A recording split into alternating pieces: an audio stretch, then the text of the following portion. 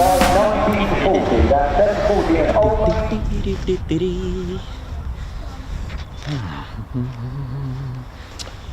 Oh yeah.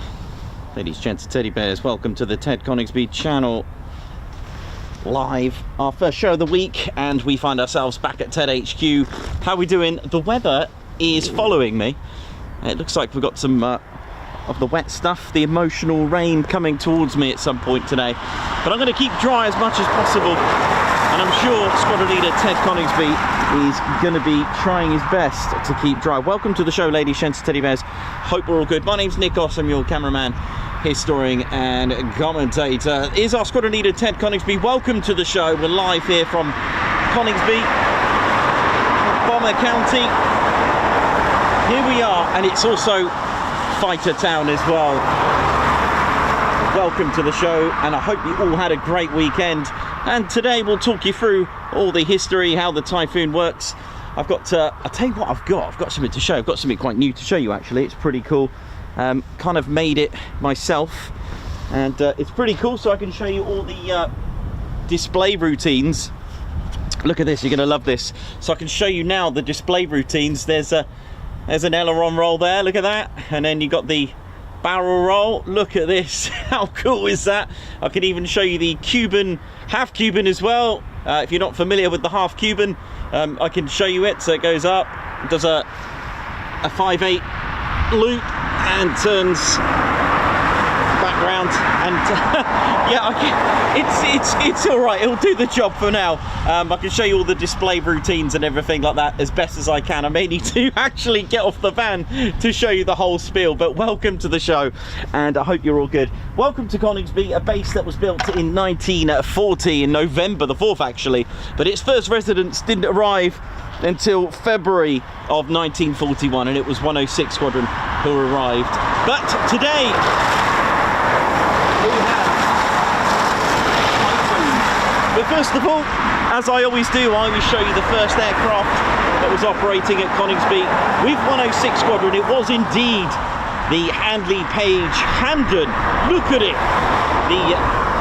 No, nothing fancy about it on the insides, no thought and care, no facilities inside, shall I say. You'll have to use your imagination about what I mean. You know, at the time what we had a heavy-ish bomber, along with the Blenheims that we had flying with it, and of course built to the same specification of the Air Ministry B932/32, which also was given a thumbs up to the Vickers Wellington bomber as well. So the Vickers Wellington and Handley Page Hampton were actually part of the same specification. Look at it. And there we go. So it was a twin-engine monoplane bomber, all metal, no facilities, no armoured plating, quite lightweight in some ways. But if you're claustrophobic, this wouldn't be for you, because it had a 1 metre at its widest, 1 metre wide, that's 3 foot wide fuselage. It had all sorts of funky nicknames, such as the flying suitcase, the flying tadpole. It did have some guns on it. It could take a load of payload of 4,000 pound of bombs. It started with the fashion, especially with the Wellington Mark 1, the original, having the Bristol Pegasus engines, 1,000 horsepower, which really started the trend, and to sort of shut the door on sort of the Rolls-Royce Kestrel that were punching out 600-ish horsepower. They wanted something a lot more powerful than the Goshawk engine, that is, and they developed the Bristol Pegasus. In fact, Bristol Airplane Company were making some very, very powerful engines, such as the Hercules, which was then put onto the Vickers Wellington, which for me had a very, very good reputation, a very successful career. In fact, the most produced bomber. But because they were built in the same specification, this was dominating the skies of Lincolnshire. That's right, it found its way to RAF Scampton in 1938, and on the same year the Vickers Wellington made its way to RAF Mildenhall with 99 Squadron, dominating the skies over Suffolk, Ely, Cambridgeshire, those sort of areas. But here, the Hampden is really thriving in the skies here. Although didn't have the best reputation with the squadron that was here, 106 Squadron, but hey, that's history. But then when we switch from 1941 for RAF Coningsby's 106 Squadron with the Hampden, a 4,000 pound payload, we then go on to something that can have a 65,000 feet service ceiling, twice the speed of sound, a beautiful multi-role 4.5 generation, the Eurofighter Typhoon. The Eurofighter project, along with its prototypes, especially the EAP, the first flight, maiden flight in Germany of the Eurofighter, as it was called in 1994, didn't get the name Typhoon until the Farnborough Air Show in September of 1998. And here we are today at RAF Coningsby, a QRA station, one of two QRA stations in Britain. This is QRA station number 2, south. And our next QRA station is about 500 miles from here, north. That's right, QRA station north, number 1, and that's RAF Lossiemouth in Scotland. Welcome to the show. I'll talk you through the absolutely wonderful Typhoon, all the parts, bits and pieces. It is all that with just over 40,000 pounds of thrust with reheats. It's a menacing 4.5, not 5th, but it does have, actually, speaking of stealth attributes, it does have some as well, which I'll go into detail a little bit later on. But welcome to the show. Got some Typhoons parked up here on the main ASP. Don't worry if you're not familiar with abbreviations and acronyms, I'll be telling you their translation. So ASP, Aircraft Servicing Platform. This is the main aircraft servicing platform, and pilots just call it the main. Welcome to the show. Welcome to RAF Coningsby in Lincolnshire. That's England's second largest county. Was once a fighter county back in the First World War. Many airfields around Lincolnshire, protecting the airspace against the Zeppelin raids. Just like Marham, defending the skies of Norfolk. The Lincolnshire ground was dominating the skies. I know, the ground, up into the skies, get it? But welcome. So today we've got the Typhoon here. We do also have the Battle of Britain Memorial Flight. So technically we have two display teams, the Royal Air Force Typhoon display team, who select a pilot every year for the role of being the RAF's Typhoon display pilot. This year is Flight Lieutenant Tom Nation, call sign Dragon 1. So hopefully we'll be starting to see some practice displays working up, or if you look at it, working down. It's an amazing thing to see. The next display team is of course the Battle of Britain Memorial Flight, with their selection of a handful of Spitfires, 2 Hawker Hurricanes. We do have the PA474 Avro Lancaster, but that's away on a long-term full overhaul maintenance, which will take about probably right in the heart of 2027. But there we go. So we may not see it until then, maybe early 2028. Not too sure. I can't remember if it's 2028 or 2027, but it's not going to be around for this year's display season, and possibly a little bit of next year. But we shall see. We've also got the Dakota, the C-47 Dakota, which we've seen last week. We've also got 2 trainer aircraft, the de Havilland Chipmunks as well. So welcome to the show. So what do we have today? So we've got RAF Coningsby, not only home to the quick reaction alert, but also home to schooling, policing, training, and regular frontline combat roles from our 2 frontline combat ready squadrons. Also a test centre for goodies and ordnance for the Typhoon, whether you're testing out a runway or a taxiway, for those that know, or whether you're testing out the latest and greatest ordnance. Spitfire AB910 returned to the flight last week, which had been on maintenance at Biggin Hill. Thanks, Perry, for that. Cheers for the update, buddy. So welcome to the show. It gives me great pleasure to go through the squadrons. Let's not forget the Air-Land Integration Cell unit that's here. Also the RAF Police as well. and all roles, especially the weapons conversion units as well for 29. And of course, the 5 squadrons. We have 5 Typhoon squadrons here at Coningsby. That's right. So we'll start off with training the latest and greatest pilots. So you go to RAF Valley, you go to Cranwell first, you go to Valley, or unless you're in one of the University Air Squadrons, take a pick. There's Leeming, there's Wittering, there's Cranwell as well, there's University Air Squadrons there as well. There's quite a few, there's quite a few. So you'll be starting off with the tutor, and then the prefect, and this is a fast jet path. So then you'll go to Valley to fly the Hawk, first of all the Texan, and then the Hawk T2. Now, they will know where you're going to be tuned to, all right? They will select. So once you pass your advanced flying training on the Hawk T2, you will then be given the opportunity to exploit and develop your frontline career. So if it is Typhoon, you will come here and train on the Typhoon with 29 Squadron. So if it's Typhoon, you come with 29. If it's the F-35B, you will go to Marham and fly with their, of what's called an operational conversion unit. These units train the pilots and crew, because of course you do have, for example, the RJ, you've got the A400, C-17s, etc. And you've even got a Voyager. But let's go backwards a little bit. So there's an operational conversion unit, a squadron, which takes care of training the latest and greatest men and women of the Royal Air Force for the skies. So if it is the Typhoon, they'll come with 29 Squadron. This is where they will come here to train. They don't fly the Typhoon for many weeks, actually. Probably about 6 to 8 weeks they don't actually fly. They get to know, familiarise themselves with the Typhoon.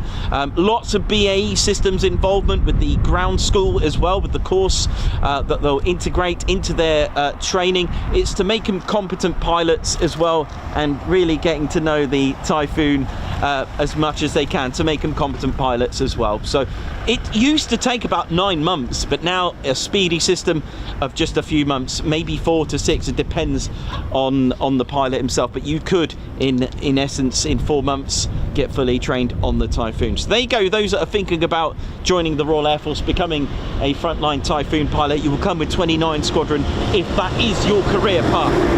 So you'll be working with a qualified flying instructor. The first time you actually get in a Typhoon, you will be you'll be in the back seat of the T3, and you will experience the power of the Typhoon. Yes, you do. Then when you're on your own, which I can tell you now, it's the most scariest for any qualified flying instructor. It's the most scariest because obviously they've been training this person and they're now on their own. But let's go back a bit, because the first time they actually operate a Typhoon, they don't actually fly it, so a relief there. They actually taxi around a couple of times, which we've actually seen on our show, and we've got a video of this scenario. The next time they step into that Typhoon, they're on their own. Now, to pass and qualify fully, there's a whole series of course, simulation work to be done, and the main thing is it's frontline. Okay, now you may have seen on the RAF Top Guns on Channel 4 how it's done. The main thing is, at the end of the day, what is it all about being a Typhoon pilot? It is frontline. You need to be able to activate locking onto your enemies, locking onto threats, locking onto targets, and operating the Typhoon in a frontline manner. They will then go up with their qualified flying instructor, who will then engage in aerial combat, and on the final exam, or shall we say the examination flight, or audit flight, they need to lock onto their qualified flying instructor. It is timed. If they don't get a lock, they will fail, but it's not the end, because the qualified flying instructor will know that, hey, you know, they can do it, they are capable of doing it. So it's not all like, sorry, you can't do it.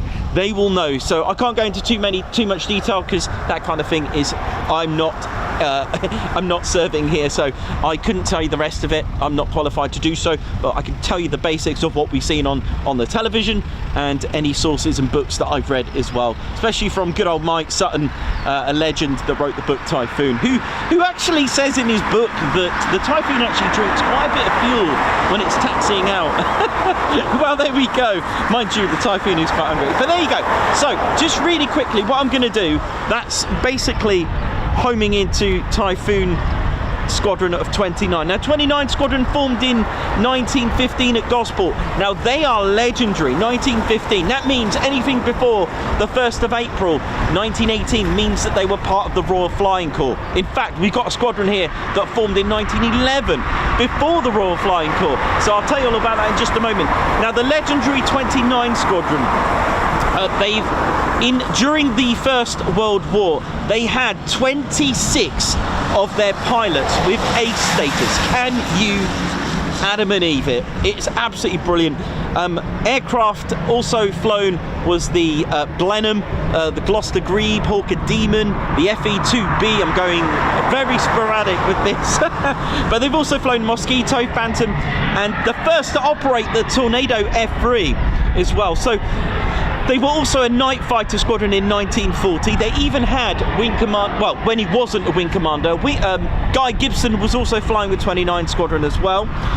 He flew with them and actually got 4 aerial victories. They became the first Tornado F3 Squadron in '87 and received a Typhoon in 2003 and arrived here in 2005. There we go. So we've really bigged up 29 Squadron. Very rare as well that 29 Squadron's nickname is actually the Buzzards. Very rare to get that in the Royal Air Force nicknames, but if there's any others, I shall let you know. Next up, the legendary XL1 Squadron. That's right, they write their squadron in Roman numerals because it's cool. Yes, that's right, there's no significance other than just looking rather traditional. XL1 is, of course, 41 Squadron, Seek and Destroy.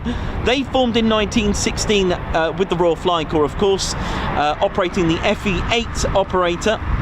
The Royal Aircraft Factory FE-8, and then they began the flying the Airco DH-5 in 1917.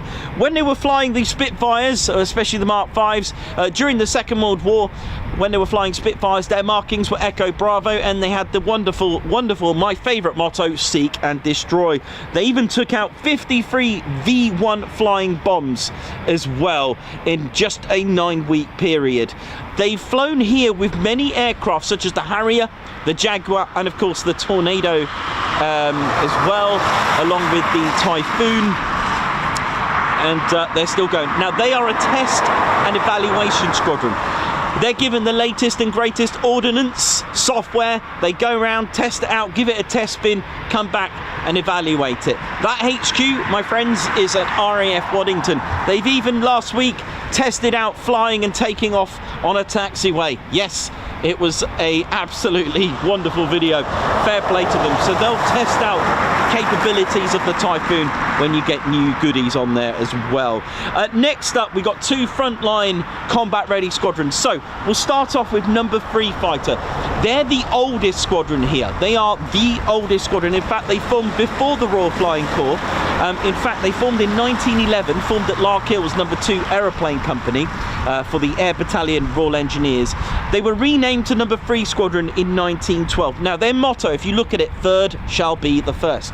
What is all that about? They basically were the first of the British Commonwealth and Royal Air Force, or Royal Flying Corps shall we say at the time, to fly heavier than air aircraft. Now remember, flight is actually quite ancient. Aviation is different the way I class it. Flight, what does flight mean? Things that fly. Might sound basic, Nikos, but think about it. A balloon is flight. A kite is flight. I like that, it rhymes. But the thing is, 1903, the Wright Flyer. What is all that about? When you add an engine and man the flight, that's different. For me, that's aviation. There were, of course, other pioneers around the world, such as Germany as well, trying to pioneer the concept of flight. In fact, in Germany, they were really pushing gliders and glider flights as well. So that's quite a spectacular thing. Anyway, long story short, they formed near Stonehenge Aerodrome at the time. and actually formed at Lark Hill. Now, they got a strong connection with mythology and Stonehenge. Yes, that's right. What you may see on your squadron prints and other fancy patches looks like a Roman numerals for the number 3, but it's actually a bit of a play on Stonehenge. Why Stonehenge? Because that's where they pretty much formed. Now, keeping the mythology of third shall be the first, there is a bit of mythological connection as well with Stonehenge. So they have a nickname called the Cockatrice. It's something Reggie wouldn't mind getting his hands on. Hey, what are you talking about? So the Cockatrice in mythology is apparently the oldest or the first ever creature to actually fly. All right, the first creature to fly. Now, with my mythological background, I always thought it was Pegasus. The thing is, Pegasus, not been funny. We all complain about what seagulls mess they make. I can't imagine flying horses the mess they'll make on our cars. But anyway, Pegasus probably tried to take the Cockatrice to court. The thing is, the Cockatrice turns its victims into stone. So when the court case happened, the witnesses to claim that Pegasus flew first, well, they were all turned to stone. But anyway, a little fun story that I've made up myself. Hope you enjoyed it, because that's the beauty of mythology. You can make up anything you want and it sounds great. Never ruin a good story. So the first to fly, so they use a Cockatrice, and the Cockatrice is stood on what looks like a monolith or trilithon of Stonehenge. All right, but anyway, that said, they are the oldest squadron here. They've taken part in operations such as Allied Force, Op Shader, and they moved to Coningsby in 2006. They've even flown the Hurricane, the Javelin in their time, the Harrier GR1 and GR5, and even flew over provided air defence over London for the 2012 Olympics. Who's watching the Winter Olympics? I am, because I think it's cool. Next up, keeping it traditional, X1F Squadron. That's right, number 11 Squadron. Another squadron who use Roman numerals because it's traditional. Why not? Now, they got a bit of history because they are the oldest dedicated fighter squadron. That's right, the letter F in brackets stands for fighter. They've retained that letter F since 1915. You lose your fighter role, you lose the F. They've kept it since 1915, formed at Neverhaven, and they were the first unit to operate the Venom FB1 in 1952. Together with number 5 AC Squadron, they became the last squadron to operate the Lightning aircraft in 1988, which is why they have a English Electric Lightning outside their, shall we say, a gate guardian for their squadron, just like 29 Squadron. Sometimes we can catch a glimpse of 29 Squadron's English Electric Lightning. The English Electric Lightnings weren't stationed here, by the way, if you're wondering why there are the English Electric Lightnings here as gate guardians for particular squadrons. It's because they flew with particular squadrons. So they arrived here with the Typhoon in 2007. And last but not least, and I leave them last because they are the latest squadron to arrive here, it is the legendary number 12 Squadron. Now, number 12 Squadron, who spent a lot of time at Wickenby, lost many men at Wickenby. The late Jack Curry will tell you all about it. A wonderful, wonderful video that I found on YouTube about Jack Curry telling about his adventures, and also talking about the Augsburg raid as well. 12 Squadron, they have a Fox. Now, they have a Fox because they were the only squadron to operate the Fairey's Fox before the Second World War began.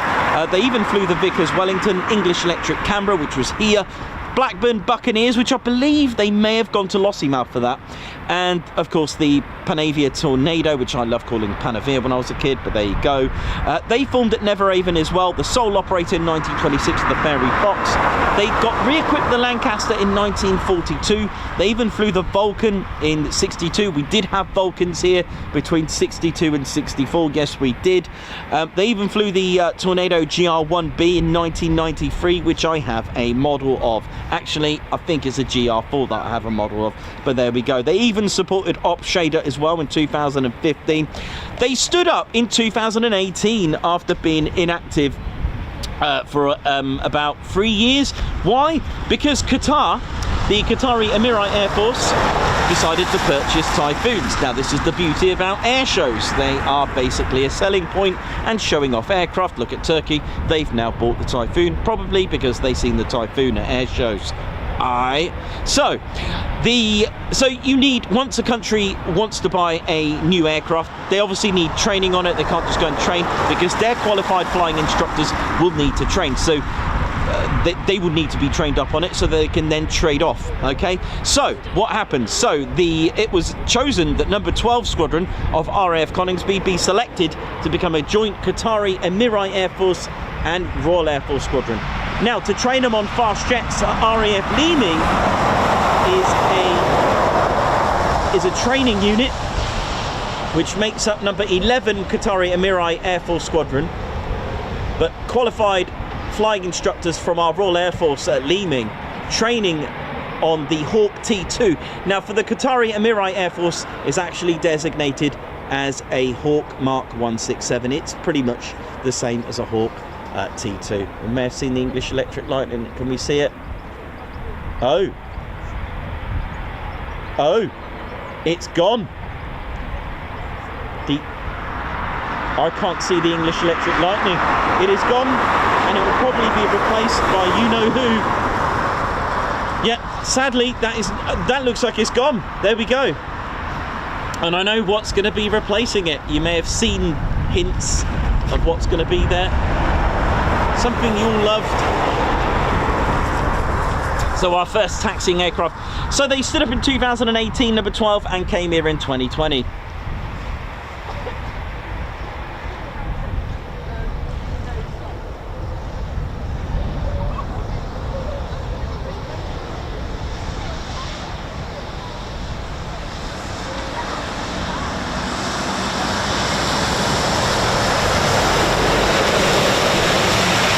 Lorries here at the moment. Waddington's obviously missing us. So don't forget to hit the like button, ladies, gents and teddy bears. Smash that like button if you're tuned in. It really does help the channel grow. It really does. That'll be amazing. So pilots, they do a pre-startup checklist, so you can do the same by giving us a thumbs up. Click on that like button. Let's get this show on the road. Click the like button, give us a thumbs up. It really does push the algorithm a little bit. It really does help. Watch the numbers grow as you start smashing the like button as well. Welcome to the show. Have a look at do a low approach on the subscribe button as well, in case you haven't subscribed. We are constantly climbing like a Typhoon performance takeoff. Oh yeah. Big shout out to BAE Systems and Leonardo. Leonardo, by the way, I did find out that they actually are the ones that install. It's the same on the F-35, the F-16, the Bright Cloud. The Bright Cloud is, what is that? Well, that is the decoy antenna, the decoy pod that comes out. I know, out of the F-35 as well. It does electronic jamming as well, which is quite amazing. Of the Defence Aid Subsystem Suite as well, forms part of that, I guess. But the Bright Cloud, how amazing is that?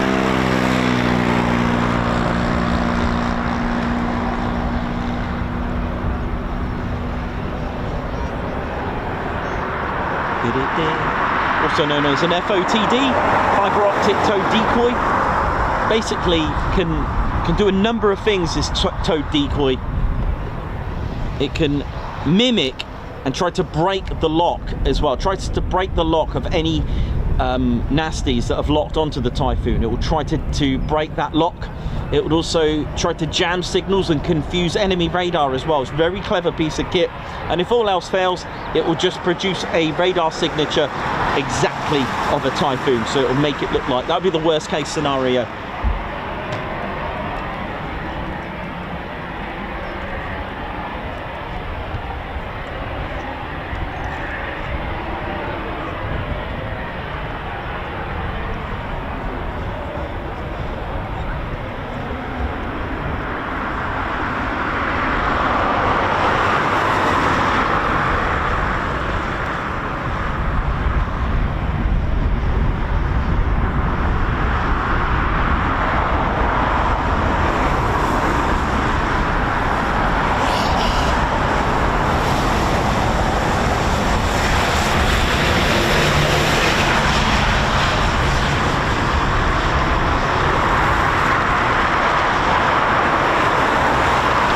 This is the Embraer, I think it's the ERJ-135, a new one of BAE Systems. It's known as CAT, Corporate Air Travel. goes to Lossiemouth, and of course Wilton Aerodrome, where the home of BA systems are.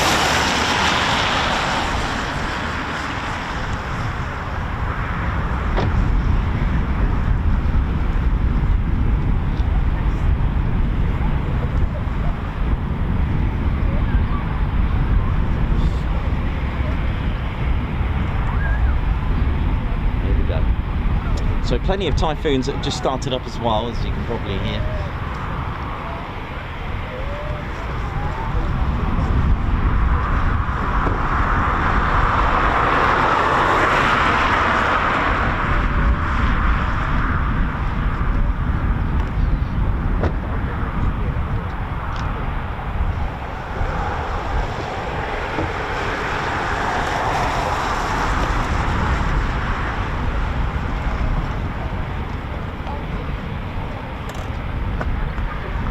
So a very warm welcome to wee Stevie Boy, Jenny B, Bobby, Margot, Davey, Perez, Mattman, Bush, how you doing? Lorraine at the Matic, Claire Bear's on the show as well. Margot, Alex Raven, Ross Colombo, Lorraine at the Matic, how you all doing? Hope you're all well. Okay, our first departure of the day coming up.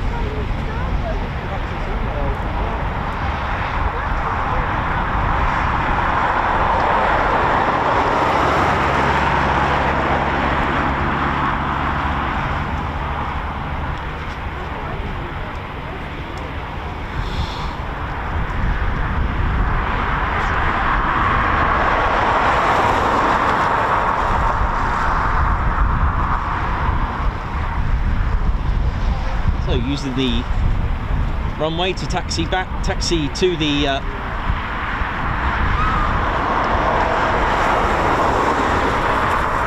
piano keys. So this is called a backtrack when you use the runway, but going the opposite way to how it's used today. Got a backtrack.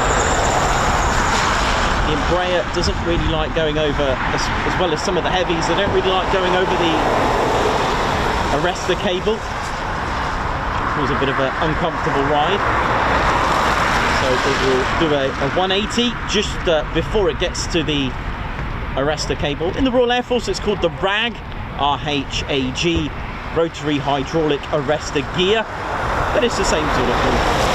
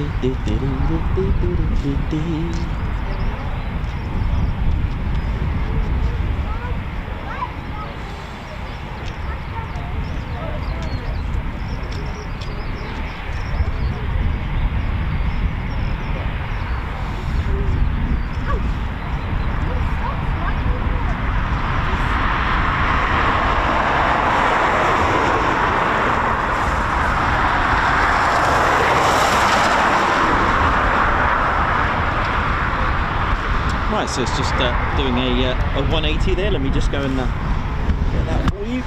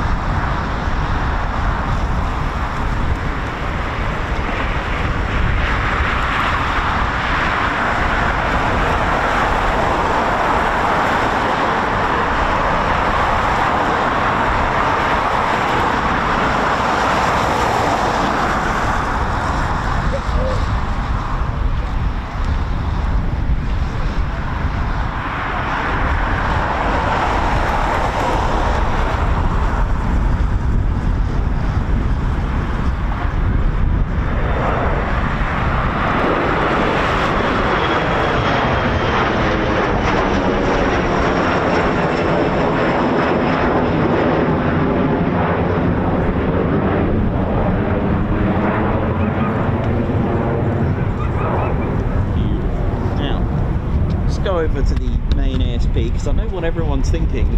Are we going to hear the call sign Dragon 1? Let's have a look. There are a couple of Typhoons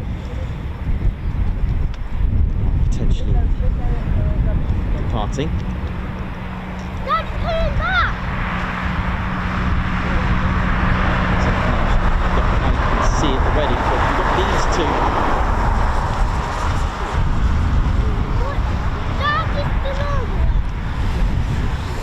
Got a bit of a chill today, got a bit of a sharp, windy chill from the west this time. Well, that's no good if it's shut down. That's not a good sign. Had a bit of a shutdown there. We're going to get my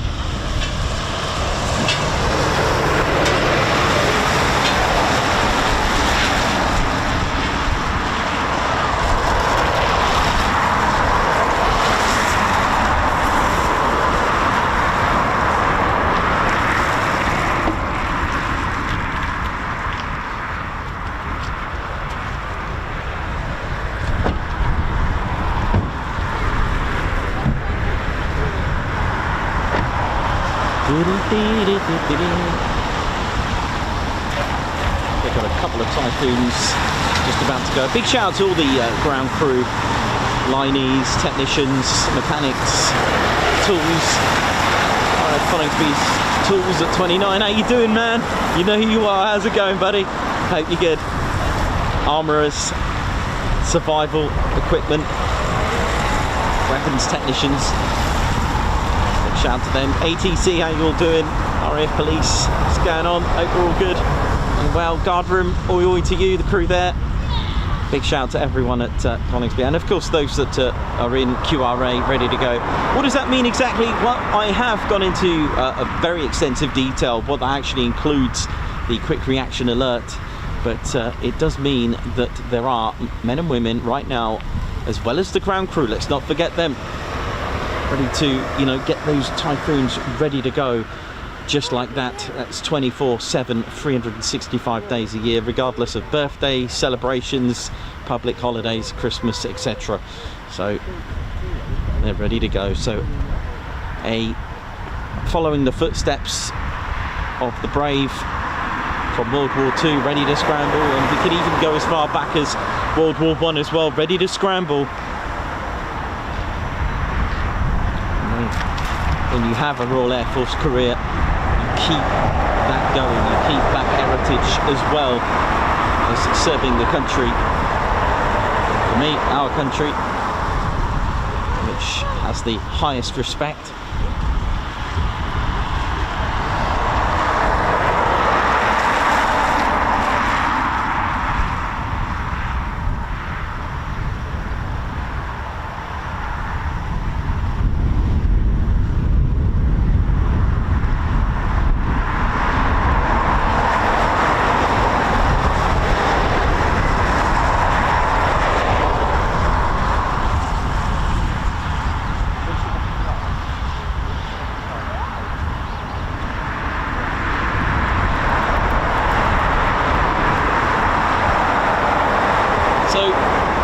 It is cloud depending. There is a bit of a cloud above there.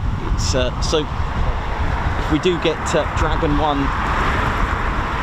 we will be performing 10 practice displays at 1500 feet. They'll be assessed, and it's the same routine. There is of course a variation known as a flat, a rolling, or a full display. Once Tom has successfully completed 10 1500 feet displays, a practice, by the way, the next set of few practices will be at 500 feet. Now, hearing from pilots, it is a bit of a shock to the system because you've just lowered yourself 1,000 feet. It may not sound a lot, but trust me, that is going to be a bit of a shock to the system. The ground is a lot closer.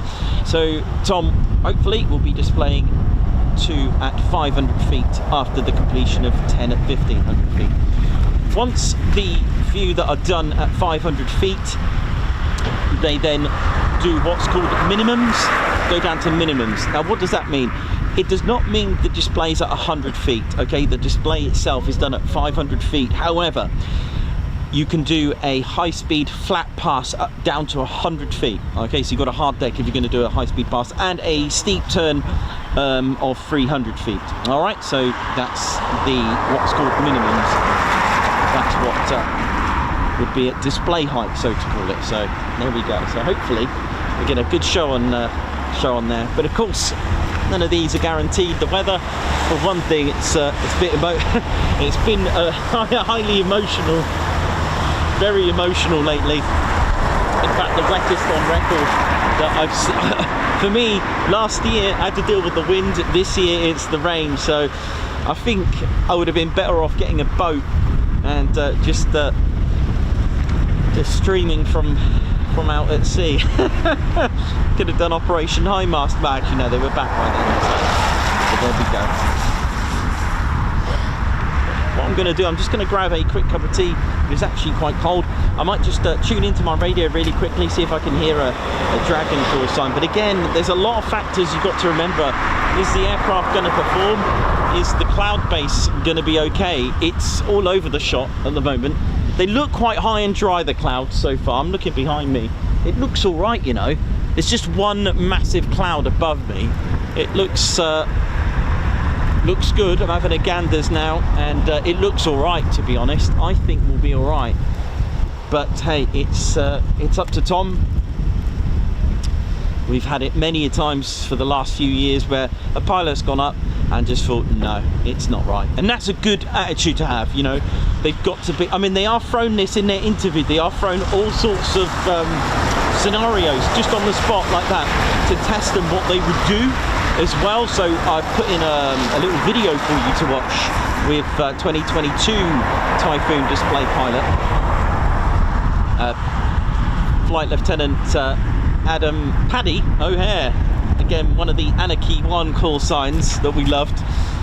And he was thrown scenarios just like that while he was giving out his full debrief of his full briefing of his full display, how he was going to do it, using what I showed you today actually, with the Typhoon on the stick.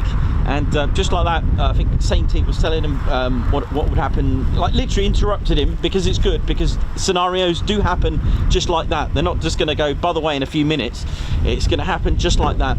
You know, from leading edges getting stuck, we've had that last year at REACT. Things can, you know, happen like that, and it's really good for them to react like that. So let's see. And of course the weather, it's looking all right, but the Typhoon has been shut down. Let me go and get a drink, and let me just tune into my radio quickly.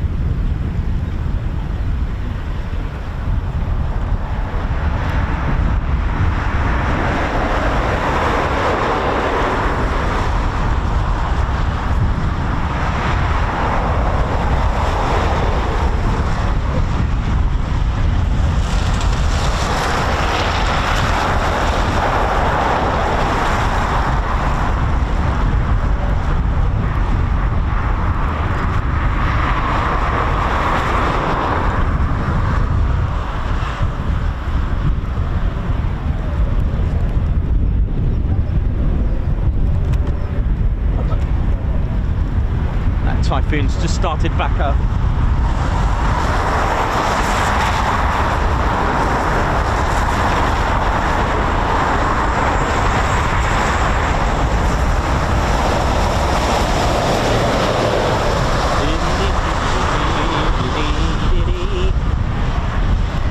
The wind must be that strong, because it is going towards aiming the Typhoons there, the wind, just give it the direction.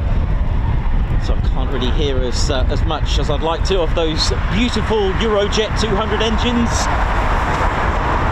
which again I'll go into full detail.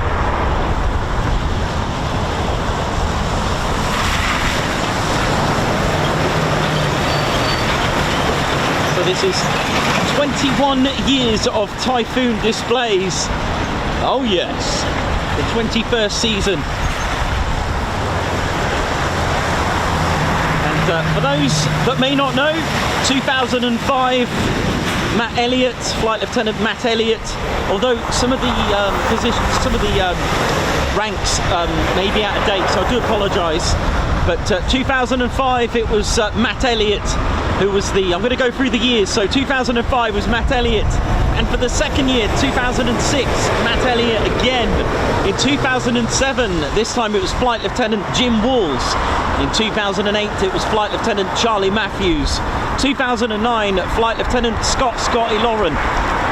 2010 it was Tim Clement, and then for another year, so 2 years in a row, 2011 Tim Clement again, and then back again in 2012 was Squadron Leader Scotty Lauren, and in 2013 it was Jamie Noz Norris. 2014 to lead the way was Flight Lieutenant Noel Rees. 2015 was Johnny Doan, and Very sad to see it here, but 2016, the late Flight Lieutenant Mark Long. 2017 was Ryan Lawton, and then taking over the Typhoon displays for the next 2 years, 2018 and 2019, was Jim Peterson. 2020, now this is quite sad to hear this. Dean Rogers was the 2020 Typhoon display pilot, but there was no air shows pretty much. So he trained, practiced, and got no air shows. 2021 was the era of Anarchy 1 and Blackjack, Flight Lieutenant James Sainty. 2022, Flight Lieutenant Adam Paddy O'Hare. In 2023, keeping Anarchy 1 again, is Flight Lieutenant Matt Brighty, who's now with the Red Arrows as Red 2. 2024, Flight Lieutenant David Turbo Turnbull. 2025, Squadron Leader Nathan Shoyer, Reheat 1 call sign. And this year gives me great pleasure to announce the 2026 RAF Typhoon display pilot. It is Flight Lieutenant Tom Nation with call sign Dragon 1, a through-in and through-out Typhoon pilot. He hasn't been on any other fighter jet other than the Typhoon, so fully experienced, an avid plane spotter as well, and he says that he prefers Mac Loop to the Lake District. And he was telling us about speeds in which they go, about 450 knots, 7 miles a minute. Wow, 7 miles a minute with max speed around 550 knots. They can go faster, but they would need clearance for that. So there is actually a kind of a speed limit. It's obviously you don't want to go too fast through there because, you know, it is what it is. A big shout out to the Birdman, the Airfield Wildlife Control Unit. Rack 'em up. Yeah.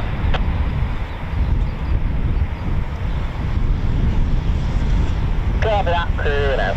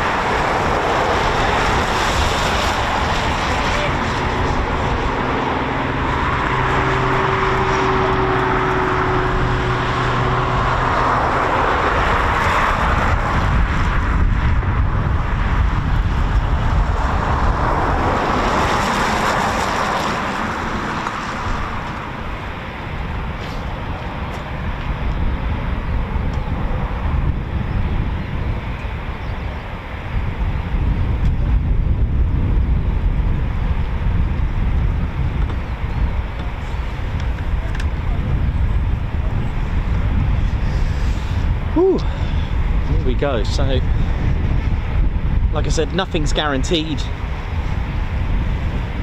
And I do get asked this quite a lot, why don't they publish a display? The reason for that is to do with the, what's the word I'm looking for? But first of all, for health and safety reasons as well, because it isn't actually a public display. If you start to label it as a public display, which it isn't, it is for Tom Nation to do his training so that he can be fully qualified, getting the authorization that he will need, because I haven't told you the whole process of how this works, which I will gladly lead on to tell you. So it does have a lot of perils, shall we say, when you start advertising a display. All right, so what this means is that you would then need to have an assessment, a risk assessment around the perimeters, that kind of thing. You know, you've got to then close roads off potentially, you've got to then put signs in place and all this kind of stuff. And at the end of the day, in essence, Tom's just doing his job. He's just trying to do his practice displays. and because of the dangers of it as well, because there are risks. Okay, it's as simple as that, even with the red arrows, which is why we always recommend the viewing area, because it's been put in a safe place. So that's one of the reasons, okay? So that's a few of the reasons, shall we say, of why it's not advertised like that. You can't do that. And that's not just for here, it's any... also, you're going to then start to need insurance and all that kind of thing. So the PDA is what you need, the Public Display Authorization. So once Tom Nation is ready to have an assessment, you will need that. It's kind of like an insurance certificate, shall we say. But then even when you have that, even when you pass it, which is usually around May, it depends, I don't know when officially, don't take that from me because I'm not privy to, you know, I'm not, you know, I don't have that authorization to say, but it's usually around May. And then once they get that, the thing is they need to then, even the red arrows, they need a PDA as well. Now once you've got your public display authorization, you cannot go more than 10 days without doing some form of display, whether it be a practice, whether it's a flat, rolling or full. You need to do a display of that kind of form. It doesn't have to be here as well, so don't get called out. You may hear Dragon 1 call something called up, and then Tom may go somewhere else, or Dragon 1 shall we call him, may go somewhere else to do a practice display. Reason for that is to get familiar with other venues, okay? You're not going to be doing air shows at Coningsby, although that wouldn't be, that would be pretty good, wouldn't it? But there you go, so there is that as well. How are they selected? They are selected from 29 Squadron. There was a period where they were chosen, I think, maybe 6 Squadron from Lossiemouth, maybe. I'm just trying to think if that was the case, but there we go. So once they are chosen, now to get chosen or even have a chance, you need to be a qualified flying instructor, I believe. I'm pretty sure you do. If not, don't worry, I may have got that wrong. But it is 29 Squadron, and then you've got to write basically why you think you would make a good Typhoon display pilot. You need to literally write down on an A4 piece of paper and send it off. If you are successful from that form, your letter, you will be then called in for an interview, giving you scenarios, and then what you do if you're almost successful, what they do is give you at random the night before a display sequence from previous years, and then you need to learn that and actually perform that in a simulator. All right, so there you go. And then once you've done that, if you are successful, it is a meeting with top rank warrant officer, and they will throw scenarios at you. So I don't know, air brake stuck or something. They'll give you scenarios to do with anything to do with particular errors that might just pop up, or what if this happens, what if this and that. They'll give them scenarios, which I don't really know what the scenarios would be, but you could make them up. But it wouldn't be accurate if I did that. So they'll just give them scenarios like, basically, what if something pops up like an error, what do you do, what if this and that. So there we go. It's just to test them out on the spot, because that is the nature of it. And there we go. And then yes, it's the next stage. If you are successful, so January time, you will take your Typhoon and do 2 5,000-foot displays somewhere safe, somewhere out at sea. You don't really need any particular authorization really, because you do, I mean, 5,000 foot isn't really going to infringe anything. So you do that, and then once you've done those 2, it's 10 at 1,500, 2 a couple at 500 once you've done that, and then it's minimums, and then your PDA. Once you pass your PDA, you'll be given a black suit. When we get closer to the time, I will show you one that I have from Flight Lieutenant Matt Brighty. And I reckon that tradition is probably from the first ever jet aerobatics team, the Black Knights.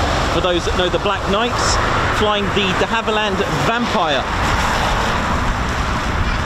and that was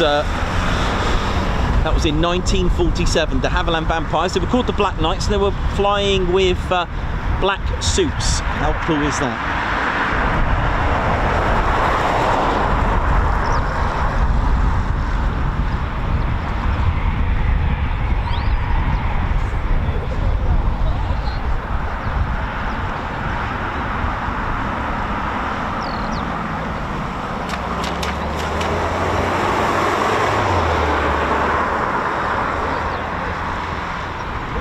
So in previous years, we had the Typhoon pilots on their first set of displays. They'll just go out into a holding outside Woodhall, you know, around Woodhall Spa, I think it is, into a holding point, into a holding position, sorry. They'll go out into a holding pattern somewhere nearby, and then they'll be cleared to enter in with the display with a squawk code of 7004.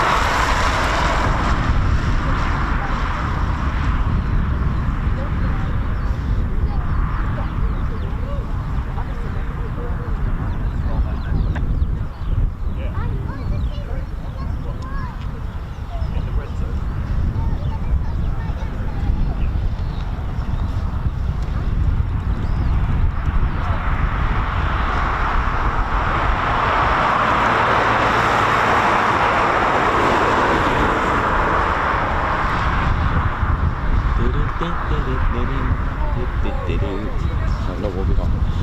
18 minutes past 10 GMT. Hope we're all good and well wherever you're watching from in the world. Good morning, good evening, good afternoon, good day. Wherever you're tuned in, let us know in the comments where you're tuned in from.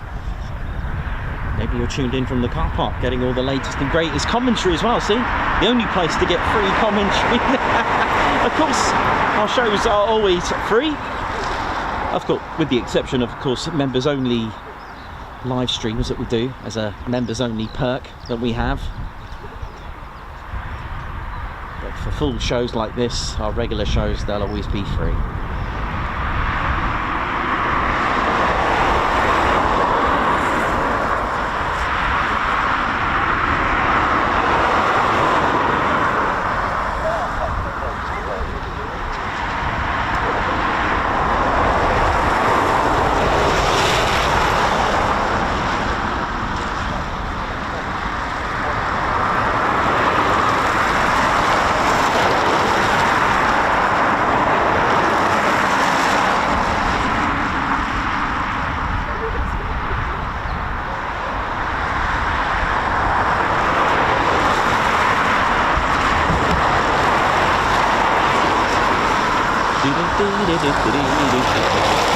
For those wondering, this Typhoon that's taxied out there, that's not the display.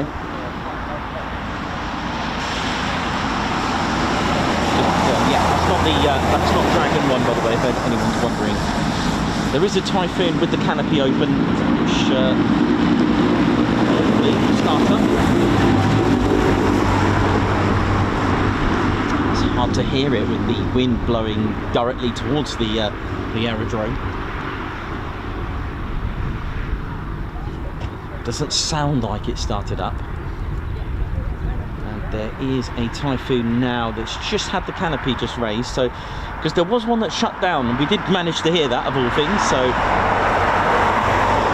wondering if they're switching aircraft.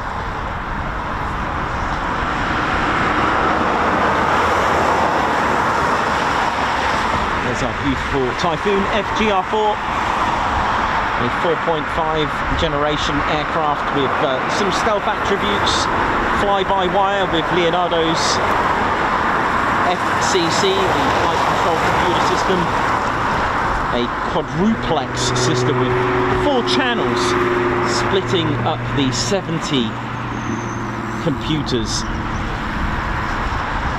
How amazing. Typhoon 88, I think this is. Here we go.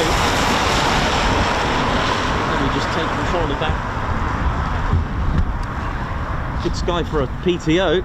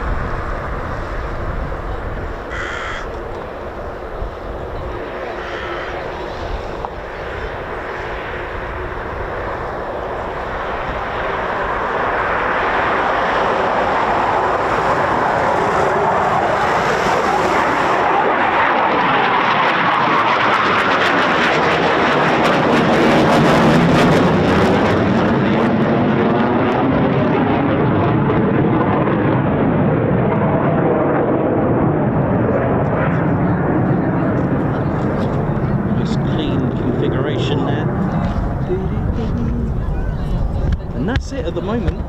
That is it. There's nothing started up now. That's pretty much it at the minute.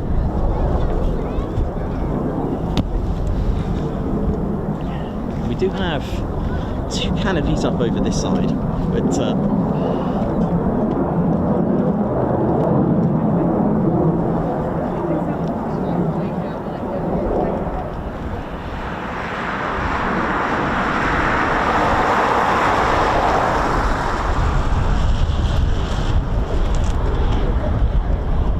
this one getting prepped.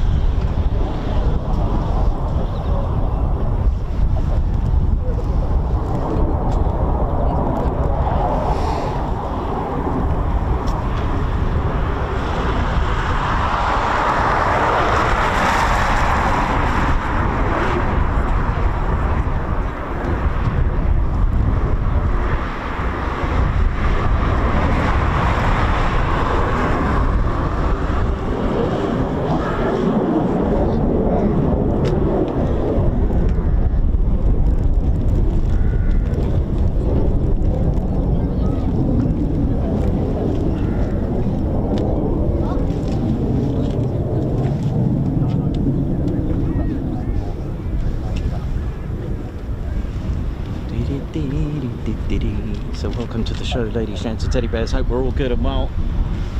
Got a couple of canopies up, so may get these two. Who knows? Oh, okay, I recognise that person. Yeah, okay. that from that distance, I think that's our guy. Sorry about that.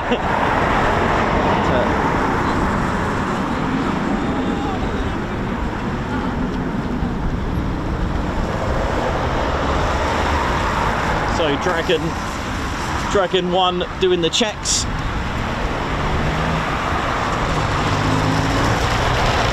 And even carrying out checks of the rear of the cockpit behind the emergency ejection seat as well. I've been fortunate enough to sit in 2 Typhoons. I'll tell you what, they're very comfortable. Memory foam seating as well is really comfortable. But I think the first time I sat in one was Blackjack ZJ914.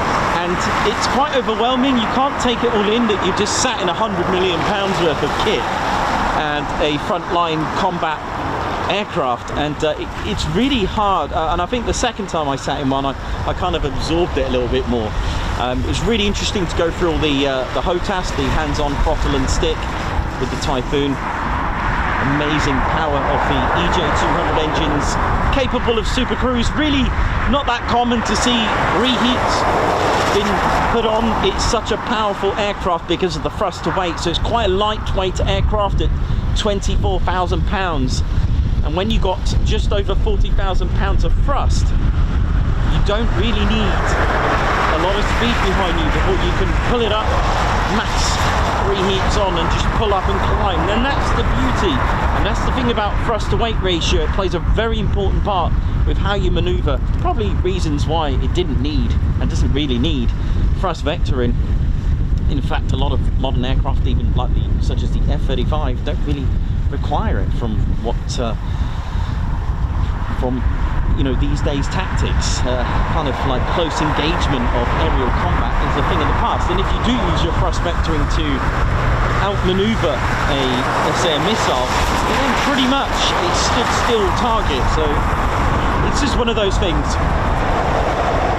each to their own, with the exception of course of the free BSM, the free bearing swivel module on the F-35B, but that's not really a thrust vectoring for using fighter maneuvers. It's purely for the STOVL to activate. That's the short takeoff and vertical landing, so only activates up to a maximum speed of around 250 miles per hour. You can't actually use the STOVL mode, anything in excess of that.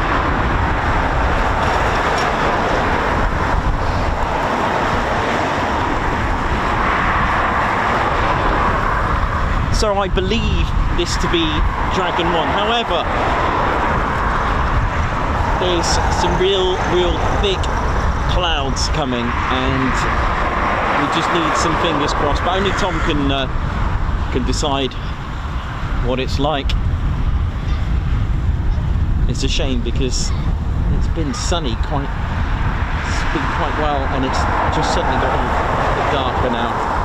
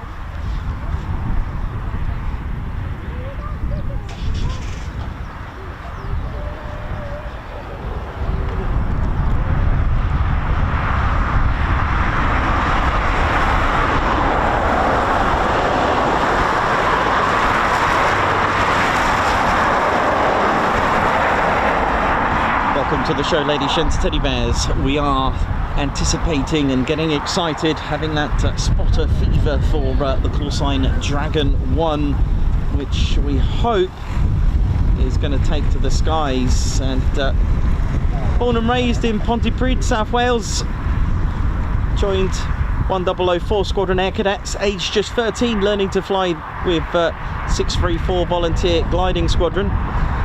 He led the way and became a gliding instructor at just the age of 16. So a lot of the pilots that I speak to with the Typhoon actually learned to fly before they could drive. I mean, that's just impressive. He was a keen, as he's always told us, a very keen, avid plane spotter, aviation enthusiast, and inspired by many air shows that he went to. And that's what inspired him and set his heart to join the Royal Air Force. And he began his pilot career. He was also studying at Swansea University as aerospace engineering as well, gaining a bachelor's degree as well, and also got a master's degree in material science. And also went off to the Universities of Wales Air Squadron. He started, as we always say, the Grob Tutor, very important aircraft, which for me plays a major part in understanding how important that tutor is, especially when you see the tutor display as well. So it's really quite an important aircraft. And so Tom finally joined the Royal Air Force in 2015. He of course went to RAF Cranwell, completed his initial officer training. He went to elementary flying training with 16 Squadron at RAF Wittering, close to me, returning to the wonderful Grob Tutor. And he was streamed to become a fast jet pilot.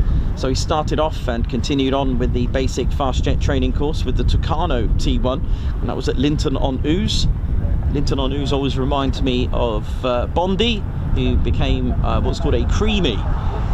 Someone's just above average when it comes to flying, and he was also flying the Tucano there as well. I wonder if they flew at the same time. There he is, starting up, come on. So Tom arrived, by the way, and let's go back. He did go, of course, to RAF Valley as well with the Hawk T2 with 25 and 45 squadrons, and then ended up passing that successfully and came to 29 Squadron, where he was sent to start his Typhoon career with number 29 Operational Conversion Unit, and that was in early 2021.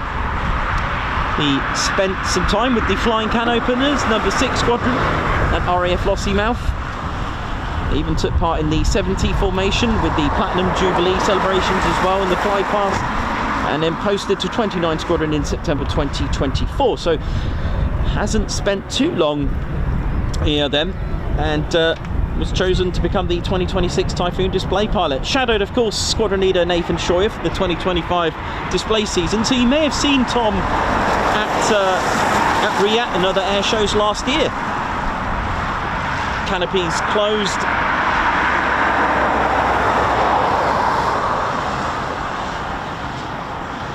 It's time to ride Dragon style, although the cloud looks bad, but there is quite a low cloud coming now, so oh no. Well, let's hope it just blows over.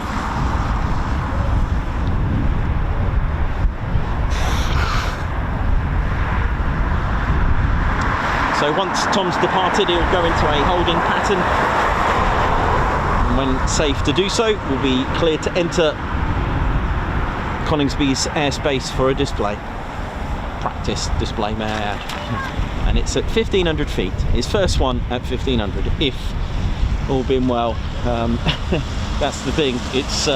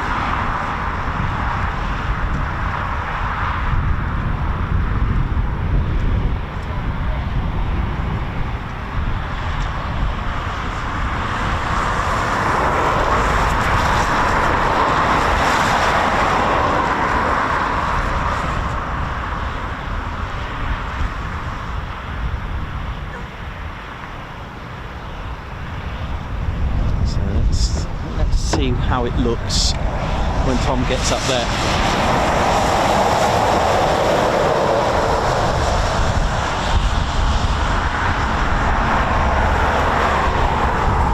So, as well as the importance of Tom learning his display, me too, I then need to assess and just learn every single move as well and go through it. I wonder what we're going to see. It's the first time we're going to see this, if we do, if we're lucky. High alpha, which is a high angle of attack at really slow speeds of just 120 knots, which really it does give you the illusion that the Typhoon isn't really moving at all. Will we get a 600 miles per hour high speed pass? What will we get? Will there be a full Cuban 8? Lots of rolls. Will we get any slow rolls as well? Will we get a series of aileron rolls as well?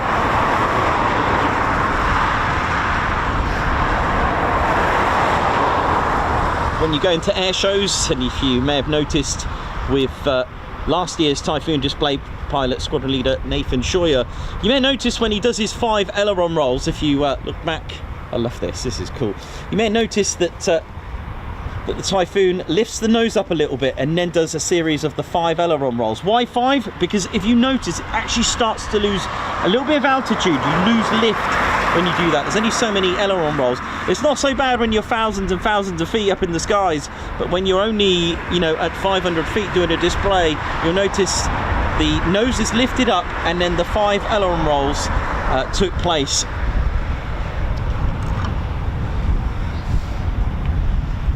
So if you keep going, you will lose altitude.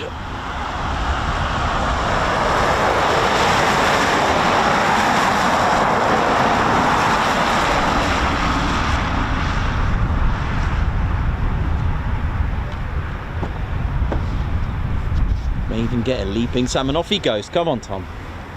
There's a call sign Dragon 1. The usual configuration with the single drop tank, which I love. I actually like it with the drop tank. Don't know why. It just looks cool. It's all about visuals with the displays. I can hear another Typhoon. Hang on. Right, I can hear another Typhoon building up. Can't believe the English Electric Lightning has finally been sold off. It's gone.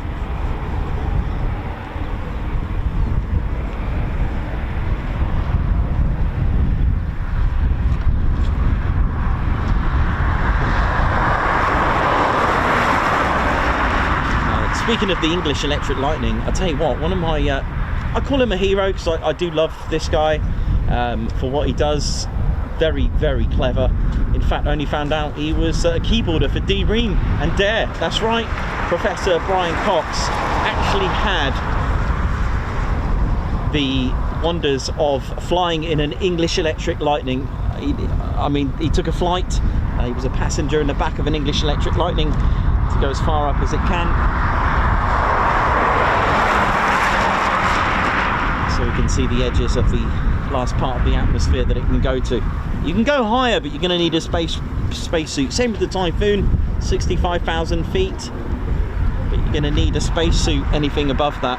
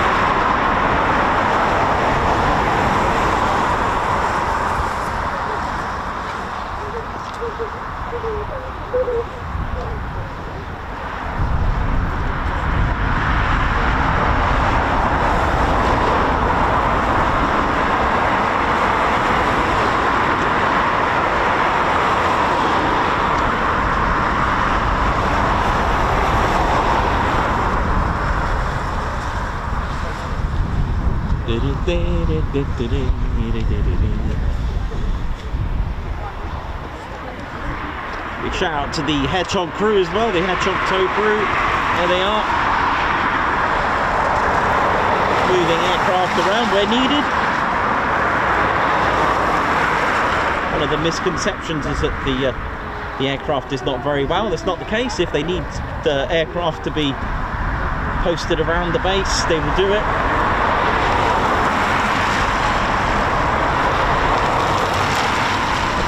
Repairs will be towed as well, but Typhoons, they do go in a pool, what's called a pool, which is basically where a particular Typhoon will be put into a pool of squadrons that can use the Typhoon, which means that you'll get a different squadron flying a Typhoon with potentially different markings of another squadron. That's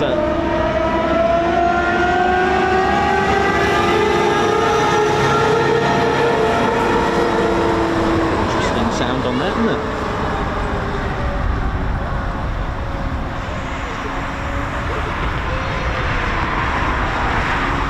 Tom's just going for it. Look at this, he's not waiting around. You can probably see now the status of the cloud, so this doesn't look good. But we'll see, only Tom can judge that.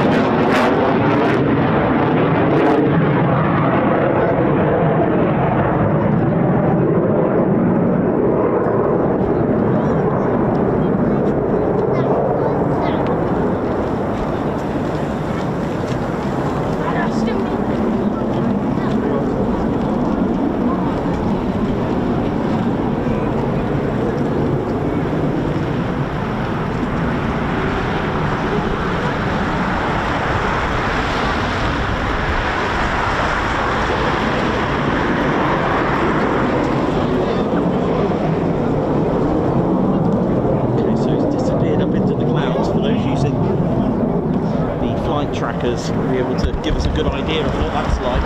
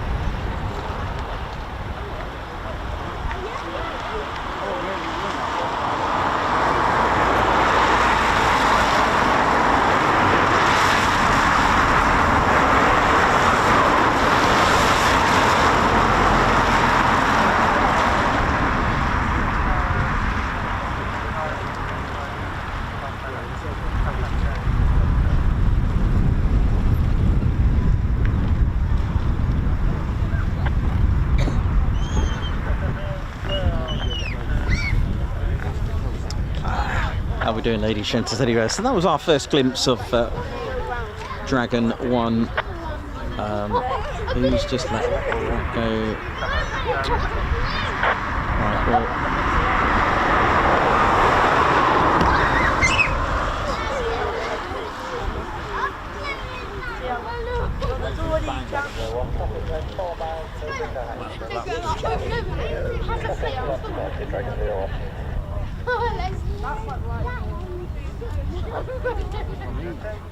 Yeah, I hope that man.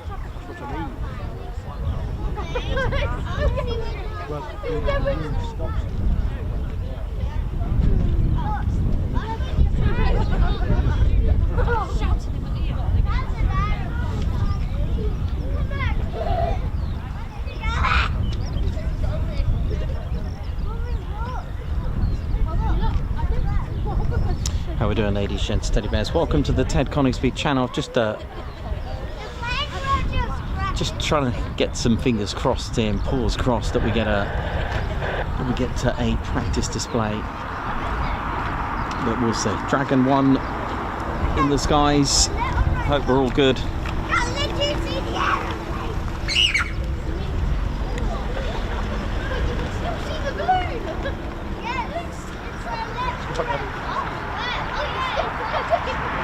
I can see it.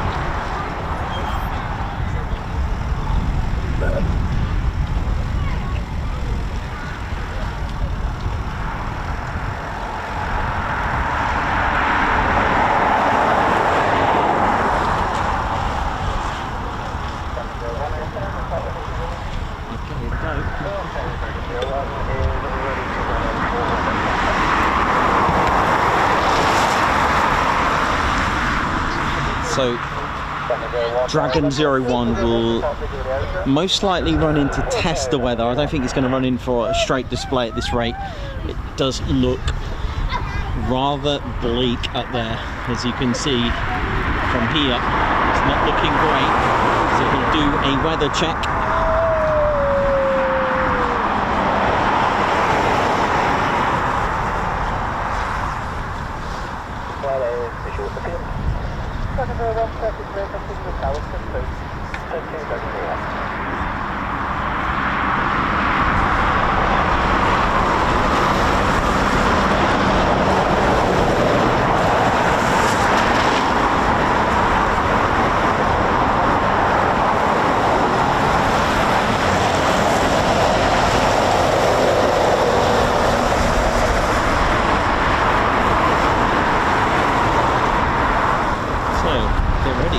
But yeah, it will be a weather check first before a display. It does look pretty bad up there, but we'll see.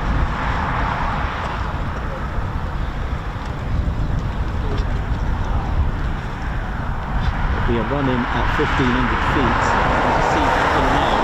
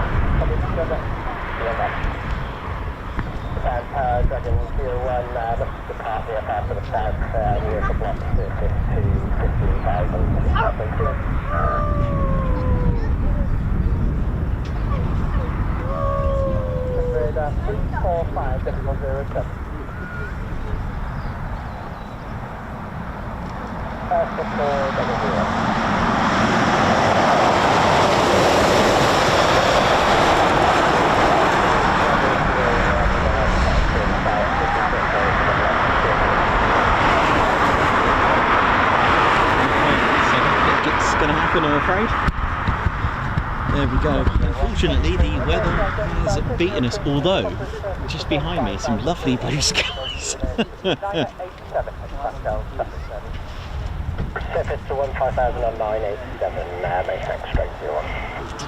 You can hear the frustration in his voice there from someone saying,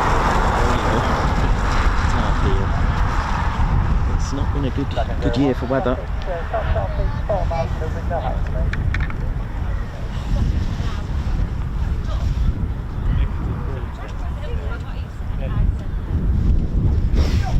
Right, I'll just go and get a cup of tea then, as we're not going to get the display, so it's time for getting a cup of tea. I'll see you in a minute.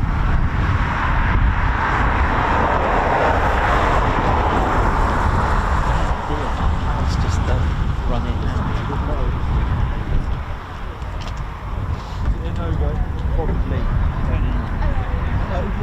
Yeah, I'm watching right now.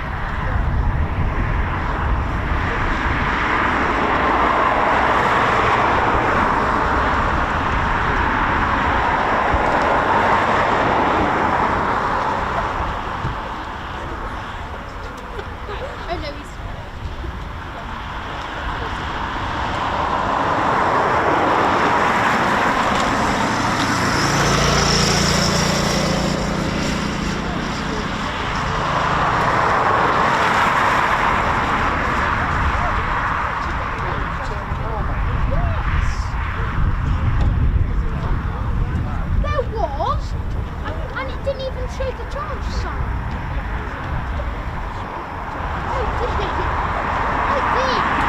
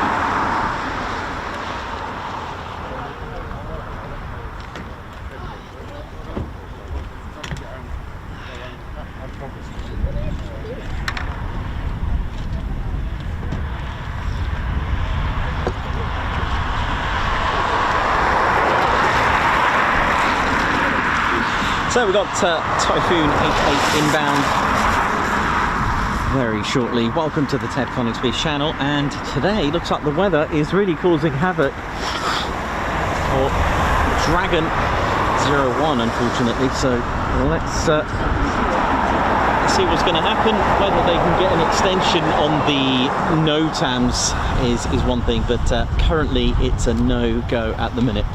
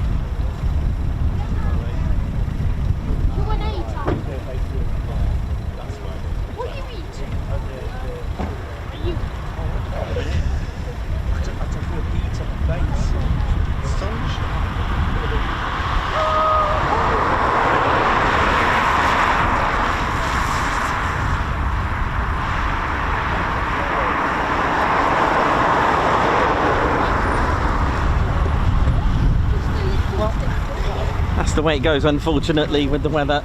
Can't help that, and no worries as we continue with the rest of the Typhoon movements that we got for the rest of the day. Hang in there, we'll go through the history, go through the Typhoon, go through some facts and figures as well to show you.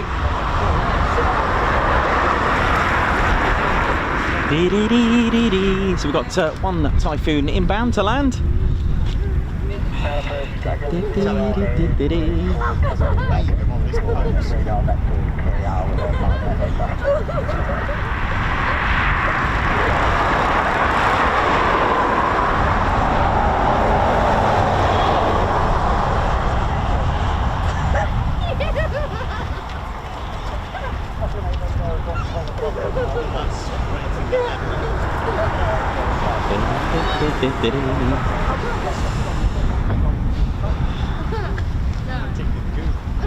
Welcome to the Ted Coningsby channel, live here at Ted's home, Ted HQ.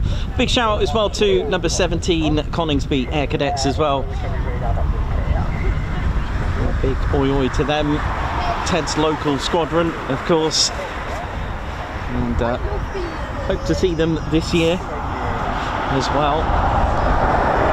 Give them a follow on the 17 Air Cadets.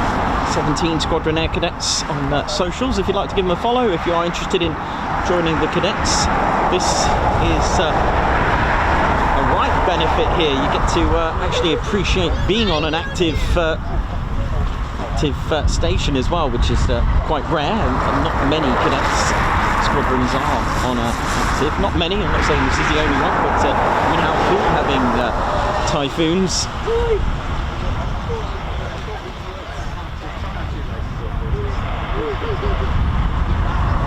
Okay, our Typhoon 88 on arrival.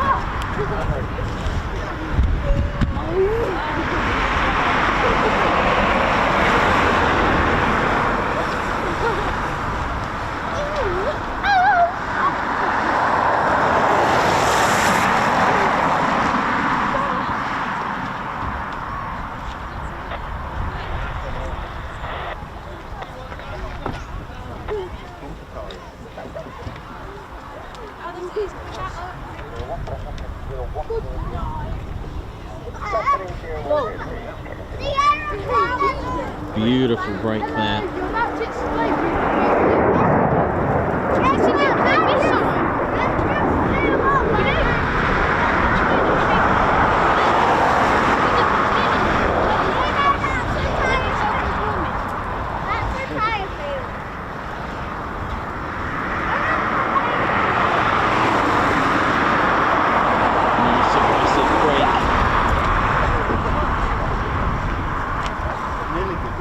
Good that one. I hope you enjoyed that. It was a really good break. You're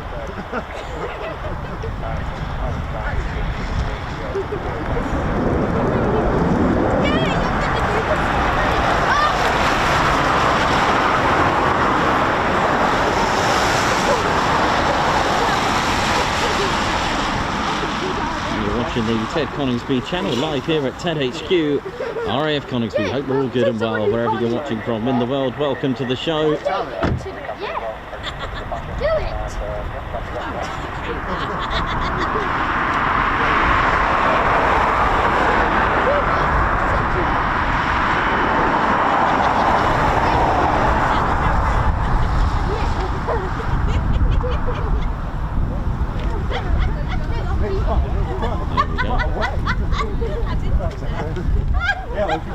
Nice landing.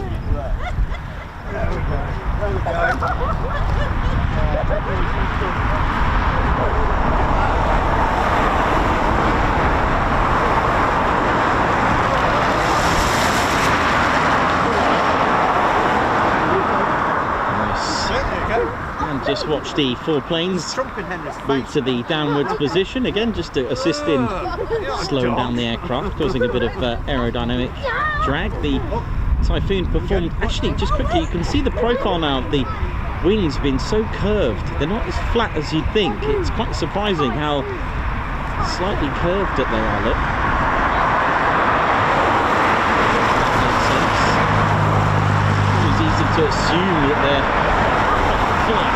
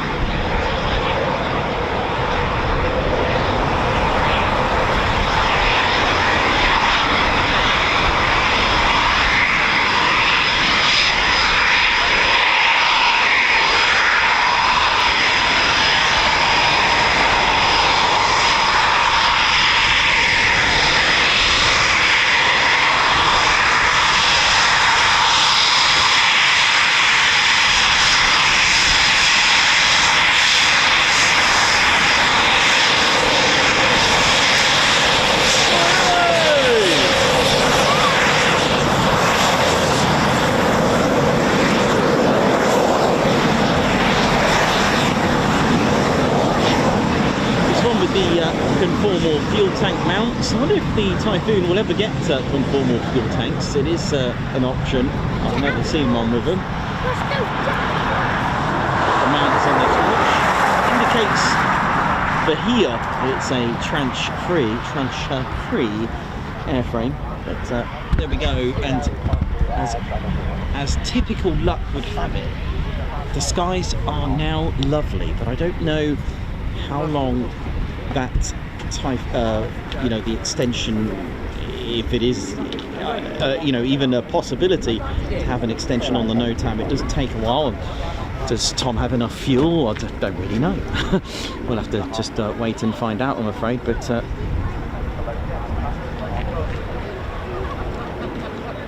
actually, speaking of which, here he comes now actually to land.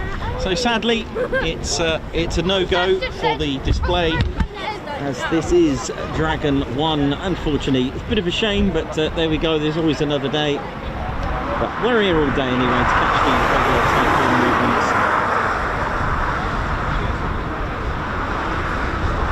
And it's just typical that if you look now, isn't that just? Yeah. There's a lot of words that we can use that involve a lot of salmon gills and rotten salmon. What have we done now?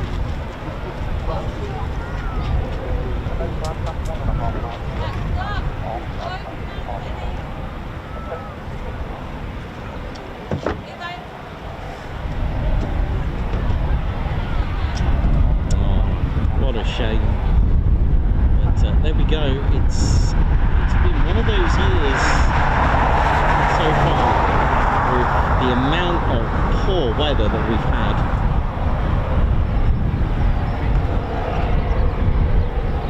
Although nice and dry, it was all down to the clouds. So unfortunately, it's and that's the right thing to do, of course, for safety. If it's not right, then don't take the flight. Done. Frustrating, of course, that must be. I imagine the mental, just psyching yourself up. I've never spoken to a Typhoon pilot about the mental side of it, the preparation mentally for a Typhoon display. But leave it with me. I'm sure I will get a few questions out there. But what a shame, what a shame.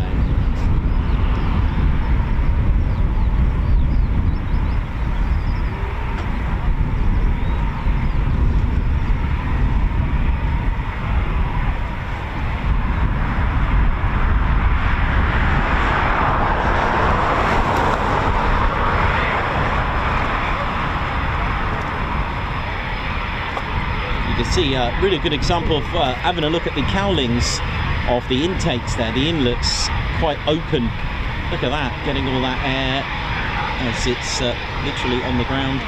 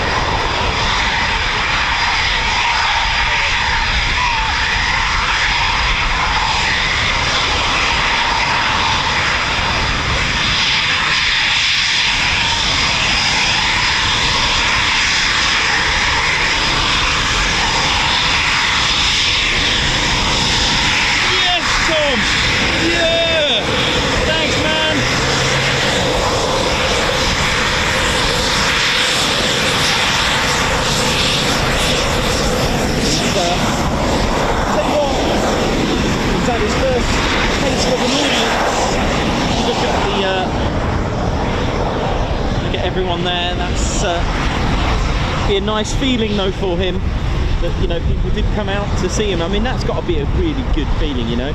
So okay, so the display didn't go ahead, and you know, he's taxied back and then just witnessed everyone just waiting for him. That is amazing. That is absolutely, that's got to be a good feeling for him.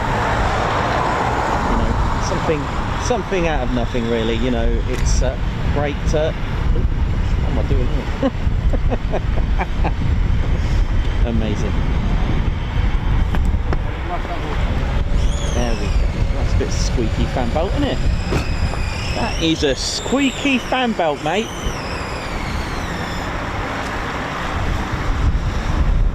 It's got too much burger sauce on that one.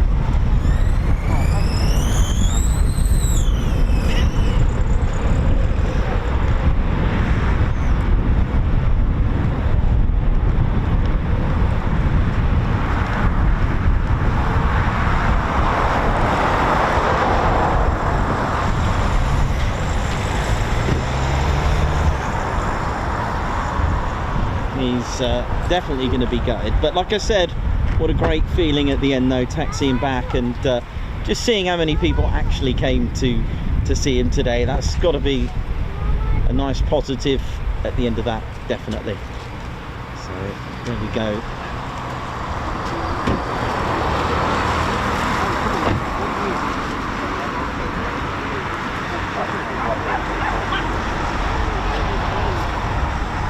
And of course we are in the official car park for spotting here at Coningsby. Please remember to be mindful of where you park here, and if it is full, please don't block the entrance and exit, and do not park it outside. And what I mean by that is literally just on the double yellows out here on the verge. It's an absolute no. It you know, if you park on the corner just here and here, you're going to block people's views and make it extremely dangerous. It is quite narrow. If you are struggling for parking, you can park in the town, and it's only £2 for the whole day. And even the toilets are provided in the town as well. There are toilets in the car park, and so there we go. And of course, if you are just crossing the road to the fence, be mindful. There are housekeeping rules. Please don't touch the fence. Please don't climb the fence, attach items to it. Don't rest your ladders on the fence. Certainly don't climb it as well. There are barbed wire. And another one, and a good example on a good way, on a positive, please don't block this. Under no circumstances do you block a crash gate. Please don't do that. It's absolutely crucial you don't park your car there. If you do, you are going to be causing a danger to life, because at the end of the day, they need to use that for emergency. And when I mean emergency, it's not necessarily an aircraft emergency. Emergency services might need to get on to the station for being a quick route to get to the emergency. Could be a Bowser that's tipped over, fuel leaks, etc.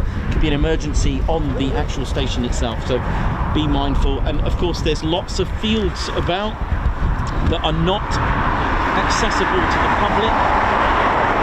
Okay, so this field over here, it's private. Oh, sorry mate, if you're on there, you're live on the show. Well done. Again, this red and white fence, do not stand there. It is an absolute no. It's there for your protection, that red and white fence. And you will be told to and asked to leave. And I've heard of some consequences for re-offenders, by the way. So just be mindful. Let's not ruin it for everyone. There's usually a burger van here. Steve, he's not here yet. I don't know when he's back. Sometime towards the end of the month, I think he starts. But there we go. Unfortunately, that's the outcome. That's the way it is. That's plane spotting in the military world for you. So you've got to take the rough with the smooth.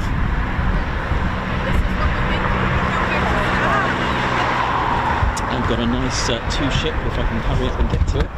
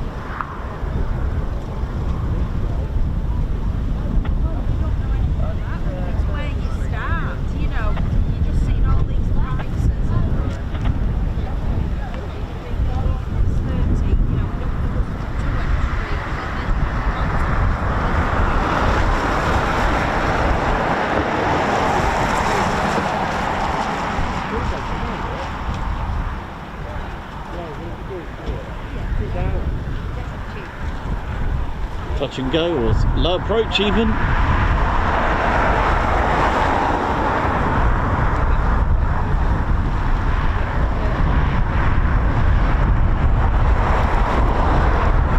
Punchy winds behind me there, actually just pushing me forward.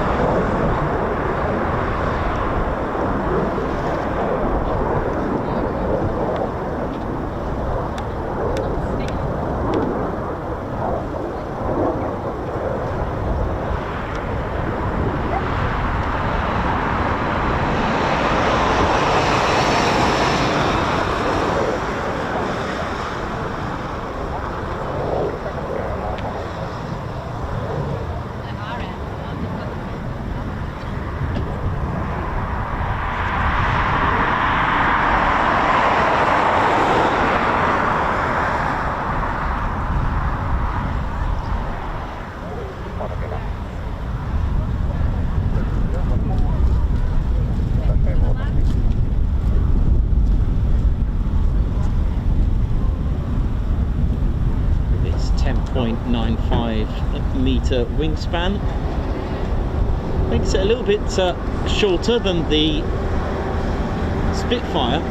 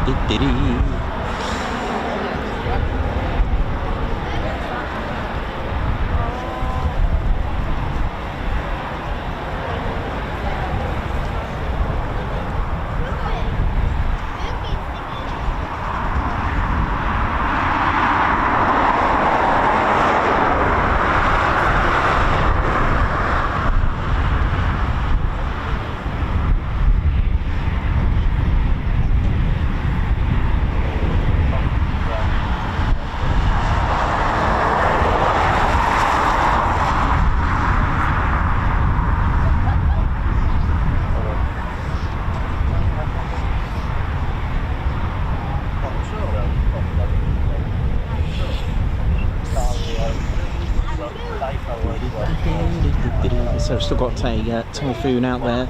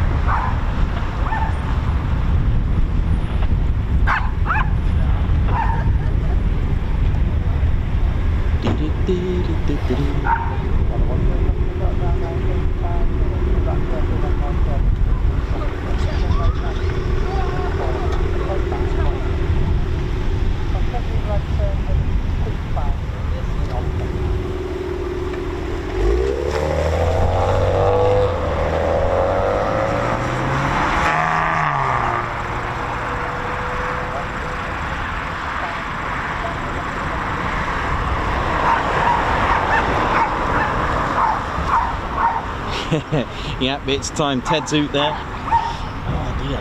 It's really strange the way the clouds are. It's like 1 minute of blue skies and then the next minute you've got lots of broken clouds everywhere. Scattered clouds, but that's the way it is. Welcome to the show. And we've still got a Typhoon, at least one out there anyway.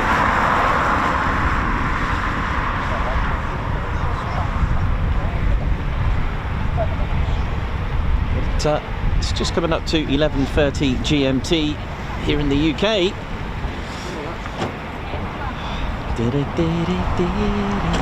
But I'll tell you what, that westerly wind is a little bit cold, a little bit sharp. So I'm going to go and get a brew once it's landed. And grab a quick sandwich. Hope you're all good and well. And, hopefully the rest of the week behaves itself weather-wise, but we've had some serious long spell of bad weather.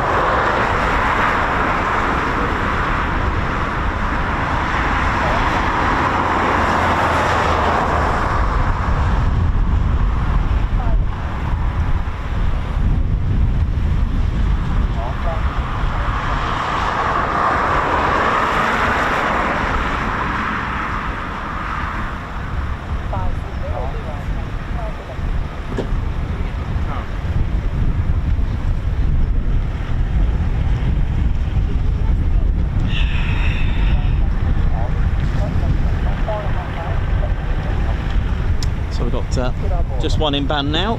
It's about 4 miles away.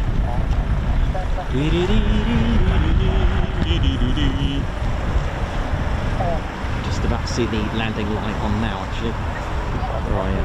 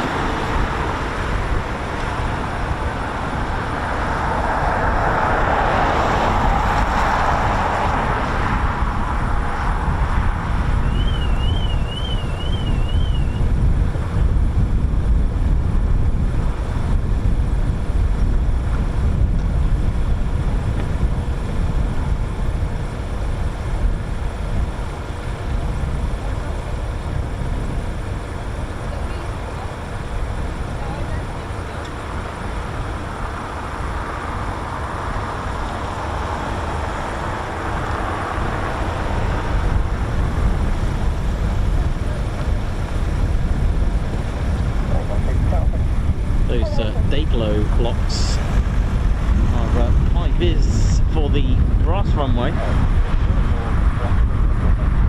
Coningsby does have a brass runway to train the BBMF on. They need it from the Chipmunk. I've only seen the Chipmunk use it, but wouldn't put it past the other aircraft. Now it does need a bit of care as well. Moles making a little bit of a mountainous area out of it. That needs to be managed as well by the AWCU. You need to look after even mushrooms as well. They can start to cause all sorts of problems, direct and indirectly as well, actually.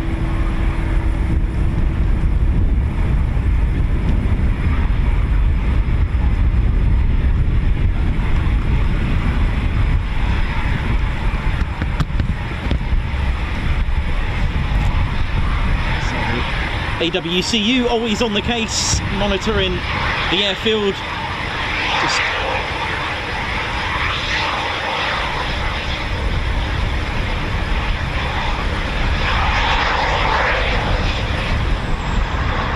monitoring the airfield as well for wildlife. To control what is nature.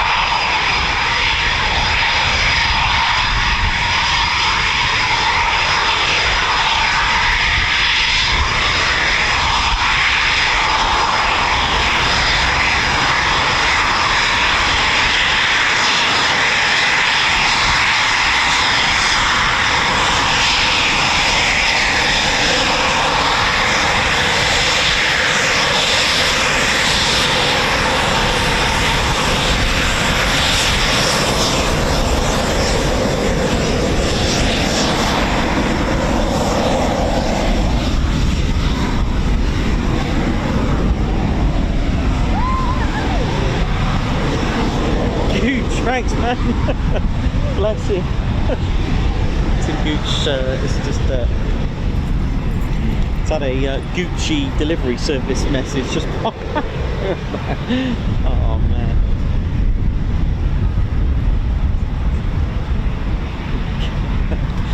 Legend.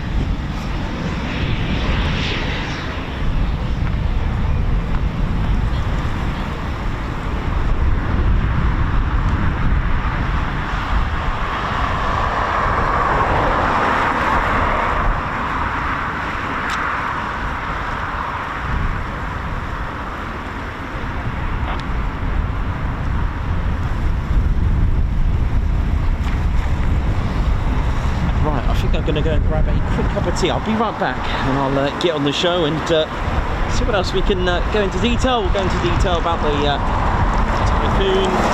For those who don't know, a little bit of history while we're waiting. I'll be right back.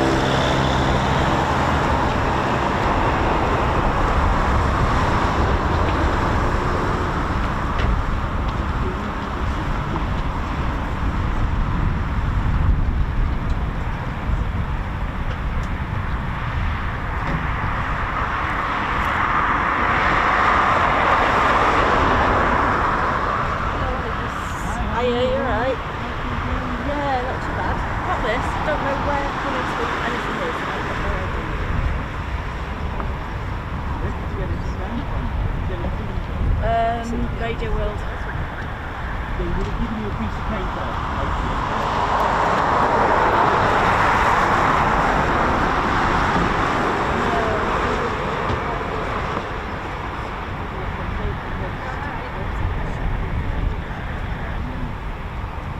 I should have done it take off.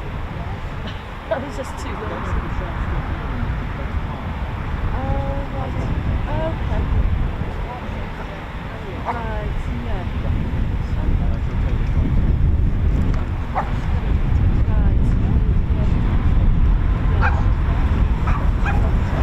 I know Valley's on that, so I know that. I think it set me off with things that are close to me.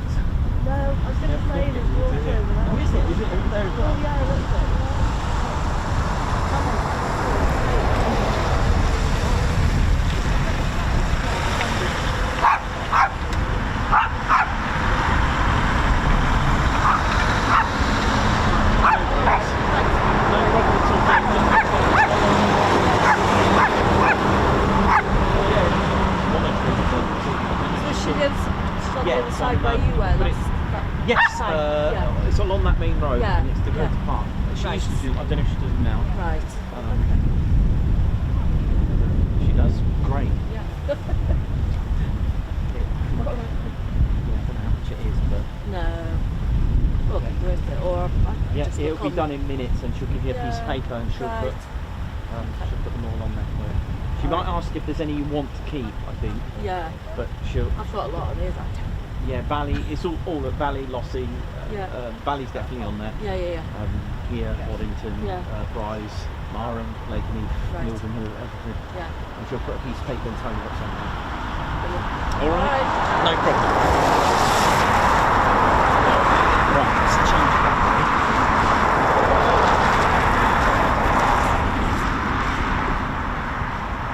Say again?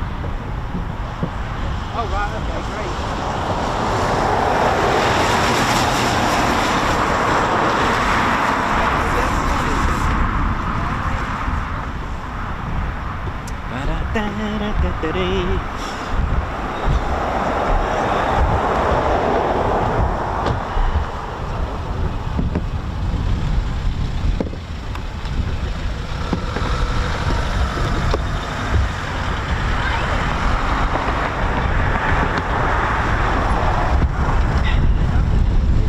Hope we're all good, ladies, gents, teddy bears. Welcome to the Ted Coningsby channel, live here from RAF Coningsby. We're in the official car park, and it's a little bit feeling a bit rough, the weather is today, but wow, that's the story of 2026 at the moment.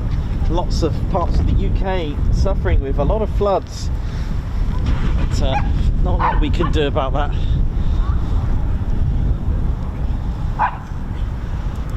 There we go.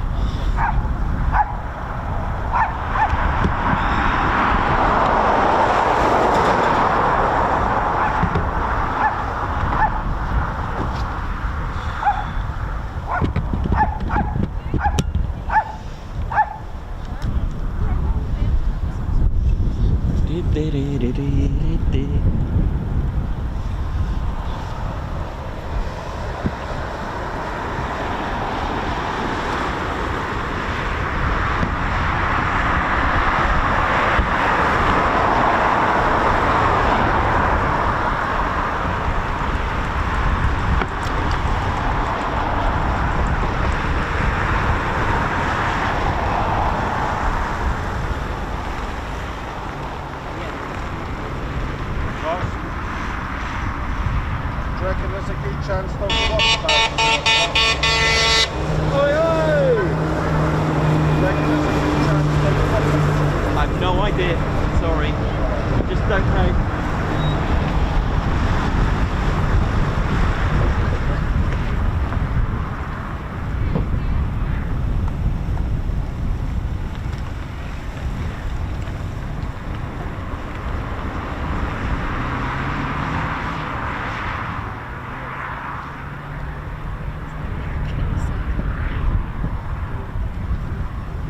Right, let's get back on the show.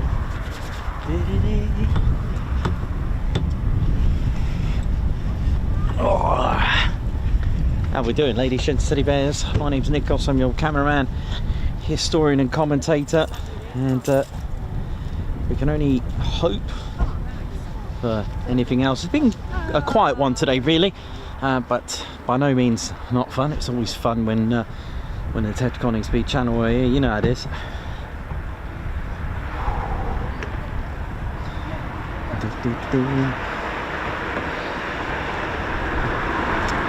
Have a little look at the give you for those that are new to the Typhoon, we'll have a little rundown of the Typhoon, what it's made out of, what it can do, and hopefully some surprising facts for you that you may have not known about the Typhoon, and some really interesting facts as well.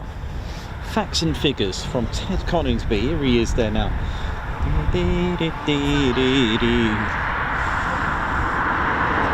Ted's still got his scarf on.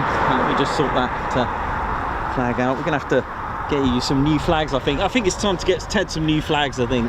They're looking a bit weathered. Mind you, flags, even the human-sized ones, they need replacing now and again. Alan Gates, thank you very much for your 27 months membership, who's part of our fighter squadron. And this little channel is getting huge, wonderful people, bears and planes into education. Thank you very much. Dave Holloway as well, thank you very much for your 26 months membership. A Guards March to you, who's put wow, another month. Mike 22 Delta, thanks a lot for your 28 months membership as well. Best channel on YouTube. Thank you very much. I'm glad you all are still enjoying the fun and the channel. Marnie 321, thank you very much for your 31 months membership as well. Wow. Oi oi TCS, thank you very much. Wayne L Goog 1, member for 33 months. Where did that month go? I know, right? Where did this whole month go? It's going. And thank you very much. Jenny B with 22 months membership. Look at this, 22 months with all you guys. Big thank you to Nikos, Ted and the TCS. Thank you very much. Steve Rampling with 19 months membership. Good morning, everyone. Keep up the good work, Nikos. Amazing work. Marcus, thanks a lot for the super Guards March as well. Clive Bruce with 35 months membership. Oi oi, 35 months. Time flies. Guards March to Margot Baxter with a super there. Thanks a lot, Margot. Guards March. This is Davey, member for 31 months. Oi oi oi, 31 months. A posh officer can't be bad. Well done, Ted, Nikos and Spanner Flight, keeping it sweet and neat. Guards March. Bobby, thanks a lot as well for the super Guards March. Susan Bloy, 2 months membership, and the sun is shining. Well, it was. I know, it's gone for a minute. It's a bit shy today. Matt Crossan, thank you very much for your super Guards March. What would your call sign be? Ted's call sign is, of course, Salmon01. That's right, Ted. If he had a call sign, it's Salmon01. Gary, thank you very much. High five and a Guards March to you. Thanks a lot for gifting 5 Ted Coningsby memberships. A Guards March to you. Thank you so much. Pete Lawrenson, thank you very much for the super, for a brew and a burger. Thank you very much. I believe I've got some food on the way, courtesy of Gooch. I hope it doesn't rain, because if it does, it's going to be really, really cold rain. Oh dear, it's got that real... I mean, I'm surprised from the west that the wind is that sharp. It's usually the easterly winds making it sharp, but today it's the west. Julianne, thank you very much for your 31 months membership. Thank you, Ted and Nikos, for fabulous streams. Guards March. Ginger Bailey, thank you very much for the super. Guards March to you. Pat Galloway, congratulations on 2 years milestone. What an amazing 2 years it's been to be part of the best aviation stream ever, and a great way to learn about aircraft. Thanks, Nico and Ted. Thank you very much. Roger Payne with 27 months membership. Oi oi TCS, Ted HQ, yay. Guards March to you, thanks a lot, Roger. And Ali Leyland with 22 months membership. Oi oi, happy 22 months to me, and here's to many more with the TCS family and best aviation channel ever. Thanks a lot, Ali, in regards to Lee. Thank you very much. Hope we're all good and well. So, you know how it is. Just had a low-flying seagull there. Oh, is it backwards flying? You might see it across the screen. There it is.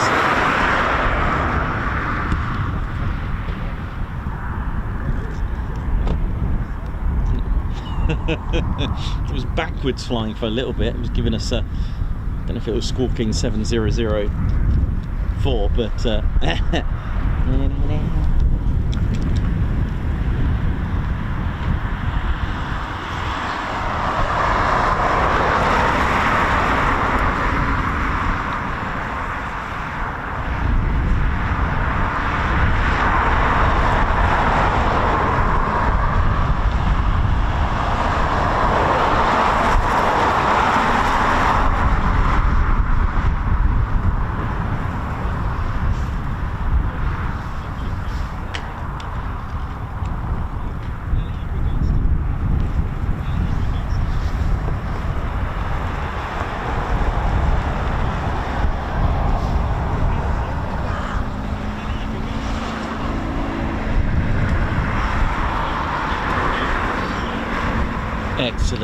Excellent.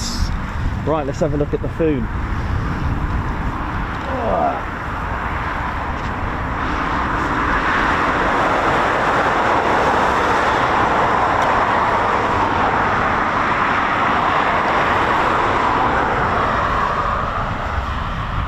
So for those that don't know a lot about the Typhoon, we're going to give you a little rundown of the Typhoon for those that aren't familiar. For those that tuned in last week, was it the Tuesday when we were reined in? Got the privilege of having a fun stream in the van. That's it, a cancelled stream, and we were all together learning about the Typhoon in the van, which was actually rather funny. So there we go. There's our food net. Goodness me, it's actually rather dark, isn't it? Look at that. But hey, what can we do, eh? What can we do? So there's our Typhoon FGR4. Now let's have a little look at what is going on with the Typhoon. Let's have a little look at the stats and what we've got. Let me go and get my education manual. Let's see what we can come up with. Got a bad feeling my education sheet is about to go on a flight. An unexpected flight.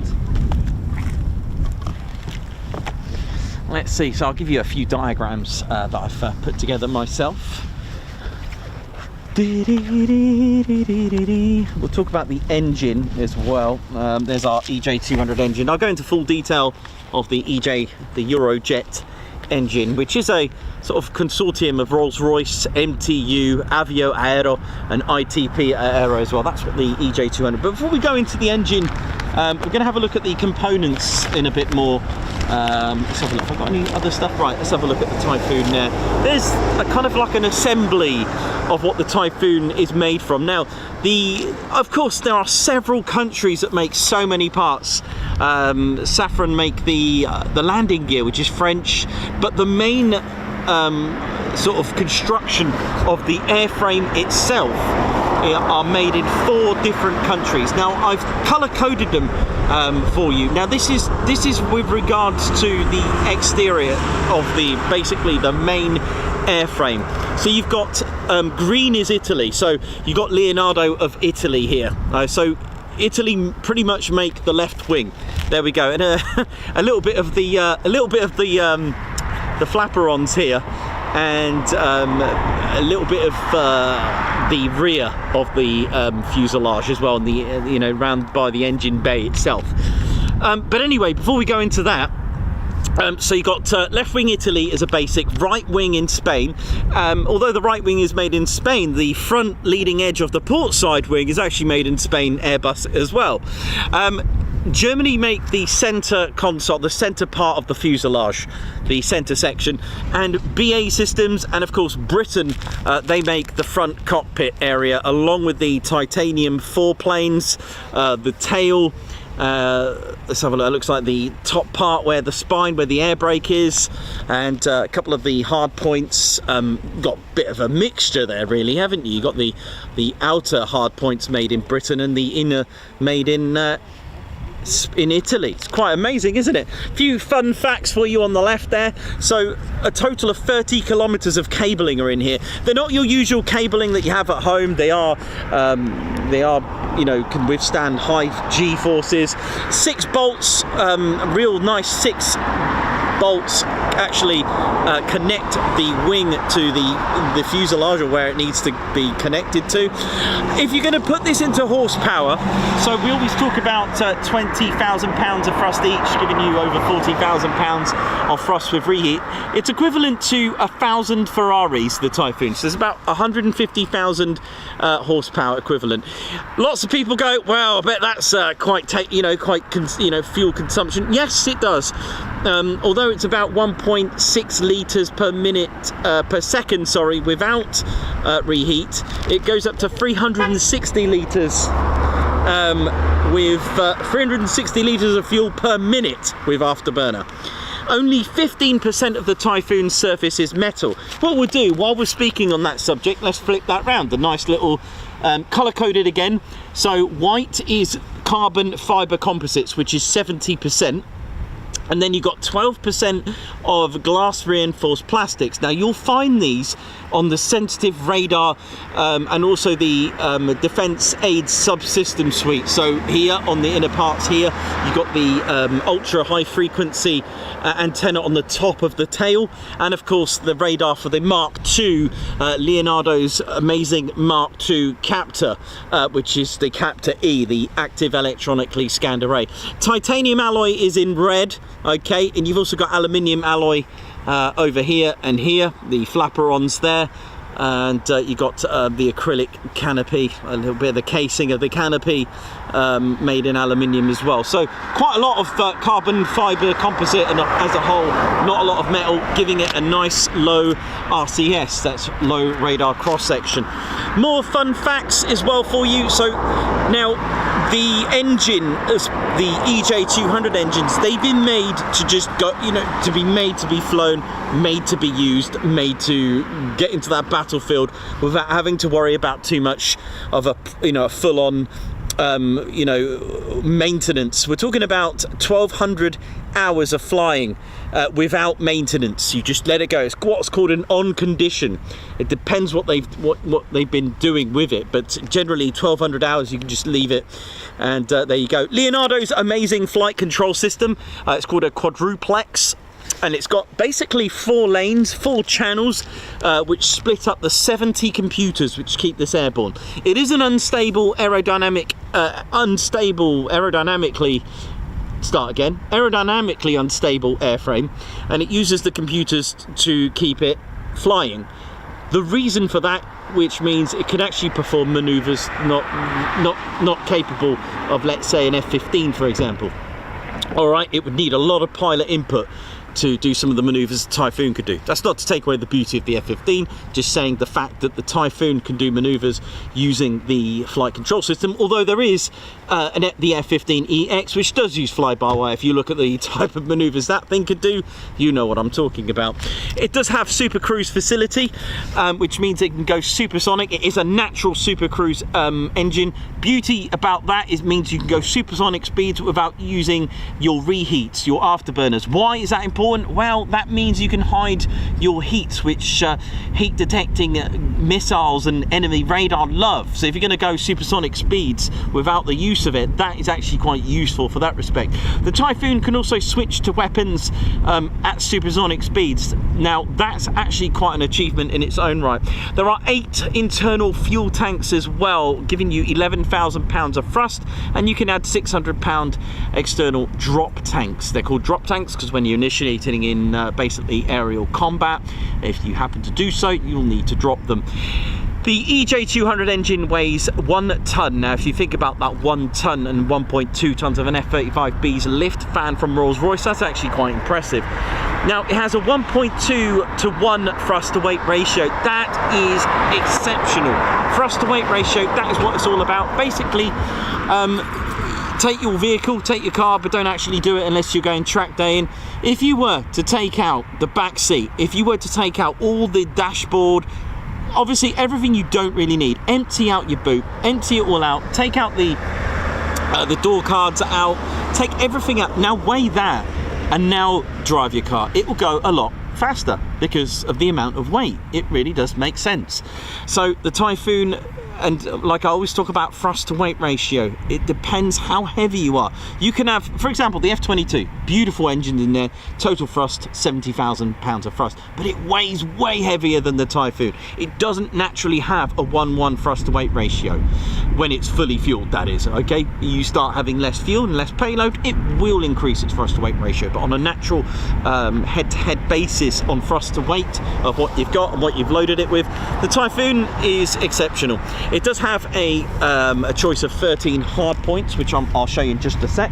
We do have a Typhoon taxiing out for departure, which is kind of tasty.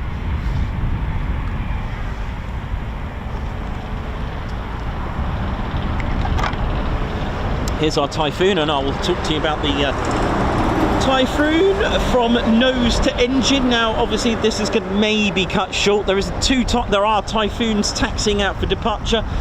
So I can quickly just go through the Typhoon with you. So starting inside here, you'll notice they are a different grey. All right, here, obviously not on this. There's here and here, which is the defensive aids subsystem to protect the Typhoon. This is a different grey on here on the nose. Why is that? Well, one, it's made out of fiberglass, basically.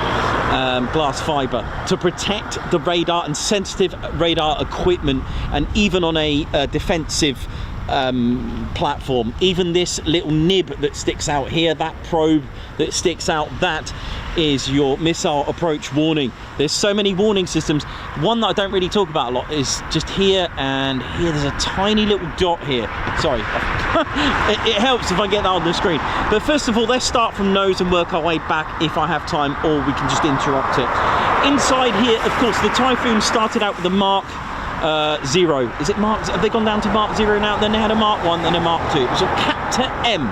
Okay, so it's a manual radar inside here. Okay, that's what they started with. Now they're going up to a Leonardo's Mark 2. It started off with a Marconi ECR 90. Just to let you know, just to give you an idea of what is the point of this. Inside here, that radar is your battlefield. That is what you can see out there. That is what you're going to lock onto targets. You're going to visualize and lock in on your targets. You're going to see what's down there, what threat levels you've got. You're going to use that to detect enemy fighters that are around and get a lock on them. But to give you an idea of how amazing and advanced things are, the Typhoon back in the days when it started off with the ECR Marconi's 90 could actually lock onto targets 160 kilometers away. Wow. Think about how far that is and locking onto targets. There goes the, you know, dogfighting. There goes your aerial combat right out the window, because don't need stealth for that kind of BVR, as it's called, beyond visual range. It can lock onto larger targets about 300 kilometers away, so we're talking about tanker size and bomber size aircraft. It can lock onto 20 to 30 targets and prioritize on, say, 6. It's always looking out for spinny thingies. I know, that's what I'm calling it, because that's how I do it. So propellers, the fan, which I will come on to in just a moment, which is quite important. The Typhoons are taxiing right now, so we're going to get some departures, which is going to be great. So that's our radar then. As we work our way a little bit here, now, if you're fortunate enough to see these 4 little triangles here, now they're covered sometimes when they're parked up facing us with 2 red covers, like little clips that go in. 2 for each, 1 clip to cover the ADPs. Why are there 4? Because there are 4 channels on the Typhoon's computers. All right, there are 4 lanes, shall we say, 4 channels. Those are split into what's called lanes or channels. The FCC quadruplex. That means there are 70 of these, like 70 channels in there, or 4 channels split into 70. And is it raining? It is. Oh dear. So the Typhoon's flight control system, as it's called, the FCS or FCC by Leonardo, and the thing is, someone did ask me, Nikos, what happens if the flight control system fails? You're going to have really bad luck if you were to have 70 computers failing. Really bad luck. I've seen a little report where a Typhoon's lane was basically 0%. That's 25% of your computers gone, and it can still fly. So that just shows how amazing it is. So all that data is given from those ADPs. So let's have a quick look. We got Typhoons just taxi in there. One sec. Okay, hang on a minute. Let me just switch to reality mode.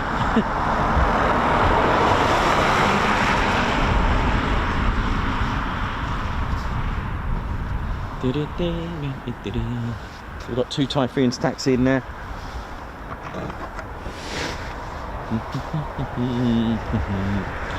So if a plane, let's take an F-15 for example, if it's flying in a straight line, obviously it doesn't have fly-by-wire. Pilot's not really doing a lot, the inputs aren't really doing a lot, it's just flying in a straight line. If the pilot wanted to do an aileron roll to the left, okay, so there'll be some pilot input in there when they're doing pilot maneuvers, even a 9G turn and then into a half horizontal, that kind of thing. The pilot will need to do some form of input. Typhoon flying in a straight line, the computer is working hard just to keep that straight. If the Typhoon wanted to start rolling left, so if the Typhoon wanted to do an aileron roll to the left, the flaperons, which are here and here, flapper on the left up, flapper on the right down, you will roll. Oh, here we go. I love that little thing I made the other day. It was brilliant. I was inspired by the Typhoon display teams one, so I made my own.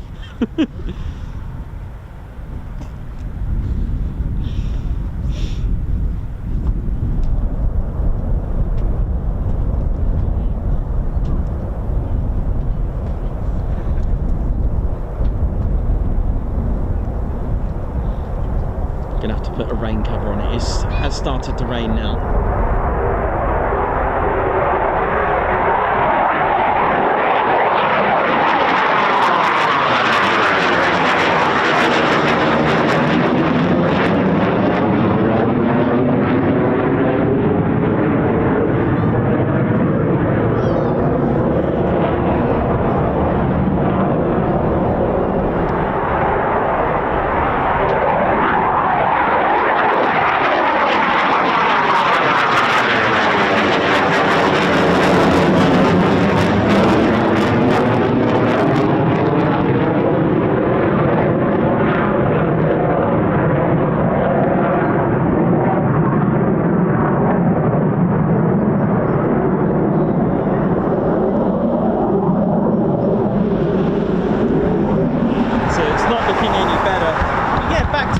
Typhoon manoeuvres for you, for those that didn't know. So the flapper-ons control the rolls. So if we wanted to roll left, flapper on the left up, on the right down, you will roll left. If you wanted to roll right flapper on up, left flapper on down, you will roll that way. Now, the foreplanes on the Typhoon, notice you don't have any elevators. Okay, there's no elevators at the back, okay, to control elevation, right? The angle of attack. That's what you call it. It's called AOA, or angle of attack. It's where I guess it's where the wind is attacking. The wing is attacking, the airfoil is attacking the wind. Basically, angle of attack means the angle of the nose, basically, just for those that don't know. So instead we have what's called foreplanes. Now they move, I hope they don't move, because that would mean it will snap on you. So they act as elevators as well as like a speed brake as well. So if these point up, so if your Typhoon foreplanes are tilted up, you'll start to lift the nose, so you increase the angle of attack. Okay, and that's when you can do the amazing high alpha angle of attack, the high angle of attack. It's about 120 knots the speed as it glides happily. But you've got to keep your angle of attack up like that. But you wouldn't be able to do it like that because you're four. You haven't got a lot of lift. You need to create a bit of lift. Anyway, moving on. If the foreplanes point downwards, you're going to end up bunting the aircraft down. All right. You can also use it for speed braking as well. So when you're doing a nice 9G turn, you'll be able to do that. You can also yaw the aircraft with the rudder. If the rudder turns to the left, you will yaw it to the left. Rudder to the right, you will yaw the aircraft to the right. So there's a lot of terminology to learn. Aileron roll, this is an aileron roll. It's in a straight line rolling around. A barrel roll is literally, imagine an invisible barrel and it's going around the barrel, so to speak. Does that make sense? And then a loop, of course, is yeah, whatever. It's quite hard to do on here. Cuban, there's also a Cuban 8. Now I'll show you the half Cuban and I'll explain why. Okay, also part of it is called a half horizontal. So Typhoon's going along, it goes into a loop. All right, it's going to go into a loop, and it's called a half horizontal because it rolls about here and goes down. Now what it is, it's called a half Cuban 8 because it's doing half of the Cuban. What it's supposed to do, it's supposed to do a figure of 8. So as it goes around, rolls, goes down, it will then go to the other side and do the same thing. I hope this makes sense, and come back round again to do a nice figure of 8. That's that's basically a Cuban 8. But there we go. A few extra things for you for today. Today's education with a nice difference. A few manoeuvres that I can show you from previous displays, what it all means, outside, crowd left, all this kind of stuff. It'll all make sense with the Ted Coningsby channel. I can show you all that. Anyway, this Typhoon started up, which is quite nice. So we've spoken about the flight control system. Over here, it's called the IRST, the Infrared Search and Track. Now, the Austrian Air Force and the German Air Force, Luftwaffe, they've opted not to have that as an extra. They don't have that. It's like a camera, and it literally is. It's an infrared camera in high definition. There's more takeoffs coming up. I can see Typhoons taxiing out and they're right down the other end, so that's kind of cool. So yeah, it can switch to different filters for ultra high definition, thermal, so detect heat from people, which is absolutely amazing. And it is really amazing, and you can even land using the IRST as well, pirate system. You can actually land in complete cover of darkness, which is kind of cool. So yeah, the rest of the Typhoons, as far as I know, they have them. They've given the go-ahead to have them. All right. Part of the defence warning suite for the Typhoon, there's tiny little dots. There's one little bumps. There's one there, and there's one there. They look like little strobes, let's say, but they're not. They're actually part of the DAS system, not the DAS as in the F-35's DAS. This stands for Defence Aids Subsystem. All right, there's quite a bit of it. There's two parts here, and at the back as well, and here. Basically, all in the name of defence. Oh yes. Now, I might have to cut this short a little bit. Our Typhoon is holding. The Typhoons are air-to-air refueled by the probe, so this ejects out up to about here. Hello, hello, and that goes back. And then the Typhoon's S-duct inlet systems. Now, to control the amount of air, I don't know if you know this, but it's not actually good to have supersonic air going in to hit the fans of the engines, but we'll talk about that after these departures.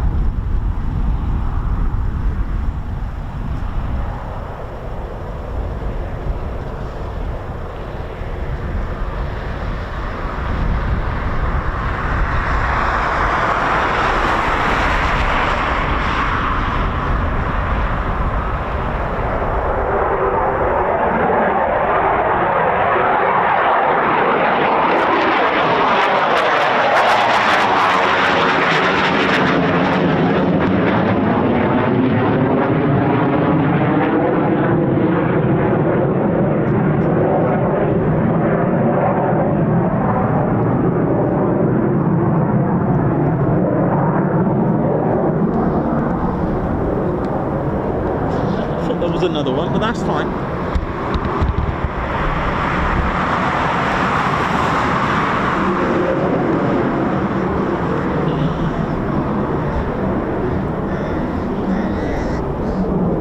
Okay, that's fine. Just a singleton then. I thought there was another one actually, but it's fine. There, no. Right, where are we?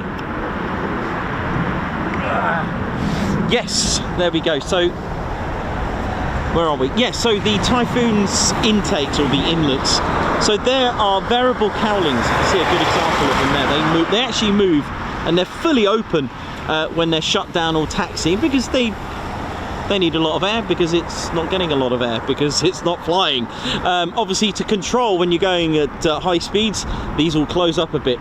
Now, it's called an S-duct system, so many of you that are fans of the show will know exactly what that means. It's shaped like a letter S, which means that if you look dead on, you cannot see the fan. You can't see the heat that's created, or radars won't be able to detect the heat because it's hidden, because it's up here. All right, so it's an S-duct. So it actually forms part of the stealth attribute there, and along with the non-metal framework again, because radar actually loves, sorry for the expression, but it's the way I've decided to call it, spinny thingies. The fan itself, the turbo fan. The front stage of the fan creates heat, so heat detecting radars will love that if they can find it. So the thing is, when it comes to having a real good low radar cross section, ideally you want your intakes to be on the sides. That'll be best, or even better on the top. The B2 has them on the top. But the thing is, the reason why the F-35 and F-22 don't have the intakes on the top, because it needs to do all the fighter maneuvers. So that'll just kind of like, you know, defeat the object. But the Typhoon, it has them underneath. You can get radar going in, but it's not going to find anything because the heat is all the way at the back and it's shaped like an S-duct. So that's one thing. The other thing as well, when you're going supersonic speeds, you don't want supersonic speeds hitting the air. You don't want it hitting your fan. Okay, it will damage it. Why? Well, the thing is, that's real high speeds. It won't be able to cope. But the thing is, when you start going those sorts of speeds, air starts to stick. And the thing is, that is going to be draggy air, low pressure air hitting your aircraft, and it sticks and sticks and sticks. So if you've got, imagine a fan, I should have got my little fan, I've got to remember to bring it. If you've got low pressure hitting the top and high pressure hitting the bottom, you've got two types of speeds and different pressures of air. You're going to end up damaging your engine doing it that way. So the Typhoon has a splitter, a diverter. F-16s have this as well. So it's got a boundary layer diverter. There's also drilled holes here to suck up any remaining draggy air, and it's called the boundary layer. Okay, for those that don't know, boundary layer, that's what we say in aviation. All right, so as we work our way, we've got an air brake here. What else have we got? So we've got the cannon in there, it's just in there. The mount casing is inside here and it fires out of this bit here, which is kind of cool. We'll work our way to the back. Early designs, this was quite narrow and straight. They bulged it out here because it created a lot of drag hitting them from the side, so that wasn't a good point there. This part of the missile approach warning, here you got ultra high frequency antenna here, and when we look underneath, we do have 13 hard points for some goodies. So let's dedicate the 13th to the center drop tank, and then you can have another one on each wing. So that's 3 drop tanks you can have of those 13 hard points, which leaves you with 5 on each side. You can have 2 on just adjoining on the fuselage underneath on the undercarriage here, so you can have 1 here and 1 here, leaving you 3 more hard points to put on the actual wing itself. So opposite side, same again, 2 more AMRAAMs, ASRAAMs, whichever you want, and then you can have another here. Another question which I skipped that gets asked quite a lot, what is this exhaust or intake here? That is exactly that. It is a RAM heat exchanger intake to cool down the engine when you've used lots of reheat. So I'm sure last year with the excess amount of reheat, so during a Typhoon display this will be working overtime. Okay, so what else we got? We've got a chaff dispenser here. So if you've got enemy radar trying to lock onto you with using for guided missiles, etc., you can fool it. Even the radar, you can actually just distribute some what's called chaff. They're chaff dispensers here. If it's heat seeking, you can use your flares. Now, one of the things I was reading about is called Bright Cloud. The FOTD, the fiber optic towed decoy, which the F-35 uses, it's from Leonardo. It's Bright Cloud, B-R-I-T-E Cloud, all one word, developed from Leonardo. They tested it out on F-16. They've put it on A400s. It's for cargo and transport aircraft to protect them. What does this all mean? Well, it's a towed decoy. It's a radar which can actually be used for electronic countermeasures. It will enemy radar that's locked onto you and using guided missiles, it will try to break the lock. So enemy fighters, if they try to get a lock on you, you can use your decoy to try to lock it. If that doesn't work, the Leonardo's Bright Cloud can actually start to full radar, jam radar. It can do a lot, which is absolutely amazing. What else have we got here we can talk about? I think that's about it for as far as just a quick guide to the Typhoon. There we go. I'm going to go and have something to eat.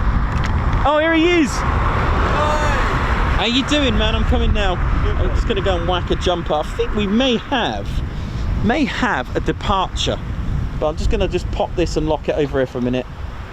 Keep my eye on it. I'm going to go and stick a cover on the camera quickly, and I'll. You're right, man. Yeah, good to see you, man. Here he is. He'll always be true, baby. He's still going. Let's just lock that up. We've got a video, or with them? I don't mind, mate. Whatever you're not going to have, I'll have, man. Whatever. I'm just going to whack this on them. Start. That one there, yeah? Yeah.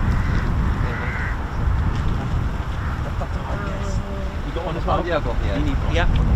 So I'll just pop this over here for a sec. Yeah, sweet.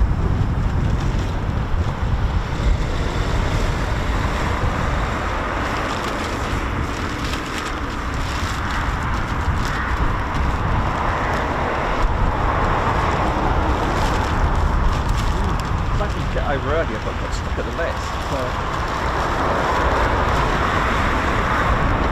Everything's alright? yeah, all good. Standard cat spaying, mate. So it's got to be done. Yeah, it's done. Being responsible, really. That's exactly the right word. Just checking on this Typhoon just quickly. I think it's... Got a bit of blue sky in it, out there. There was a bit, yeah. That's not enough, though, is there? Nah, man. We'll have a look at the weather for around 2ish.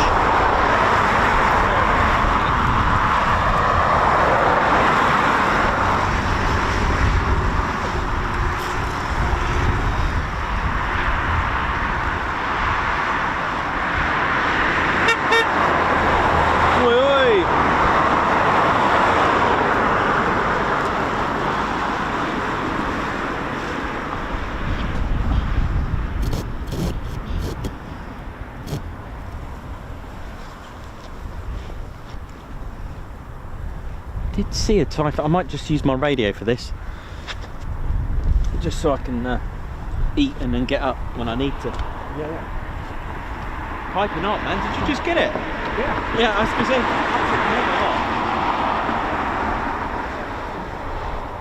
Old chipmunks, mate. Oh, mate, they're good. They are chipmunks.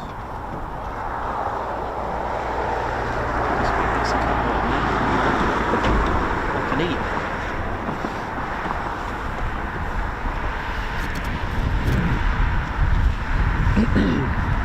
Pretty sure I've seen a Typhoon taxiing out. Oh yeah, it is. It is taxiing out.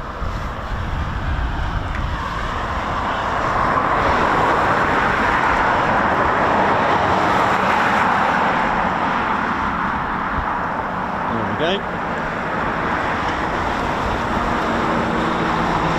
It's in the new lake that we've got here. I don't think I've ever seen that from the water. Never, and apparently there's a bit. Oh yeah, there is. I can see it now from here. It's all that is full of water in there.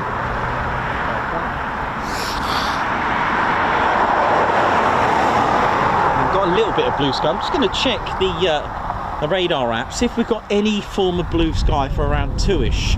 For maybe, fingers crossed, maybe a practice display. But obviously, as we know the drill now, it's.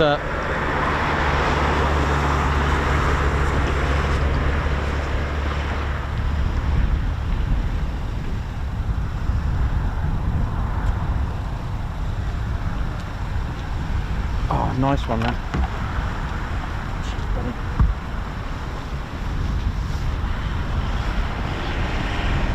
I'm just gonna have a look at the weather app just to give me some idea. It's not that, it just gives you an idea. There is some. I know there's going to be some rain coming at some point, but I'll have a look just to get an idea of what I've got to deal with, and if we should just finish up. I think we might miss it. I think we're going to miss it, you know. I think we might be alright. We should be okay. We may feel a little bit of it. But looking at this, I think we're going to be alright, I think. There's only so much you can get bad luck. I'll just catch this departure and I'll be going on a quick break. And have something to eat. Go and get some scran. Got Ted's favourite, fish and chips.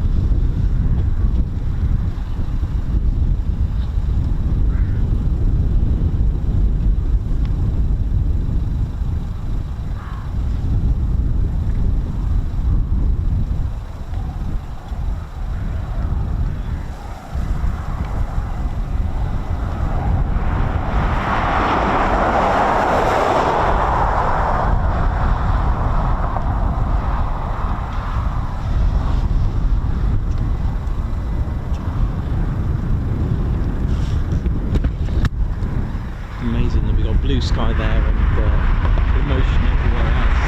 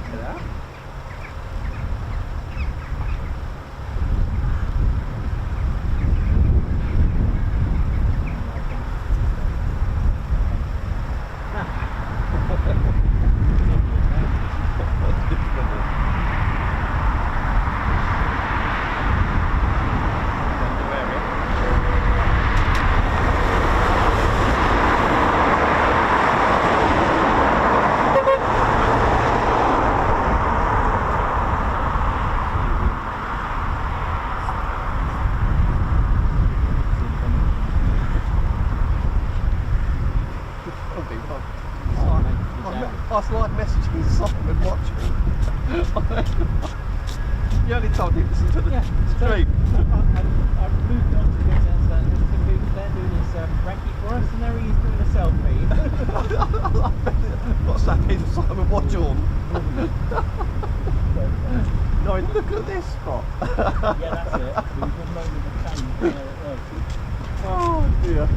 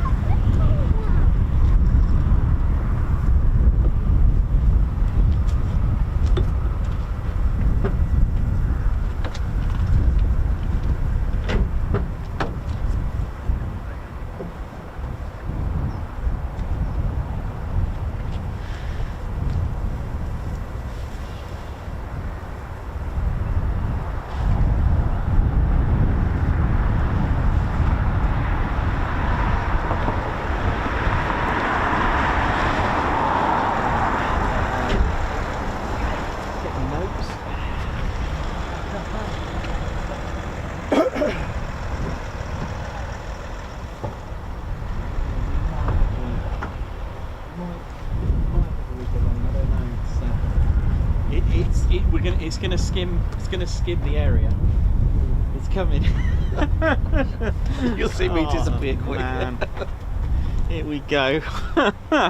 Yeah, my theme tune is Travis. Why does it always rain on me? Because that is just absolutely ridiculous.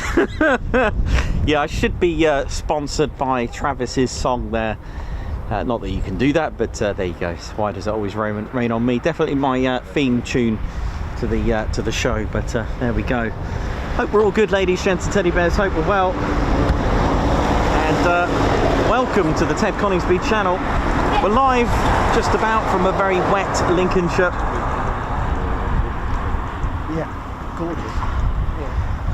But what can you do?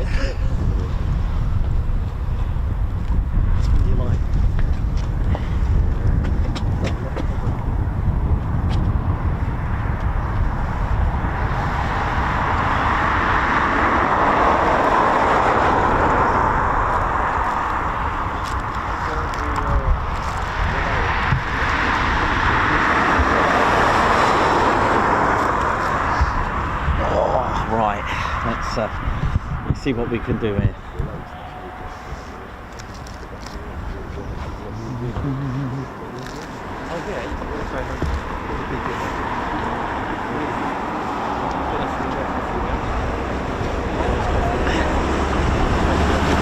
Thanks everyone that's tuned in. Aspen, how you doing? What up? Hope you're good. Ali Leyland, Davey, Muzz Mason, Christopher Carr. Goodness me, it's got a little bit of a punchy winds up here as well, actually.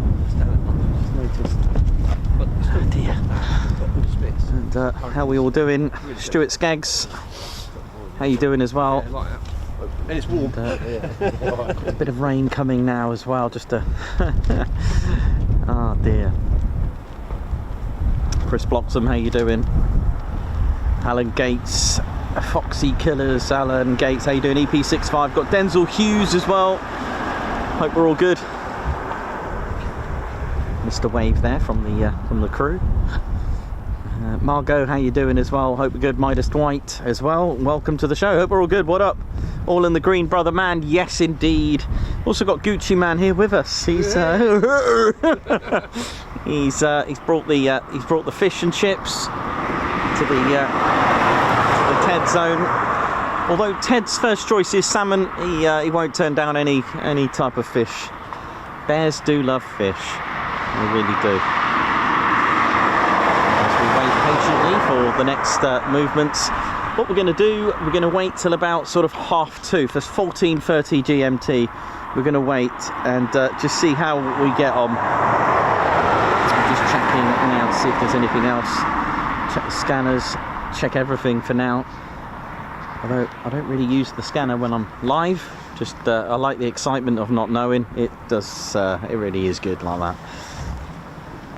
But here comes the rain, which I am expecting, but how much of it is going to come here is up to the rain gods, which seem to follow me. I should really go to places where they need rain, I guess, but oh dearie me, but there we go. That's the way it is. It's been a wet year. Last year it was the wind. This year for me it's the rain. Remarkable.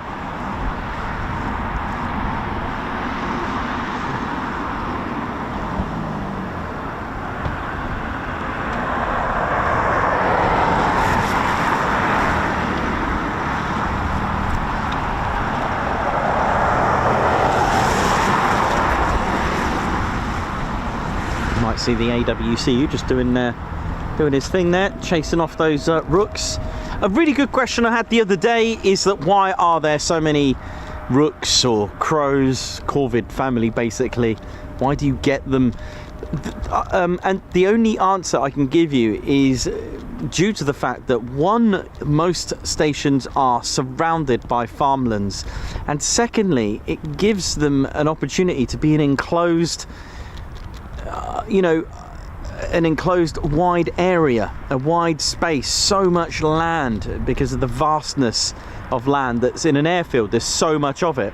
Yes, you got the aircraft, but they're kind of not too bothered about them, and that's why you'll find them here, a chance for them to have a bit of a tasty snack on some worms and whatever it is that they eat, some mice, whatever it is that they can find. So it's kind of what's the word I'm looking for? They're kind of not interrupted, and you usually find the corvids do tend to like that. But they're not silly. They are smart. You see, a moving car, they're not really bothered. A stopped car, they are bothered. It means that they may get shot at. Not that it happens a lot here at all. It's you don't really get that a lot. It's usually the AWCU will use various methods just to scare them off. It is sorry for the pun in some ways, but it is in effect a losing battle. You're never going to get rid of a bird. Even if you've just done a full-on runway check, you can't stop a bird just going, oh no, I'm just going to land right here, after you've just, you know, warded off the rest of them. It's an ongoing thing. The vehicle's bright, it has flashing lights, it's got a horn that it can play, it's got recorded music, bird stressed pre-recorded sounds. There's a flare gun, lots of flags that can be used, different colours, red, yellow, white and black. We've seen different colours been waved at. The vehicle itself, I've just had you may have caught it on the screen, the AWCU vehicle just shooting across the screen there. Just literally you can chase down the birds away using the vehicle. But you'll find that they'll really move out the way when the vehicle gets close and stops. That's because they think, well, you know, you're not going to fire anything if you're going to be driving, which it's quite remarkable. Yes, they do have a rifle, they do have a flare gun, they can fire, and they can use falconry as well, which is used, that's around. Again, the company's Phoenix. The most bizarre creature, not a bizarre creature in its own right, but the most bizarre creature or bit of wildlife that the AWCU have had to work with here is indeed, on 2 occasions, a domestic cat.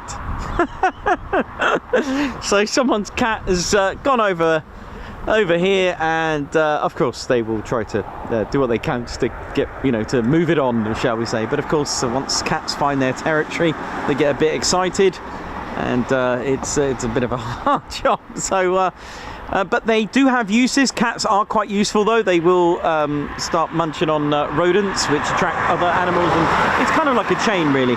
And then the other bizarre creature that we've had at Cranwell, not on the show, but the most bizarre one I've ever heard. I do ask some random and bizarre questions to personnel, and I asked the AWCU there what was the most bizarre creature, if you can put it into words, and it was indeed sheep on the runway. So there you go, sheep and domestic cat. Let us know in the chat room which is your favourite.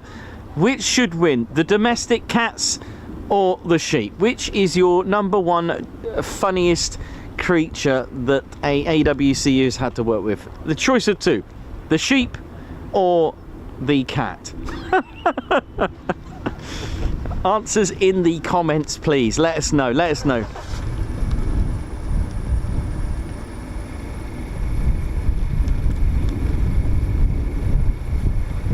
got a sheep on it, and you're entertaining them, watching them trying to catch him. Yeah.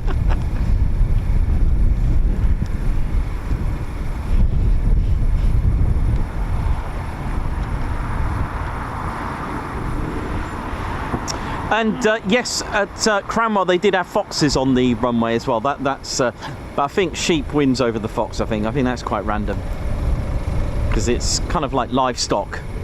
You know, it's owned, whereas the fox is kind of like wild and just does its thing. But sheep, that's so there's a few votes. There's a few votes for the sheep. So there's a few votes for the cat.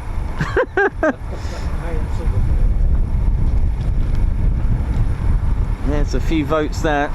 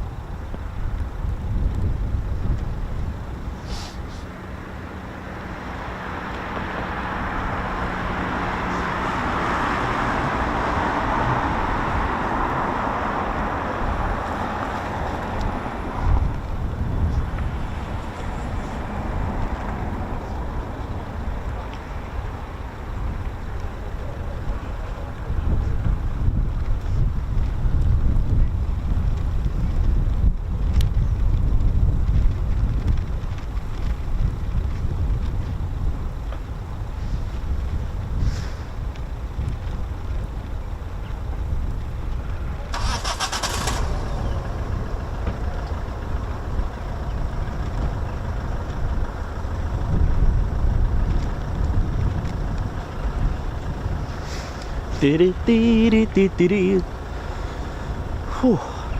Yeah, so we've got just tiny speckles of rain at the moment. Nothing major, just the odd 1 or 2 drops here and there, just probably from the wind that's blowing this way. It's quite strong winds today.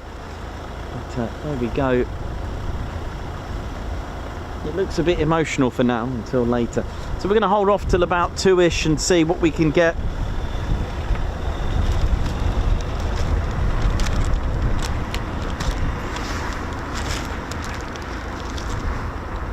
So welcome to RAF Coningsby, and welcome to England's largest county.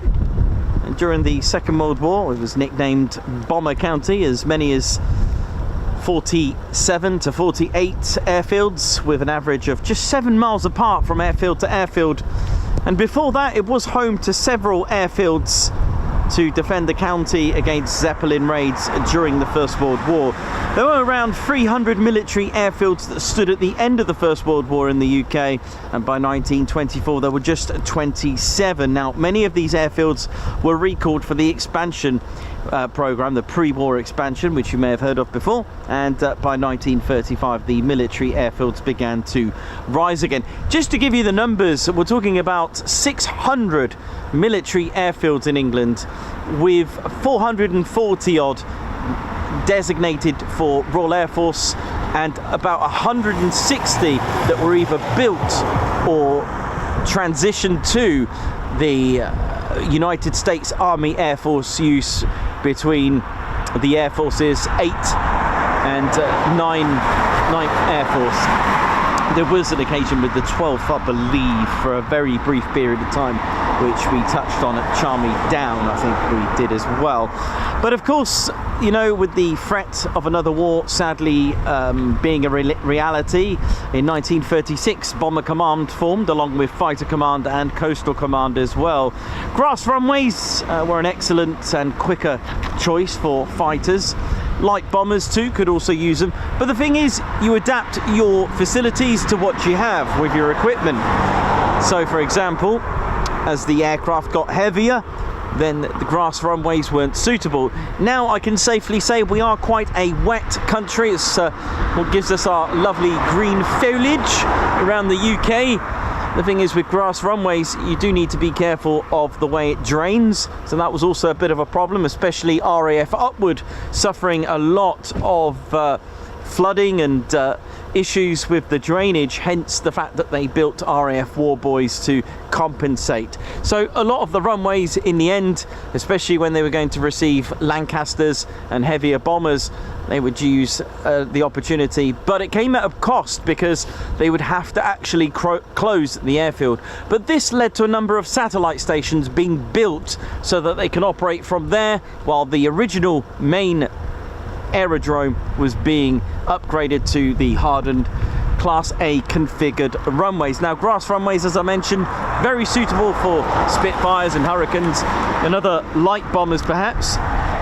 And you may have seen in movies that sort of bird's eye overhead drone shot of the Spitfires taxiing out, getting attacked with bombs. Thing is, if your designated runway was actually attacked and got destroyed a little bit with bombs, there was always a stretch of runway that a Spitfire can use anyway. So there were benefits of having a grass runway, but of course, as aircraft got heavier, they became a bit unsuitable. Now, plans for Coningsby, though, that didn't happen until 1937. That was the plans. But just to give you a broad scope of Lincolnshire's mapping of airfields, let me just move a little bit of this off here. So, just to give you an idea, that's just the wrong way. So I've yet to print out the correct one. There is an error on there. There's a few of you that have spotted it, but this is Lincolnshire right here. Okay, in the green is the World War I airfields, and in the blue are Second World War airfields. And in the sort of like a roundel, they're your Royal Air Force or Royal Flying Corps stations that were actually expanded and kept going into the Second World War. So they're the ones that lasted. Not all of them did last, of course.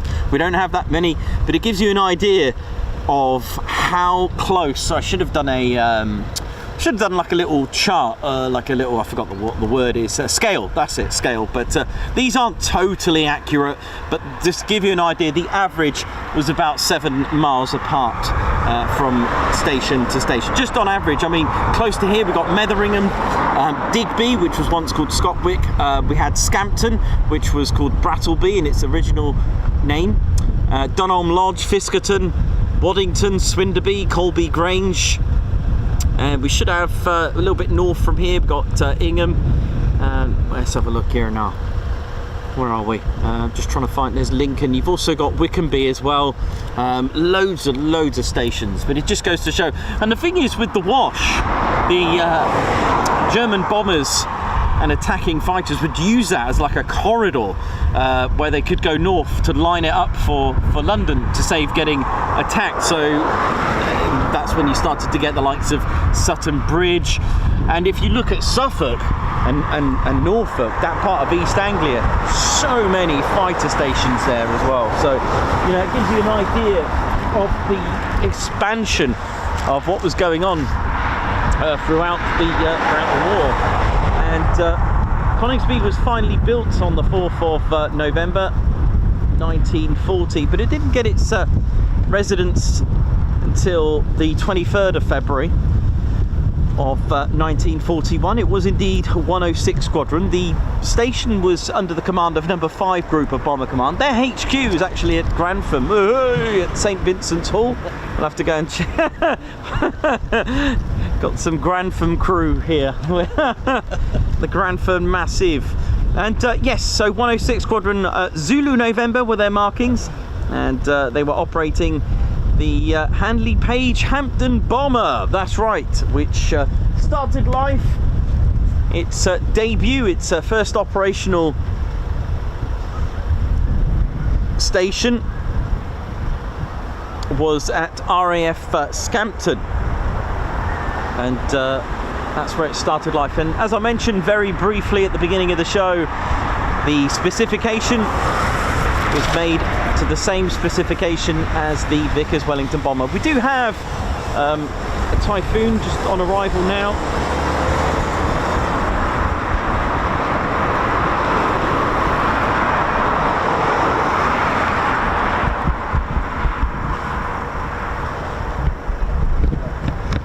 Let's see.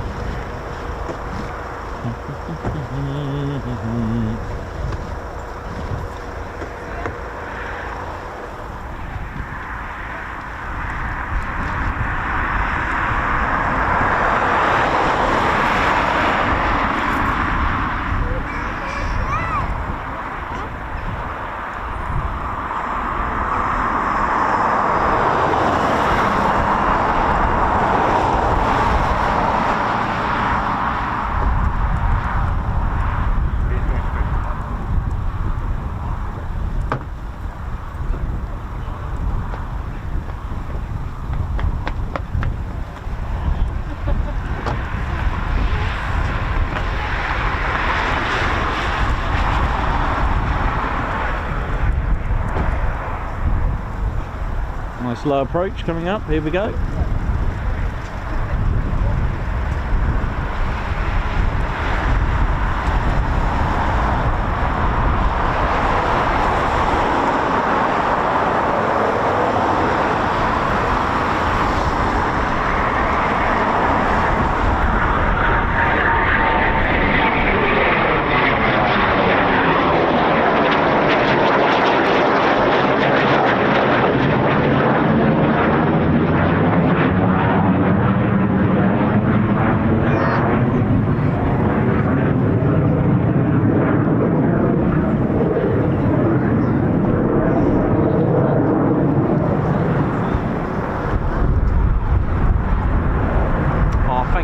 Davey for the update. 1,000 likes.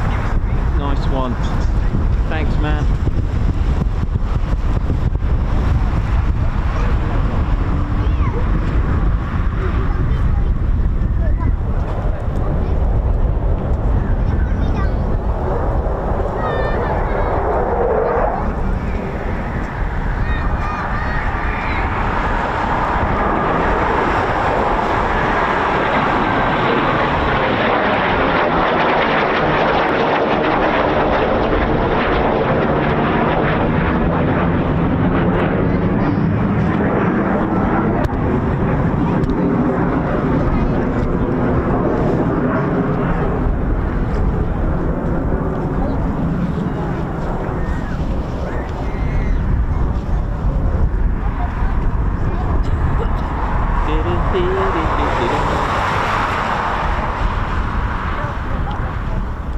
How we're doing, ladies, gents, teddy bears. Hope we're all good.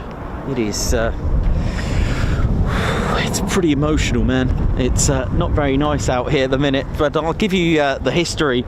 I'm going to turn the camera the other way because of the range just going straight onto the screens there. So, but yeah, good to be on the show anyway. Good to be on my own show. Hope we're all good and well. Welcome to the Ted Coningsby channel. We're live here at RAF Coningsby, Ted HQ, Ted's home, and we'll talk a little bit about the history. I've got for the let's have a look what we got here. The Focke-Wulf 190. I've got the Butcher Birdie. I've got a Mosquito. I've got a Boeing Washington. I've got a Canberra Phantom. Hampden. There's lots of aircraft that we can talk about as well. And yes, watch this space. I'm just going to turn the camera around so we don't get too much rain on the lens. The camera's nice and protected. It's just the can't get the water off. We don't have wiper blades yet. Just realised it was on a. Don't worry, I may have been out of focus when that turned round. I might have pressed the button by accident, but never mind. I'm on there.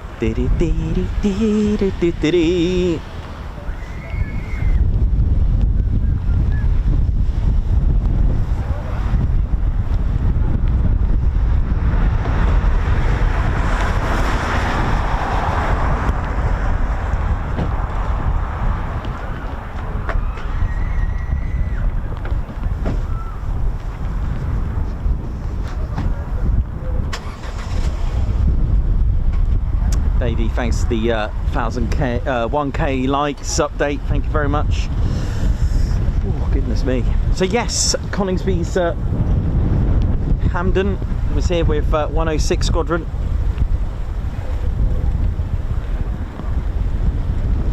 And like I said, entered service same year, same specification.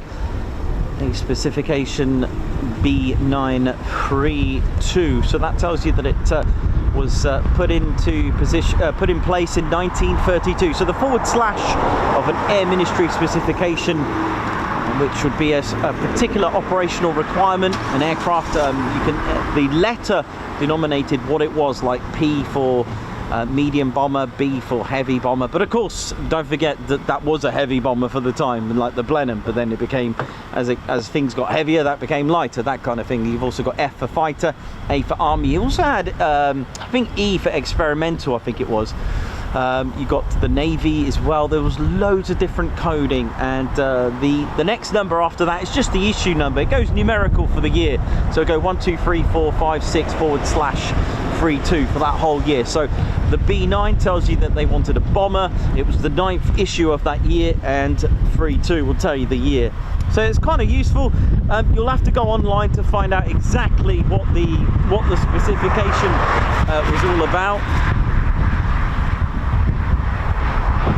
And when the Hampden come out, it 49 Squadron received the first Hampdens, and that was at RAF Scampton. It was dominating the skies over this side of the country, whereas the Wellington that come out on the same specification was dominating the more of the Suffolk, Cambridgeshire, Ely, around there, which is why there's a lot of a lot of villages with those traditional painted signs. You know, the ones I'm in, I don't know if you've ever seen any. Coningsby's got one on both the kind of like the in and out of the town. They will have they've got the Lancaster, Spitfire and Hurricane flying across it. It's kind of almost, if I remember, I think it's 3D effect as well, so it's not flat, it's not painted on 2D, it's painted as a 3D sign for Coningsby, which is kind of nice. Love that, really good. And so yeah, the Wellington, you'll see that painted on a few villages and towns. If you spot any, even the cathedral as well. If you look at the Ely Cathedral, that features a Wellington bomber as well. Man, it is brutal up here. Not very nice, is it? No. Oh my gosh, over there it's beautiful, yeah, isn't it? Good. Just here. That's. It's just right now. It's not just good. Here. Honestly, it is bizarre, man.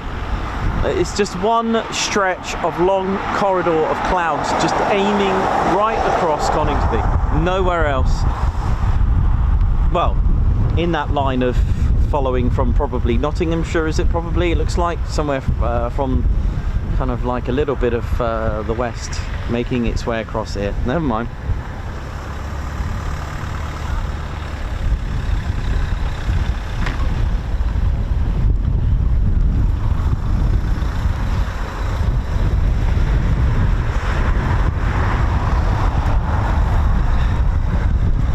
Coningsby's first aircraft, as I mentioned, was the Hampden. It's going to need a new propeller on the port side engine, sadly. A lot of repairs need attention, but yeah, this was the first. Had a £4,000 payload, and was given the nickname the Flying Suitcase. There's no you can tell why. 1 meter wide, that's 3 foot wide fuselage, absolutely crazy, right? And but you know, the Mark 1 Wellington and this, they brought out a change and a new concept, kind of like a leap or a bridge is probably the right words, to having 1,000 horsepower engines from now on. They needed more power, and especially the Bristol Aeroplane Company, they were making some fabulous engines, such as the Bristol Hercules as well, and the Bristol Mercury as well, if I remember correctly, on the Blenheim, let's have a look, the Lysander and the Gladiator, if I remember correctly. That's they were Bristol Mercury in that one. Anyway, moving on. But yeah, it was a leap, it was a bridge of transitioning from underpowered. Well, at the time it was quite powerful, but they moved on to the Pegasus. But of course the Vickers Wellington, however, which was the most produced bomber of the Second World War for the Royal Air Force, made in 11,460 odd, with 16 different main variants. But the Hampden, that could give you a crew of 4 with a speed of around 247. It was a bit of a fighter bomber, as in the speed and agility. It was quite a sharp aircraft, really, with a range of about 1,700, service ceiling of 19,000 feet, and powered by those Bristol Pegasus 9-cylinder air-cooled. Here comes one of the Typhoons, just coming into land now.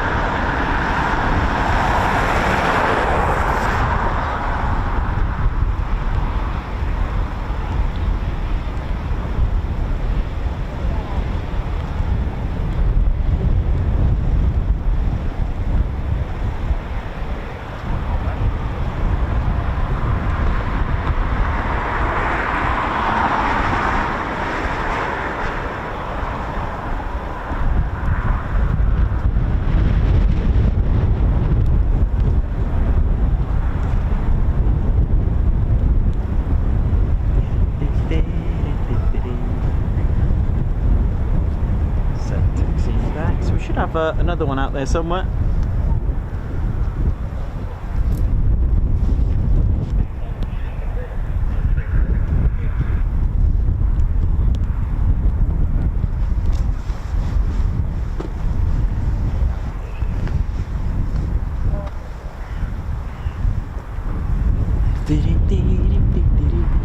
So the Handley Page Hampden serving with 106, first arrived 23rd of Feb 1941. Zulu November would have been on their markings on this. Now, as I mentioned, £4,000 payload and with a 3 foot wide fuselage, very, very narrow, not for the claustrophobic. There was no armouring for this, no armoured plating, no protection, and you'll have to use your imagination. They didn't even have any facilities, shall we say. The pilot, crew of 4, pilot up here. Now with its narrow folding seat, if the pilot got injured or worse, it was very difficult for someone else to at least try to take control of the aircraft. And because of the way it was so narrow, pretty much once you were in position, that was pretty much your position for the whole duration of the flight. So that's Coningsby's first aircraft there, the Handley Page Hampden bomber. We do have a Typhoon inbound now.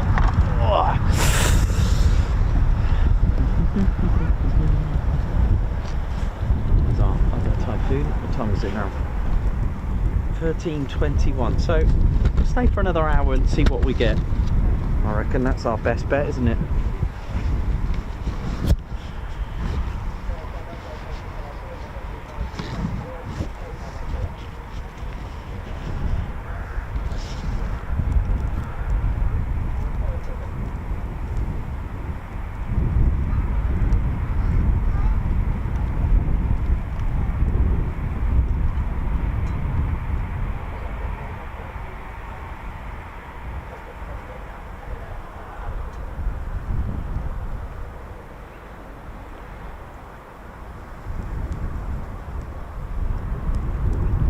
Watch the 4 planes.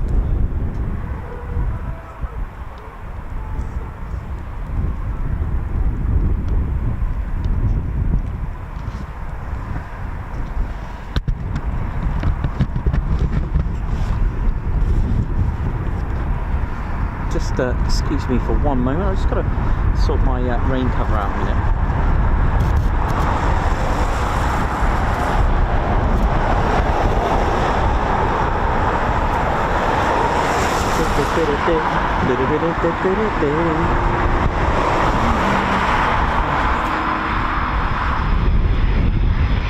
And that's bad timing, but it needs doing. There we go. That might be better for me to control now.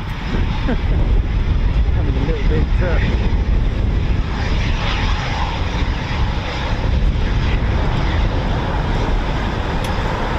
Look at that, 6 squadron markings, the flying can openers. Oh yeah. Quite nice to see.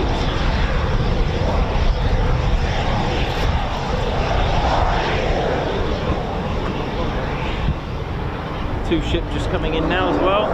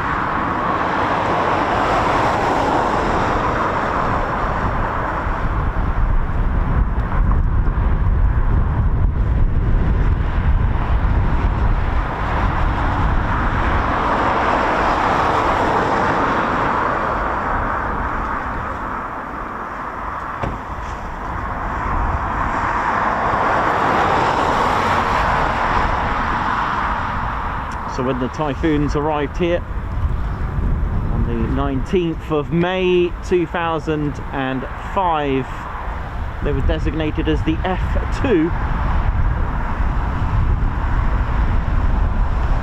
And then after a few years, changed designation to the FGR4.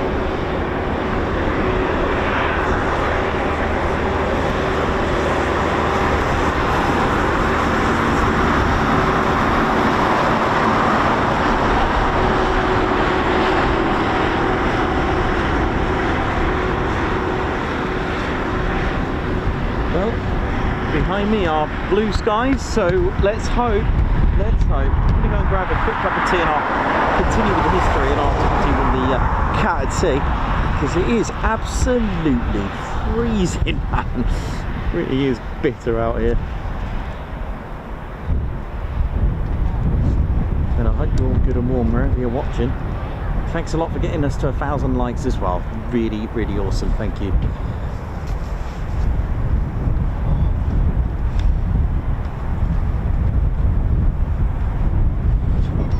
Blue skies. Come on. That's not. Now would be fun. Now would be good. It's a shame, isn't it? It's such a shame it doesn't work like that.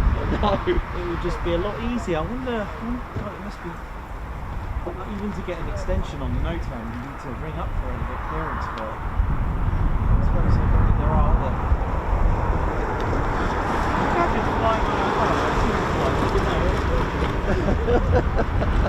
Hello there.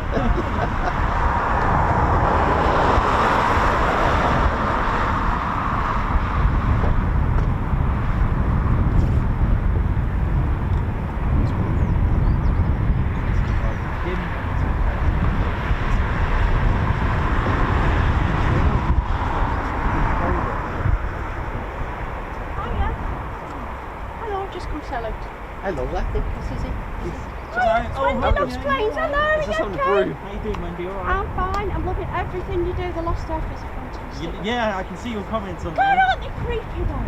Does it creep you out a bit? No. No. It's so sad. Well, it is sad, isn't it? It's It's a shame they just left.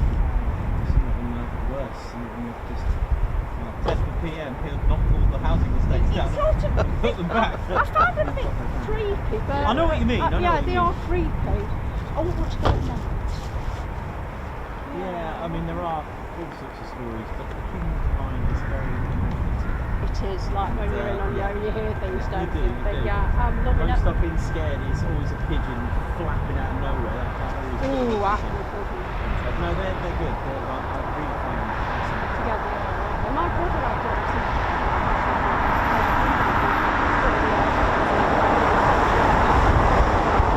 I didn't believe there's so many. I cannot. Yeah.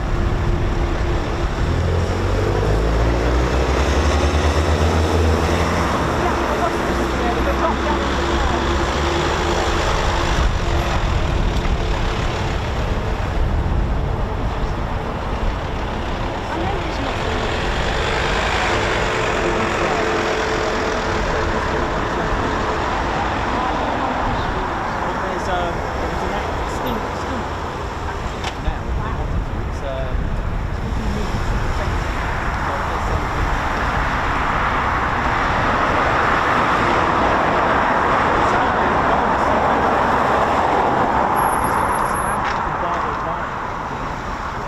That's why a lot of them turn back and back up. It's quite interesting. I've got a book on it about the early how it all started. Companies you may have heard of, Taylor Wimpey. Yeah, they're still going. They built the first like John Lane, others as well. Household names. Yeah, they really fascinate me. I think they're on the I really appreciate what they do on down the street. Oh, that's all right. And the other time was Chipmunk Street. Oh, yeah. Oh, I know. So you're going to be an actor as well. My other wife.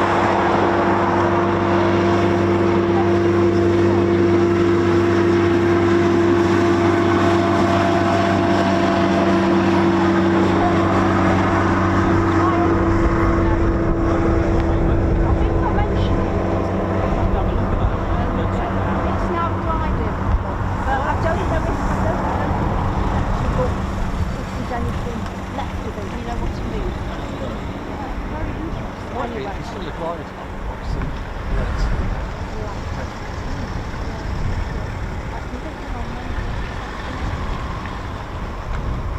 Now would be good. Now, which bit?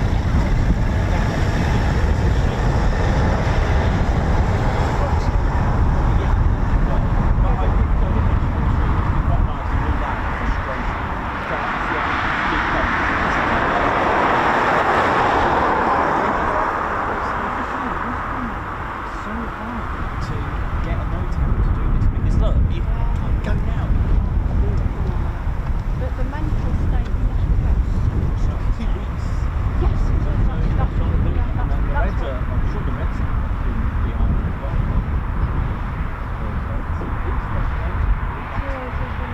well, frustrating for you as well. So, yeah. I enjoyed it, but I don't enjoy seeing it. That was horrendous. Yeah, so That was I horrendous. couldn't stop laughing. I was actually laughing at the end because I thought, well, Mark I'm wet. said you'd have my husband said you said because you were like on one, weren't you? Worse than getting some money. I tell you what, we were there on that -7 Monday morning, weren't we? We stuck it out, we did. Yeah. Oh, it was brutal, wasn't it? We went back. left him with it. Left him with it. Right, we'll let you go. I don't want to take your time. I need to talk to you. And I'll see you soon. Take care of yourself.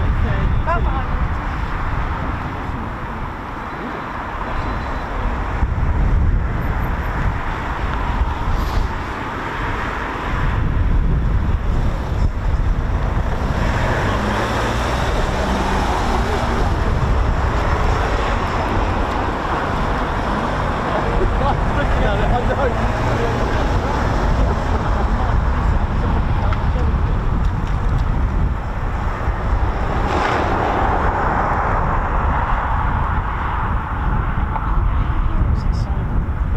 Two cars hit each other. I was here with you.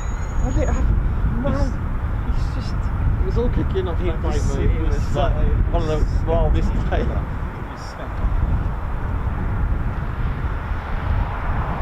In the park.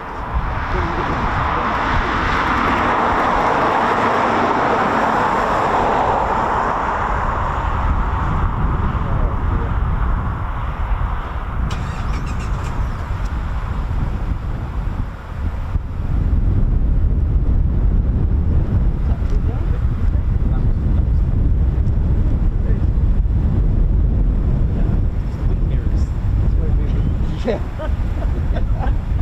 Oh, dear, love, it's just, they made it humorous.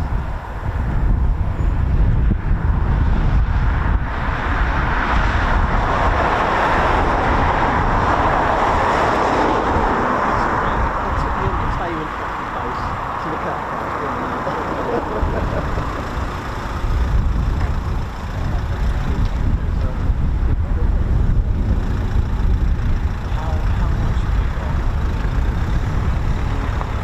There's another layer.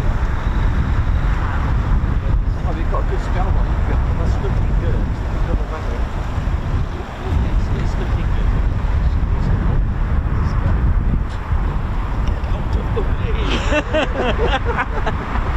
Oh dear. How are we doing, ladies, gents, teddy bears? Well, we've now got weather from the Bahamas finally here. You alright? You okay? Good. Yeah. So, ladies, gents, teddy bears, we've got one inbound all the way from RAF Lossiemouth. Call sign Lossie 59, just on its way now. So, enjoy. Whew. Doctor, how you doing? Hope you're good. DR. Robert Brassel, how you doing? Margot, Captain A, Foxy, Davey, Denzel Hughes.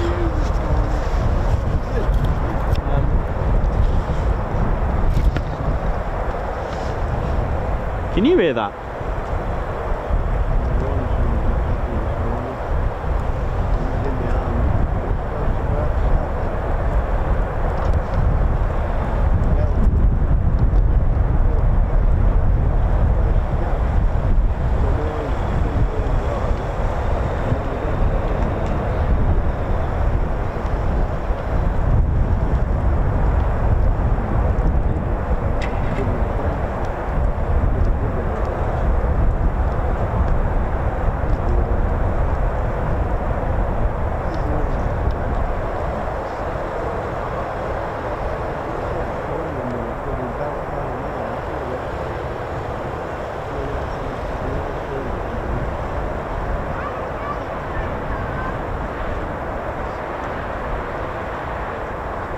Cool. Nice little engine run there.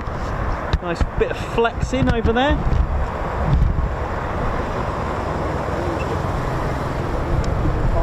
Just have one eye over there.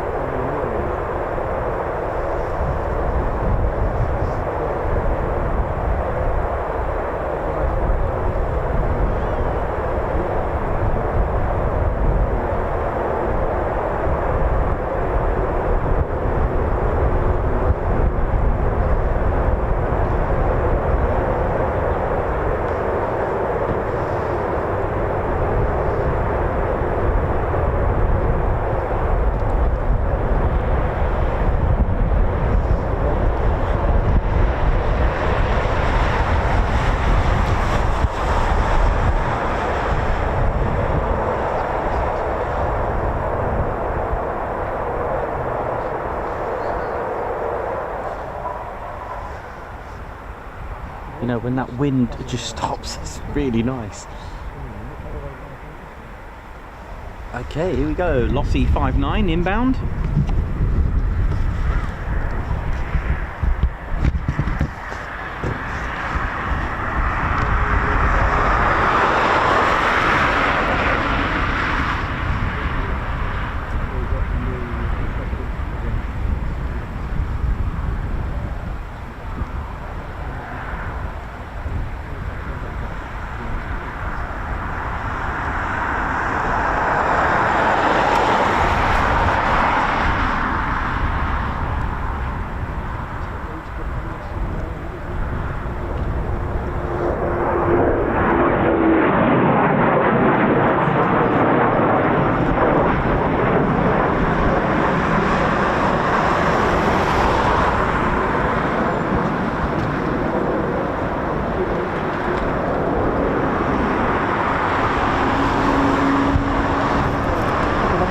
There, look how weird that is. That's like a jellyfish, isn't it?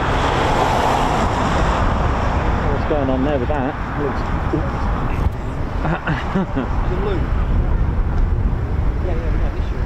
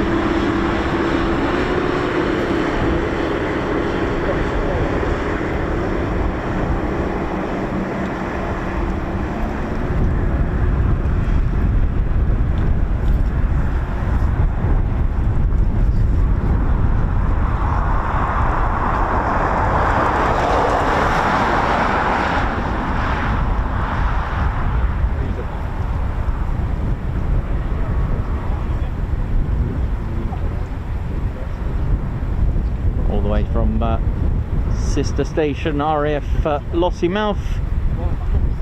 Nice big shadow there on the Typhoon. That was cool, isn't it? I don't know if you caught that. Nice swirly dirlies as well.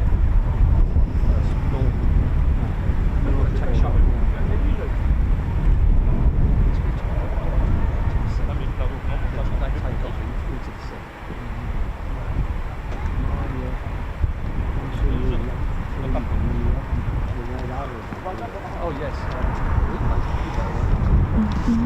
Right, so I'll just it is actually rather nice now. Look at the state of the skies now. Beautiful. Why didn't we have these earlier today, right? But hey, that's the way it is, sadly.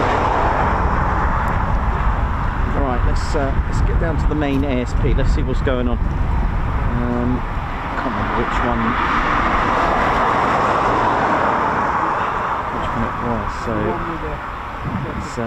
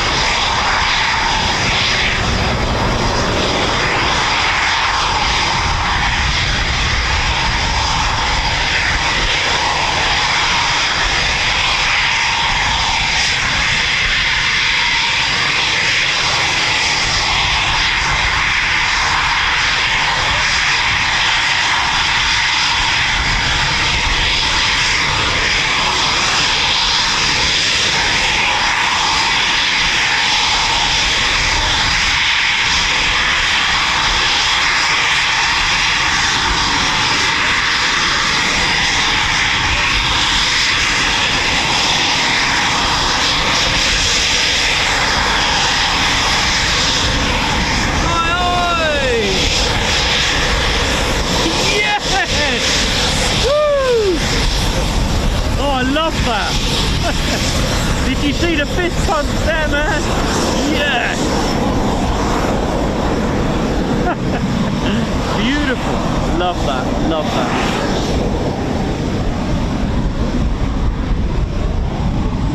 Awesome.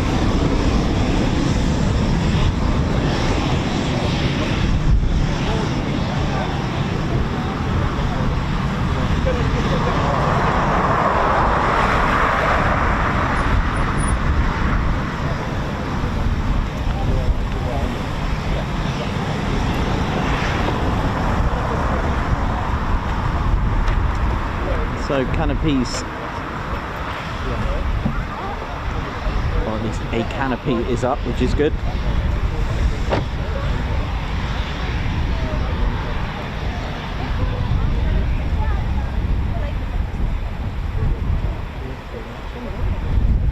Captain A, how you doing? Margot Baxter, how you doing as well? Dr. DR, how you doing as well? Thanks for tuning in, everyone. Thanks for supporting the channel. We are climbing high like a quick climb.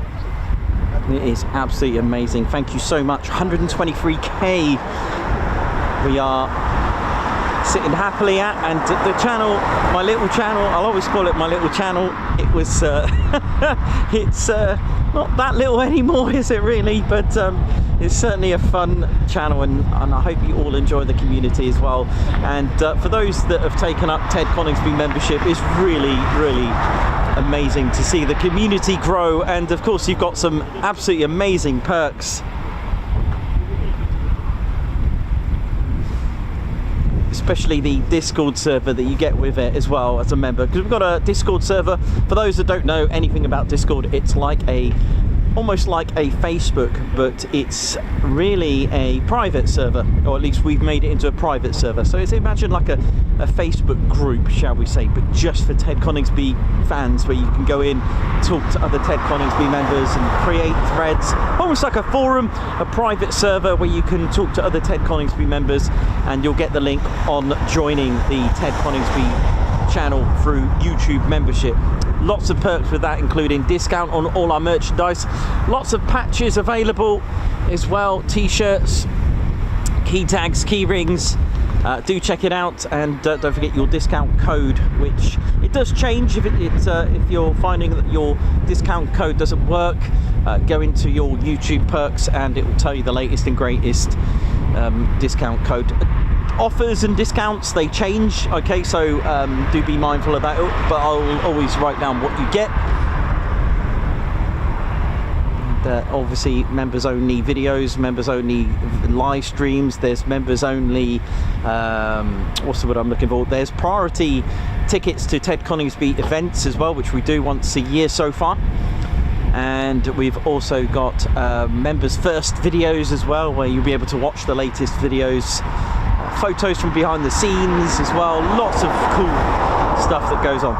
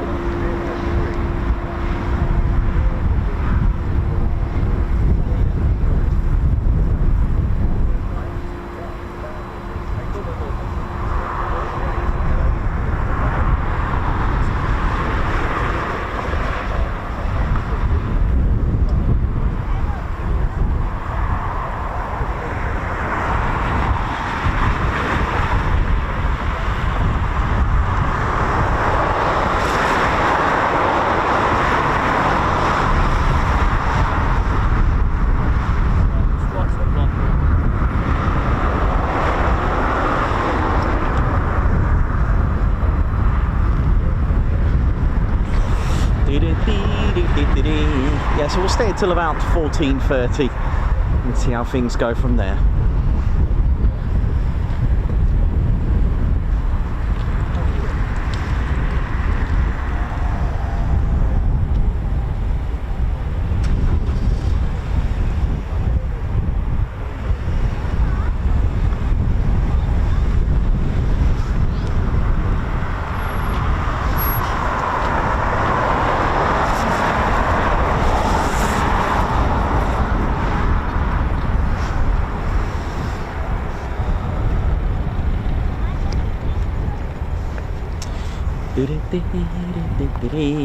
So not long now for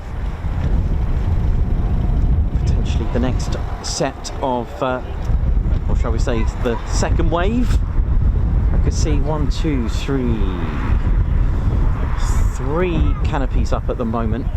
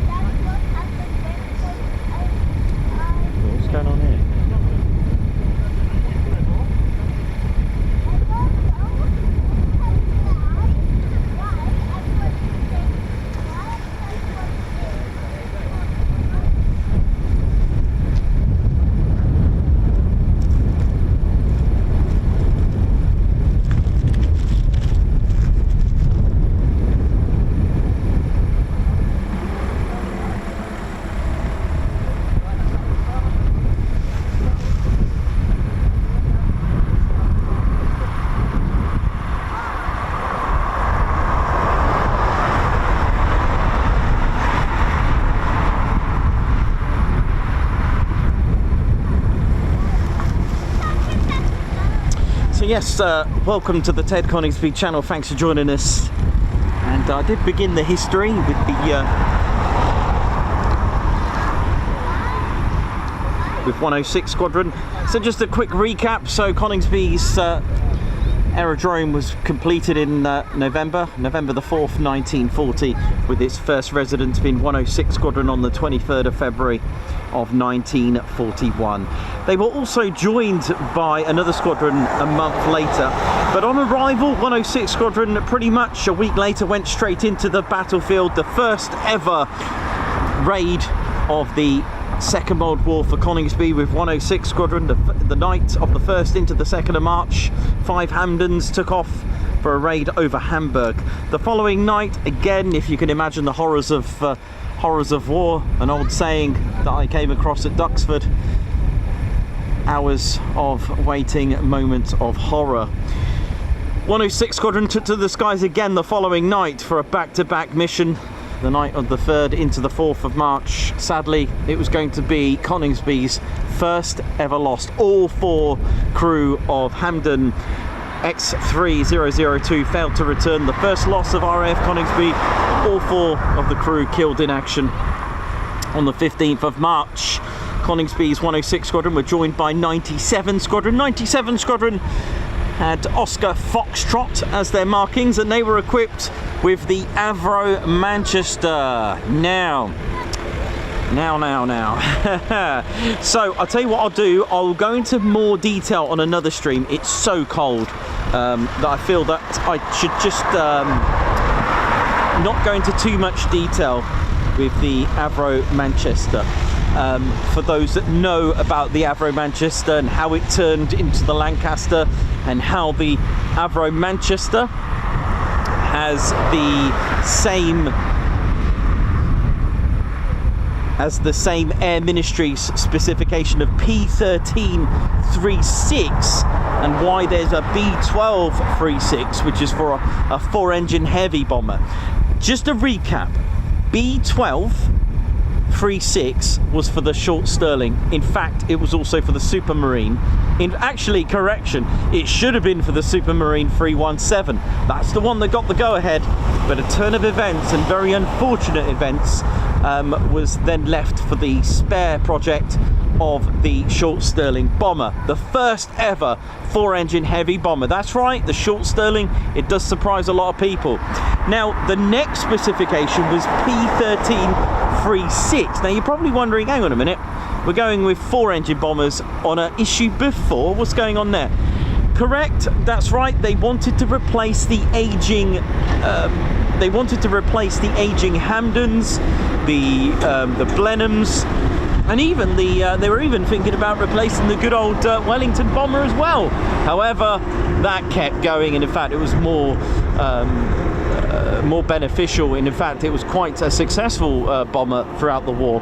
But anyway, long story short, why is P1336 after a 4-engine specification?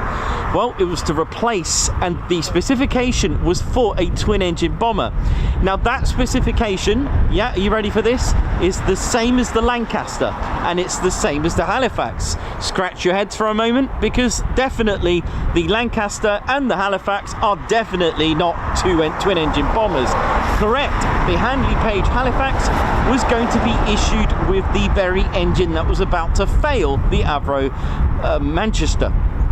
The Rolls-Royce Vulture engine, which was technically a two Rolls-Royce Peregrine engines stuck together, giving it on paper about 1760 horsepower, which sounds fantastic, but that was the problem.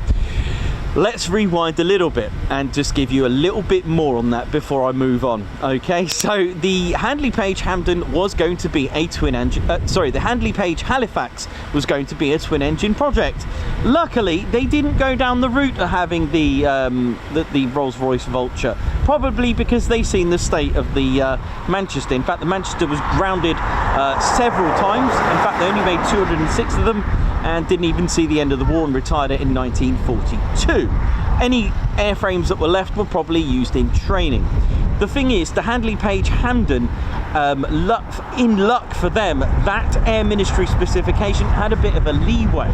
Luckily, Avro, with its Manchester that was absolutely falling apart, well, it was the engine. The whole airframe was beautiful. The engines, well, they were sparking at night, so hello night fighters, come and see me. Piston rods will start shooting out, ball bearings would overheat, engines catch on fire, and although bombers could rely on just one engine getting them back home safely, this one couldn't feather. Oh dear. So it was grounded several times. So 106 Squadron, when finally 97 Squadron came here, well, 106 Squadron were on their own. And to have matters worse is the fact that 106 Squadron were about to convert to the very aircraft that was getting grounded all the time, which was the Avro Manchester. If you want to know what an Avro Manchester looks like, just really quickly, actually I've actually got a photo of one anyway, but it's a Lancaster with two engines basically. Yep. Techno. So yes, that's basically what it is.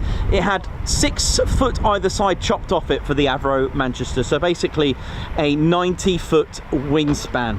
Looked exactly like this. In fact, the first Mark had 3 tails, but that used to cause a bit of a judder. I forgot what the term that was. You know, it's got a bit of vibration on the tail. There is a name for it, and I've totally forgotten, and you're probably screaming at me. So they got rid of that and extended this H. So that's why the Manchester has the same specification, and that's why the Handley Page Halifax had 4 engines and not 2, and that's why the Avro Manchester became the Avro Lancaster. In fact, just again, I'm going back again, and BT308 on the 8th of January of 41 was actually a Manchester Mark III, didn't have the name Lancaster. So the first flight, technically, that was not it for the Lancaster. DG595 was more realistic. because BT-308 actually had 3 tails on it, had 3 fins. They got rid of that, made DG595, a good old Circle P in yellow for prototype. They were, like I said, they were going to call it the Avro Manchester Mark III, but they didn't. They decided to call it the Avro Lancaster. How cool is that? So, like I said, the failure was the engines. Roy Chadwick and his crew at AV Row, they decided to scrap the Vulture engine and put Merlin 20s, I think, on the first ones, extend the wingspan.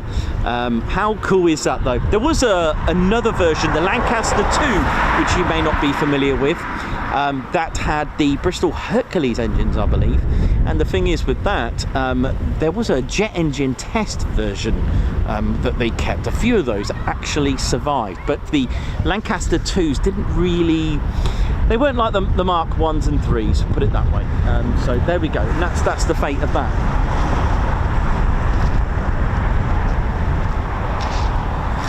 So back to 97 Squadron, who were here to join 106. Well, they didn't really have the best starts with Manchester's being grounded, but hey, that's the way it is. And both squadrons took to the skies with Hamdens when 106 Squadron transitioned. So Coningsby was actually played a very important part. It was a bomber command station. An incident on the 10th of April 1941.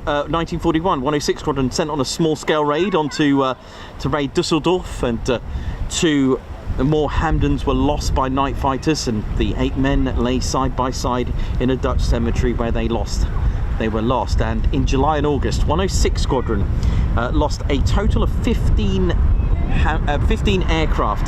They actually had a reputation for being the squadron with the most losses on a Hamden squadron as a percentage. So pretty sad times. Is that Typhoon taxiing out? I'm just keeping a lookout. I think we've got Typhoon taxiing out. Yeah, we do. There's 2 actually.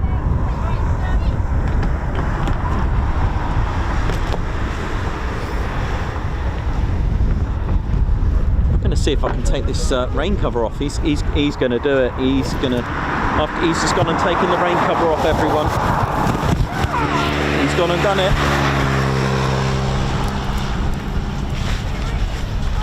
Yep, he's gone and done it. He's gone and taken the rain cover off. And I'll give you some more history in just a moment.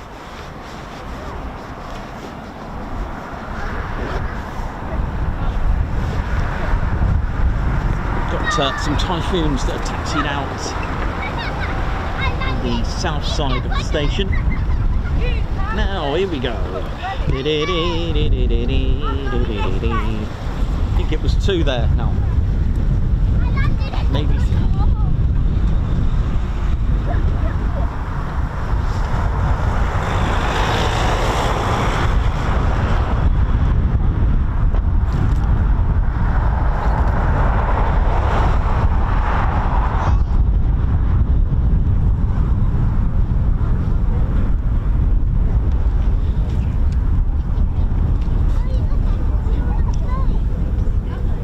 Oh, it's a good sky for a PTO if that's what's going to happen.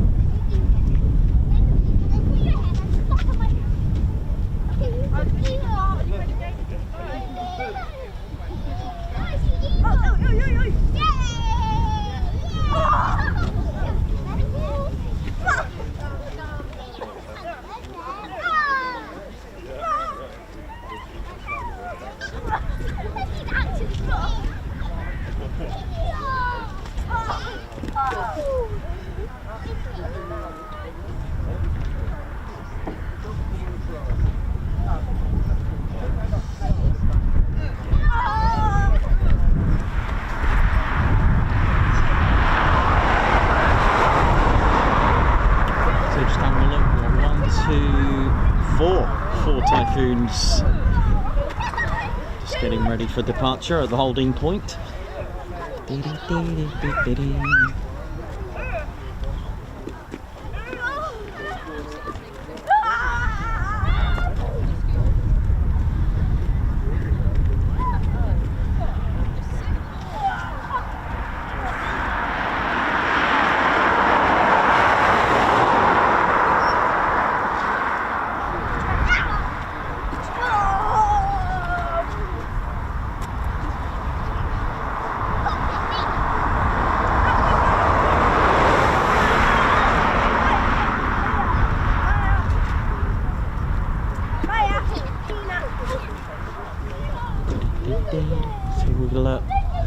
for about half an hour, a little bit more, wait for the maybe wave 2. Well, especially if it stays like this, to be honest. The sun's out, guns out, looking good. So we'll see how this works out. It's good so far. It's a shame there wasn't a practice display now. But hey, that's the way it is.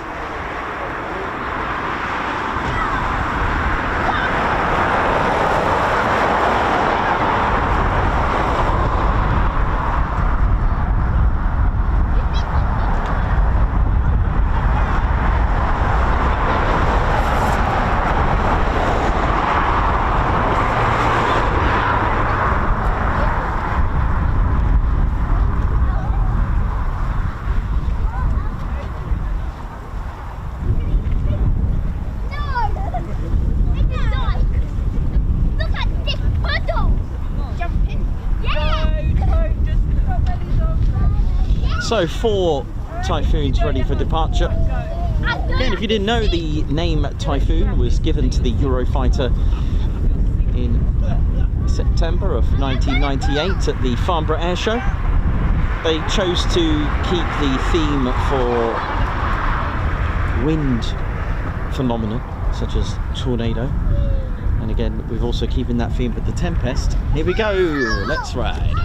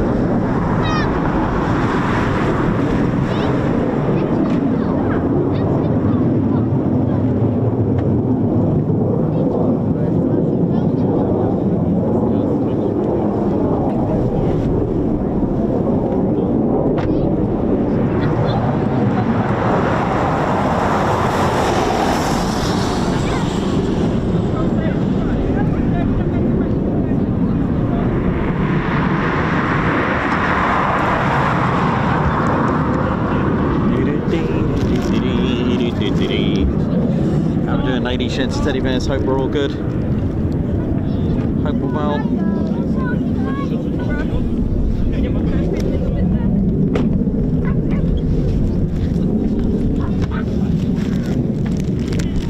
Right, it won't be too long, I think, until we get to the official Wave 2 started up, which I class as the main ASB sending out a load. Either way, it was nice to have those there. So yeah, welcome to RAF Coningsby. As we mentioned, there were 2 squadrons here in the Second World War, get back in time to Nicholas. 106 Squadron as well as 97 Squadron. 106 operating the Hampden, eventually converting as well to the Manchester, joining 97 Squadron with the Manchester, although due to the Hampden's, the Manchester's been grounded several times. Most of the 106 Squadron crew would go out on their own, or they'd go back to reverting to the Hampdens that they just converted away from. So lots of issues with the Manchester, and 106 Squadron were actually, like I said, they started to convert. Now, during early 1942, RAF Coningsby had a satellite station being built. And don't forget, Coningsby was built, first of all, with grass runways. At Woodhall Spa, 1942. In fact, any station built after December 1942, or at least going to be proposed to be built for then, that was allocated to a bomber command would have hardened concrete Class A configured runways. Okay, so just to let you know, so because it was early 1942, so after December 1941, meant that Woodhall Spa, the satellite station to RAF Coningsby, was complete.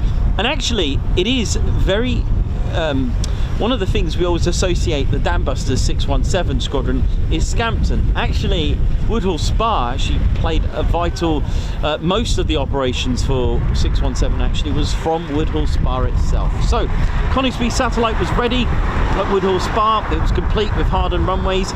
97 Squadron, they finally received the new 4-engine bomber, which was of course the Avro Lancaster. But we're operating them out of Woodhall Spa, and they actually formed heavy conversion unit. So obviously they wasn't named operational conversion unit. We had different units called OTUs, heavy conversion units, even heavy glider conversion units. But out of one of their flights, I can't remember if it was out of one of their B flights or C flights, they formed a conversion unit. So obviously they were flying the Manchester. It was time to be trained on the Lancaster. But they moved to Woodhall Spa to operate. In fact, on really bad days, Coningsby's aircraft will actually operate from Woodhall Spa rather than here because of the drainage issues. And don't forget, Coningsby still had grass runways. 106 Squadron, they received a new wing commander. That's right, a new wing commander, age just 23, the youngest bomber age of just 23, the youngest in bomber command, and that was indeed Wing Commander Guy Gibson. That's right, he was here he was indeed, and he even had 4 aerial victories flying with 29 Squadron as a night fighter as well. So how good is that to have a combined history? But Gibson, being a wing commander, they didn't fly that often, but he hated desk jobs, and he got himself back into flying. He wanted to make a mark, and he did just that.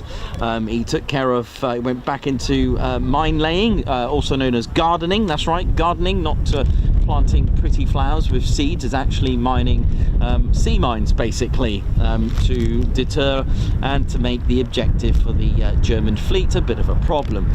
During the week of the 22nd of April 1942, he carried out 3 more sorties in the Manchester during the following 3 weeks. Gibson was a great commander and a pilot for the 106 Squadron, and was highly recognised for his 18 night sorties. 6 were consecutive, and the squadron was improved and performance was noted by analysts of 5 Bomber Command. In fact, Air Marshal Harris, he really took note of him. All they needed now, 106 Squadron, was to also convert to the Avro Lancaster. 30th of May 1942, Coningsby's aircraft did take part in the first of the 1,000 bomber raids over Cologne. These were 3 night bombing raids against German cities, the 1,000 bomber raids. Very interesting, as the RAF didn't actually have 1,000 bombers. They tried to call upon the Coastal Command to join them, but they didn't. They did in the end, Coastal Command, on the last 1,000 bomber raid. There were actually 3. That last one was in the summer. There was about 1,047 that actually took part. 599 of those were actually Vickers Wellington bombers, and to make up the numbers, they used aircraft from operational training units. And don't worry, if you weren't quite ready yet as a pilot, it didn't matter. Air Marshal Harris made sure that if they were just weeks away, they'd get their wings already. Eventually, in mid-1942, 106 Squadron took their last mission at Coningsby before moving to Syerston. Coningsby was selected to finally get its runways upgraded. Don't forget, Coningsby had Woodhall Spa to operate from in the meantime. So 106 Squadron moved to Syerston, and because there was a lot of delays in getting the runways completed with concrete, 106 Squadron eventually moved to RAF Metheringham and check out Metheringham's Airfield Visitor Centre. Really, really amazing. You'll notice one of the buildings has Zulu November. We now know 106 Squadron. Get that right? No.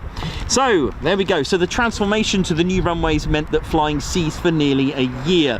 They actually closed completely September 1942 and reopened in 1943. And during that time, 5 Group made the most of it.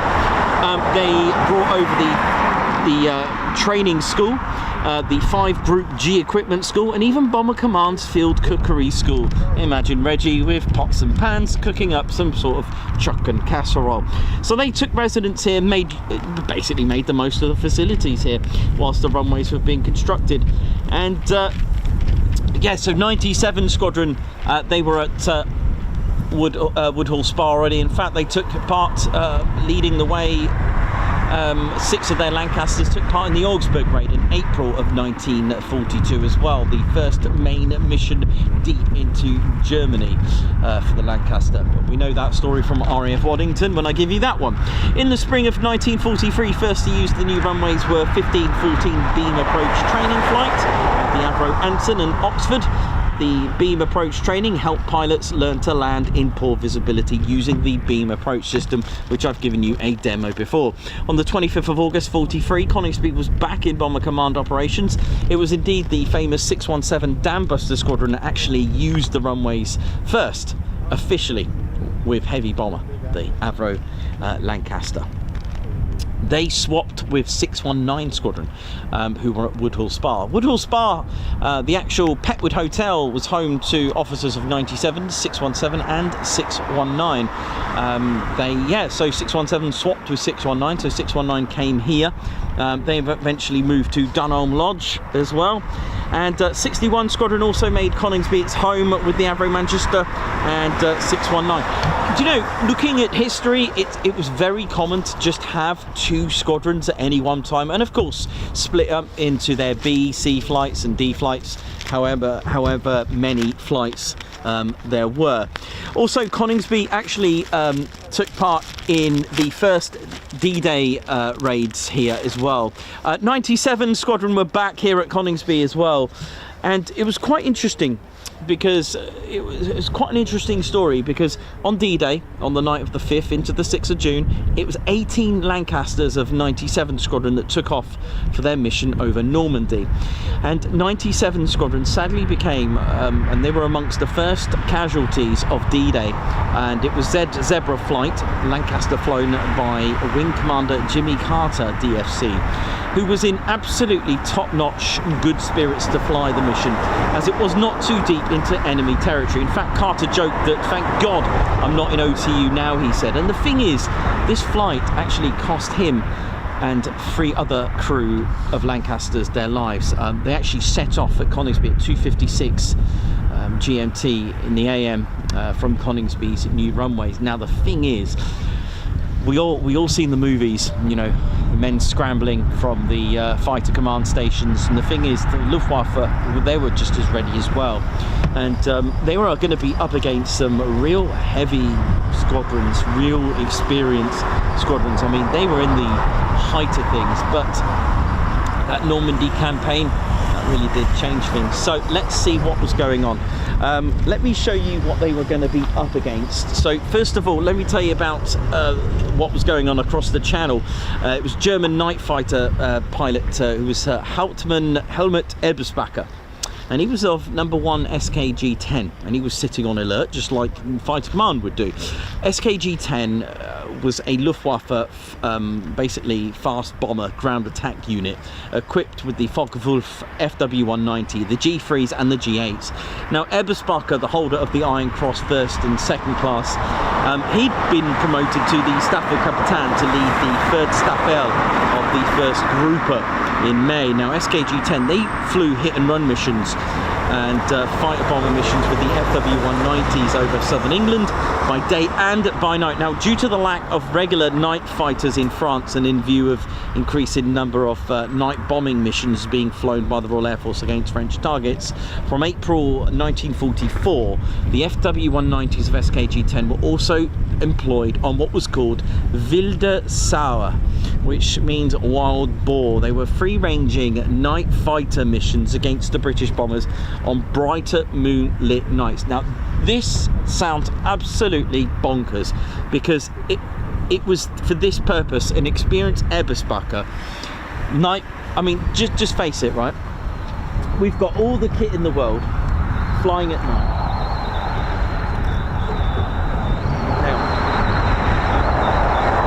You've got to remember that, you know, all the night vision goggles that we've got, all the radar equipment and everything that we have to make life easy as you know, flying at night, you know, in the fighter world. Here's my FW-190, a beautiful aircraft. Wilde Sauer is absolutely amazing. Let me go and get my Lancaster. Where did my Lancaster go? Right, let's have a little look what Wilde Sauer was. Okay, so I've often said that the moon can be your friend and your enemy. Why is that? The moon can light up your target, but it can also light up you. You may not know the teething issues. One of the main teething issues was been spotted at night from the Handley Page Halifax was indeed the exhaust flames. You see, the Royal Air Force were bombing by day. What they didn't realise is that flames in the day don't really matter from the exhaust. They do at night. And flying at night is absolutely ludicrous, especially if you're going to be a night fighter. I mean, that takes some skill. All right, there's IFW-190. There's Eberspacher there just trying to outmaneuver this aircraft. But the thing is, seeing one of these at night was an issue. So what they did, they added dampers. Now you can see some old photos of Lancasters with the exhaust covers on them. Even the Bristol Hercules on the Handley Page Halifax bombers had the covers. Even the night fighting Mosquitoes, have a look at the covers on them as well. Very, very interesting. Now you can see the sun really working hard, lighting up my Lancaster there. At night, a very, very different story indeed. Now, Wilde Sauer is absolutely crazy. What that did, right, imagine a light box. You know, when you put a piece of paper, you can sketch what you want through that, right? Sometimes we don't have that. Sometimes we'll use a window and trace things. Well, imagine a low cloud underneath here. Flak. So these Lancasters are flying below the cloud, okay? They're bombing targets. The FW-190s are above, a weak spot. They can't be seen, but they also can't see the Lancaster. What Wilde Sauer imposed was basically their own flak firing from below, okay? Now what that would do, with the cloud above the Lancaster, it would make a silhouette, a black silhouette of each pop of the flak. So basically it was making a light box using flak. Yes, some of their own was shot down, some of their own FW-190s were shot down in Wilde Sauer. So this is below the cloud, this is bombing away, flak is shooting, firing away at the Lancaster, and while that was lit up, a silhouette would be formed, and with the moon would really light up, would really make a nice glow of that low cloud. So that's why Ville de Sau was absolutely crazy. Once the silhouette had been formed, this will engage, and it would wreak havoc on the bombers. So that was Ville de Sau. So if you thought that was bad enough, that is what SKG-10 were up to. That is the level that they were flying with the butcher bird, as it was called. Very clever. In fact, Messerschmitt's 109s and other Luftwaffe aircraft would use flares as well, yellow and green flares that they would actually fire out so that they can light up the bombers as well. They used all sorts of tactics. Now the thing is, let's go back to Carter, who said, thank God I'm not in OTU now. What does that mean? It means that, you know, operational training units were extremely dangerous. In fact, 10% of crew were killed in training. That's over 5,000 men lost in training. Can you imagine that now as a number? Absolutely, you know, monstrous number. Now Carter and his crew, they'd done their job. It was all good. And the thing is, Carter was so confident because they weren't going deep into Germany. They were just going on the Normandy beaches, right? That was their targets, and they dropped their bombs on the targets. Didn't get any you know, repercussions back. But when they turned for home, they were found by Eberspacher in his FW-190 shortly after 0500. The bomber crew probably never even seen those FW-190s and never even knew what hit them. Can you imagine that? Imagine the crew, dark, you know, inside a dark capsule, basically a bomber, and they just, you know, in good spirits, playing their songs, singing their songs, because I've heard this before. Eberspacher spotted several Lancasters silhouetted against the moonlit clouds below him. He dived down on Carter's Z Zebra flight and attacked the Lancaster's blind spot from underneath, and avoiding engaging the bomber from any other angle, probably out of healthy respect for the RAF gunners. But this is why top turrets became obsolete. There was no real need for them. Those top turrets were just becoming obsolete because of the way they were trying to find a weak spot. At 0504, transmission from Carter to force radio frequency, acknowledging a message from Master Bomber, was suddenly cut short. So he was trying to radio in Carter. He was trying to let them know where he was, and cannon shells just ripped right through. So we're talking about an enemy you can't see, and sadly wounding and killing some on board. Carter's Lancaster fell, lighting up the other Lancasters as well, making it easy for Eberspacher. Eberspacher reported no return fire from the Lancaster. He knew it was fatally damaged, and he immediately tackled a second, then a third, shooting down all three within 3 minutes, with the loss of all on board except one of the gunners. One of the other pilots in his flight, Feldwebel Eisele, claimed another RAF heavy bomber. So when they landed back at Evreux, they were able to claim a total of 4 bombers, and the first air combat action and the first kills for the Luftwaffe on D-Day.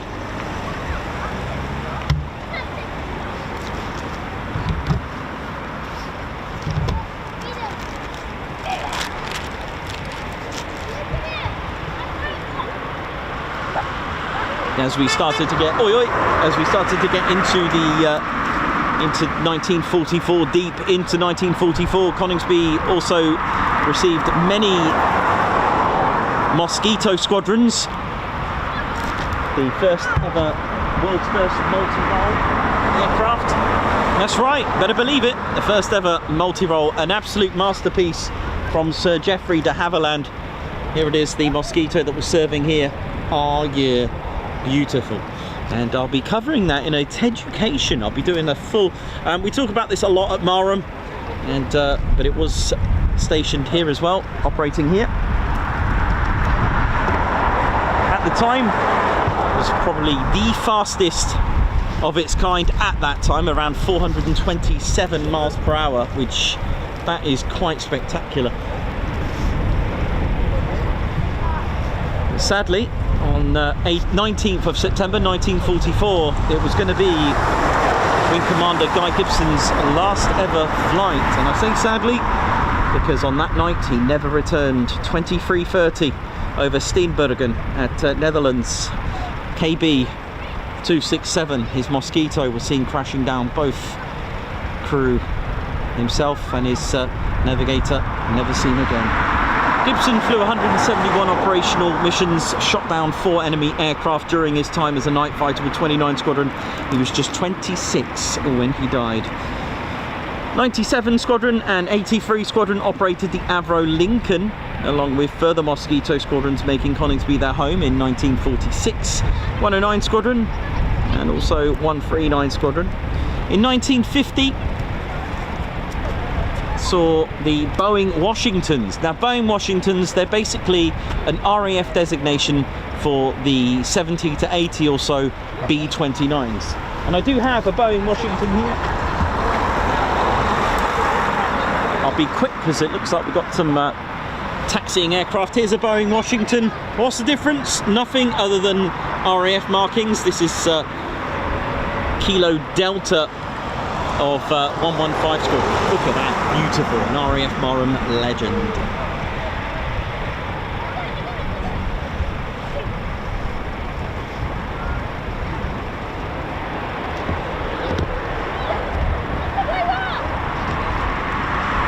Now I know we got jets here at Coningsby, and it was in 1953 that Coningsby received their very first jet aircraft, the English Electric Canberra B2. Look at this.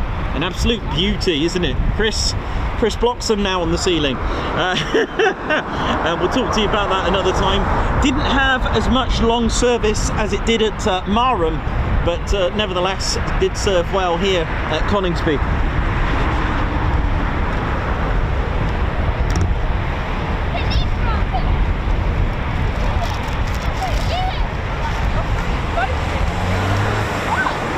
Squadrons 9, 12, 15 and 249 operating the Canberra, amongst a few others as well probably. Those are the ones I could find at the time.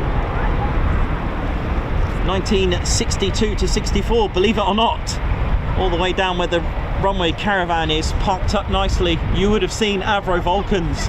That's right, Vulcan B2s were stationed here just for the 2 years when they moved to Cottesmore in 64. The Canberra, which replaced the Mosquito, was now up for replacement, and the replacement was indeed the TSR2, which would have been amazing, but that didn't happen. Option 2 was the F111K aardvarks, which were almost complete. That didn't go through either. In fact, what should have cost 5 million ended up being 10 million per aircraft, so that didn't go ahead. In the end,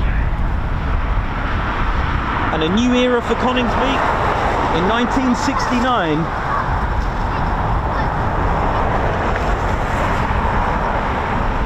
A new era for Coningsby, just really quickly. A new era for Coningsby. Number 6 Squadron, the can openers, arrived with this, the McDonnell Douglas F4 Phantom.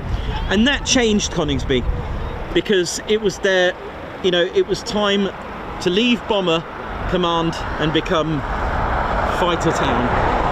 This Bomber Command actually finished up in 68, it was their last year.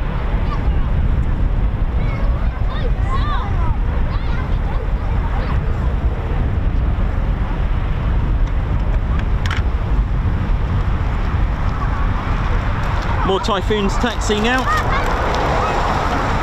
So 228 Squadron was the OCU, 41 Fighter, 29 Fighter, 23 Fighter and 56 Fighter, all operating the Phantom here at Coningsby. Eventually, the English Electric Lightning, that was serving happily for interception roles at RAF Wattisham, which was what it was at the time, was about to be given a new life by being replaced in its role by, indeed, the F4 Phantoms.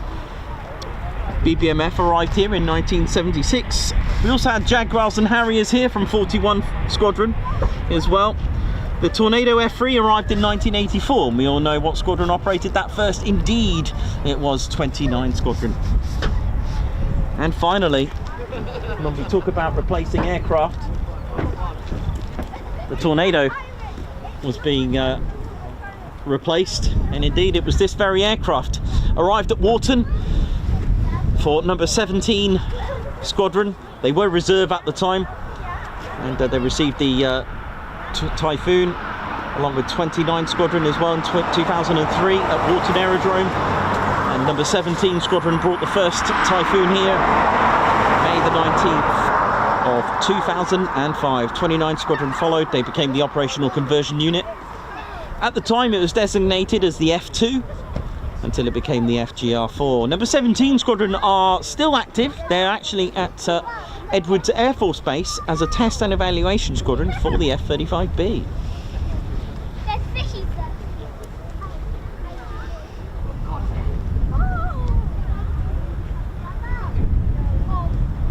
There's fish!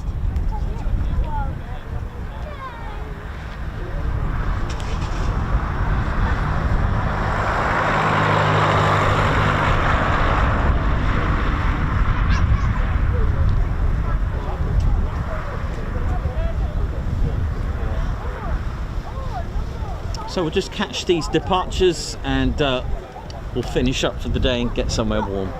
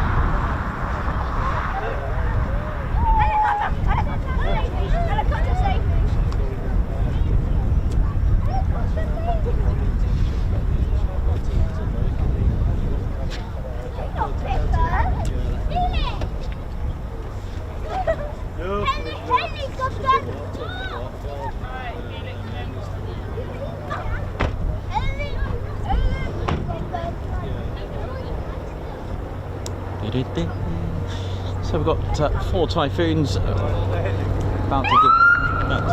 Oi, oi. Big shout out to the crash teams, defence, fire and rescue teams.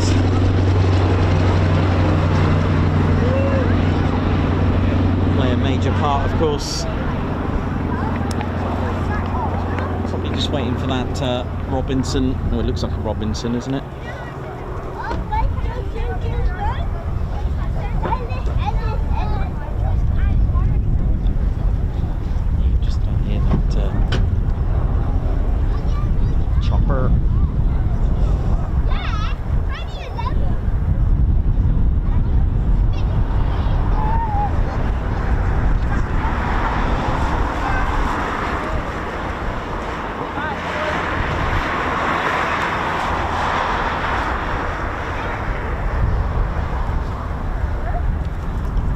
Just shooting across the screen there.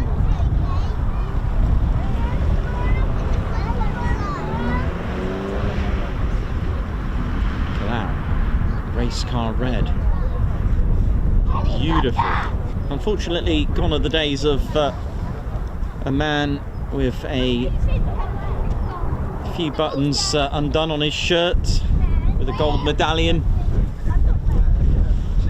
sunglasses, an MP5 or wherever it is. Oh dear. I missed that. Was it Magnum PI, man? That's what I'm talking about. Yeah? Here we go.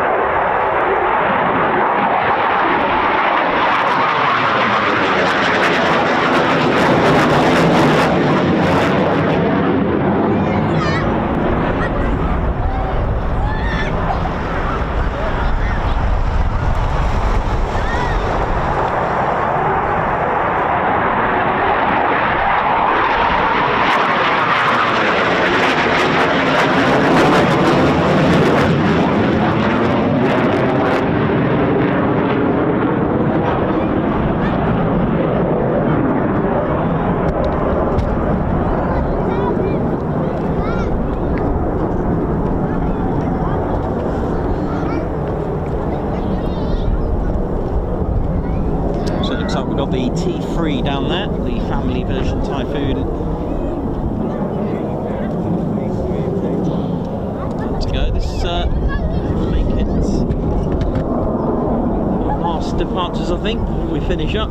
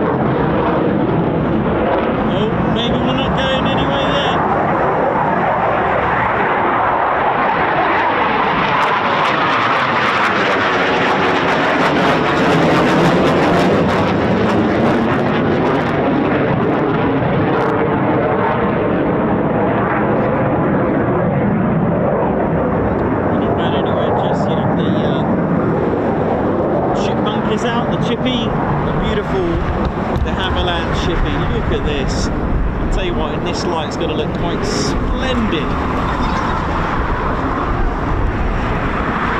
So a trainer for the BBMF, also used for recce of new venues, and also, if it can fit, a delivery, a courier for spare parts as well, which tools as well that you can fit in there for the BBMF if they need it. So it's quite so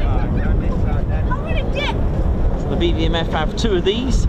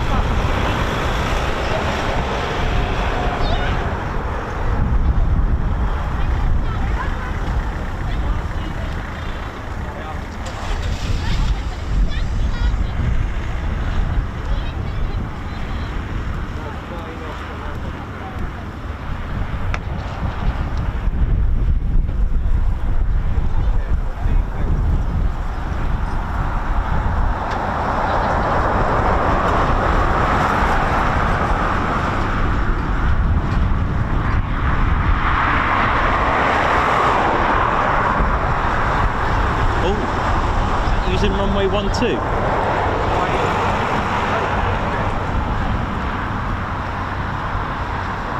is it just taxi?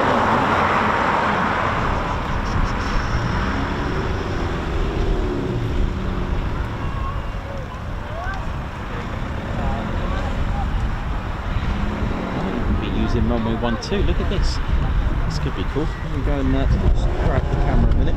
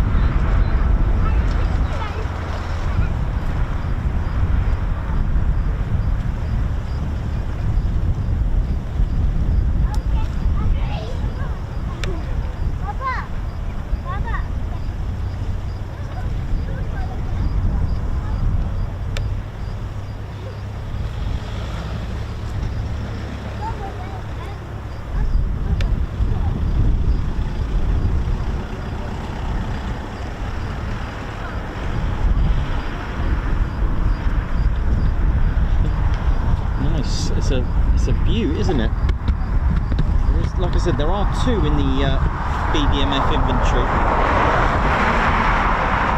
You also look out for a yellow T6 Harvard that completes, or at least makes part of the training for the fighters of the BBMF. It's not a BBMF aircraft, but it is hired out from the, I think it's from the Rolls-Royce heritage, I think.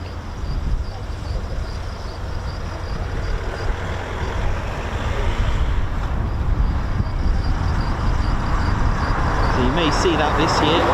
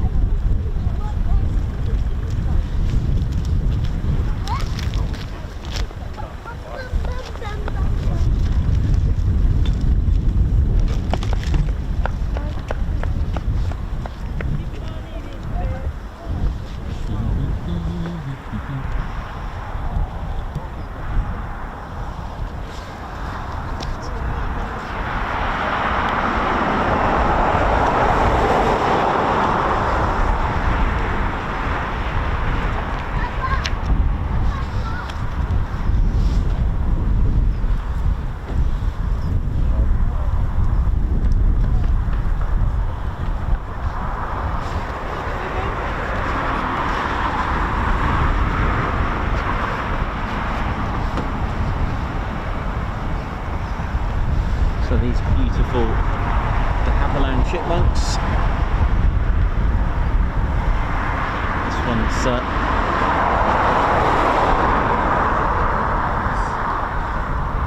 one of 2. The other one being WK518 and the other WG486. 518 has been with the flight the longest. It was delivered from number 1 AEF at Manston in April of 1983. And the history for that is that it was delivered to the Royal Air Force College Cranwell in January of 1952.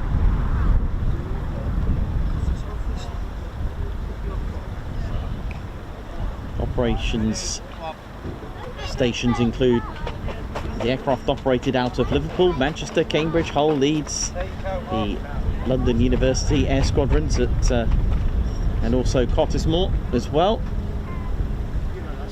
and also Manston's #1 air experience flight. WG486, also delivered to the Royal Air Force in January 1952, operating with #5 basic flying training school, #9 RFS as well, and #2 FTS flying training school.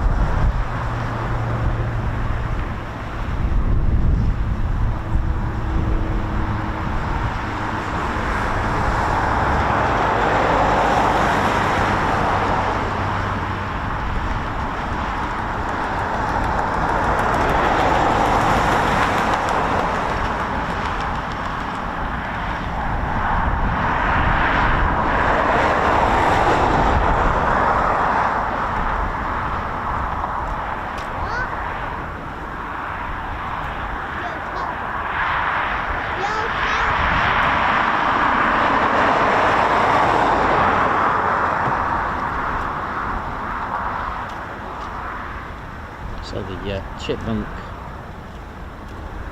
just keeping us here. So we were about to go.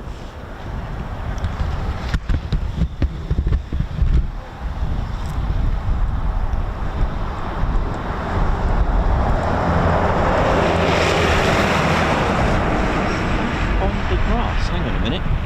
That looks like it's on the grass. Is it going to have a grass runway takeoff then?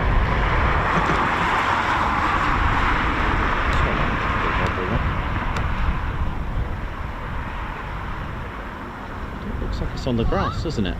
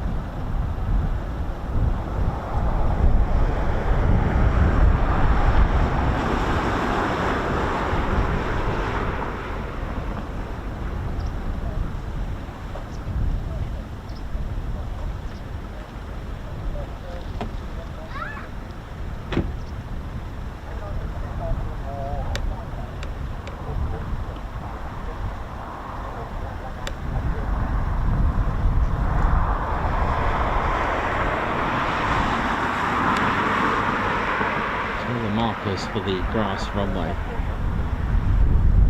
Those day glow.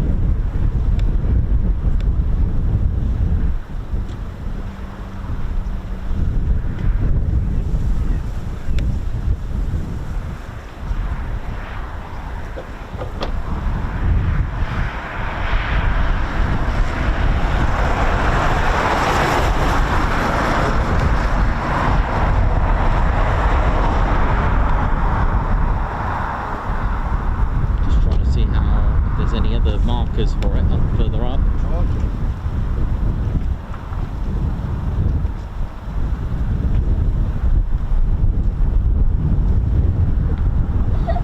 Nice, nice. I was so busy concentrating on the Chipmunk there that the Typhoon just decided to just sort it out there.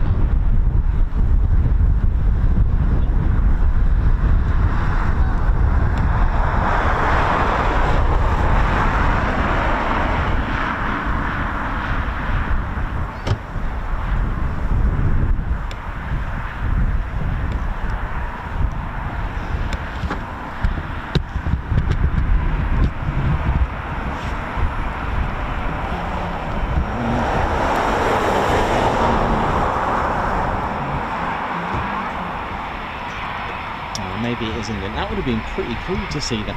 I've seen them land and do touch and goes on the grass, but I've never seen them take off, or at least not noticed it, because you have to kind of like give a double take on that.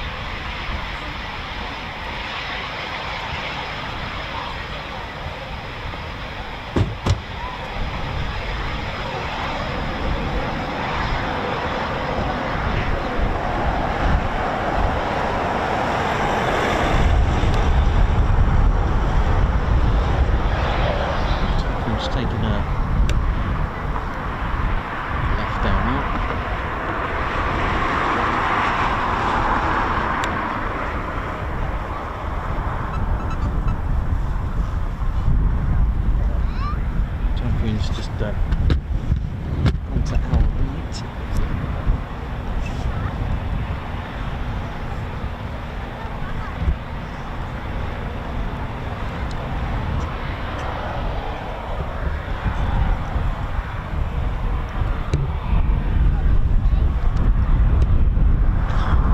Sorry, it's actually surprisingly quite punchy, that wind.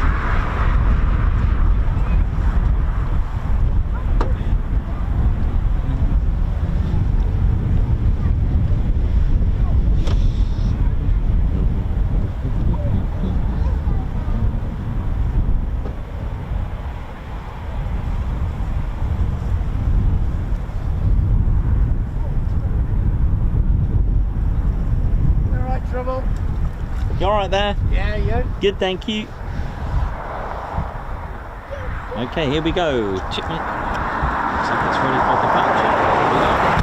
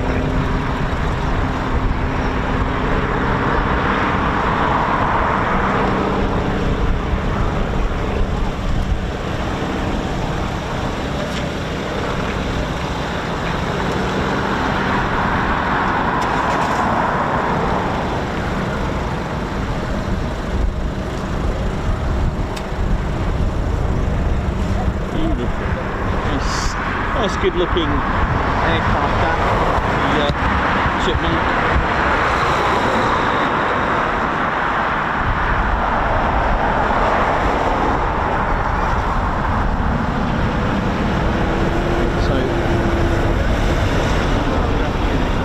Sorry? Yeah, one sec. Let me just check nothing's just sneaking in.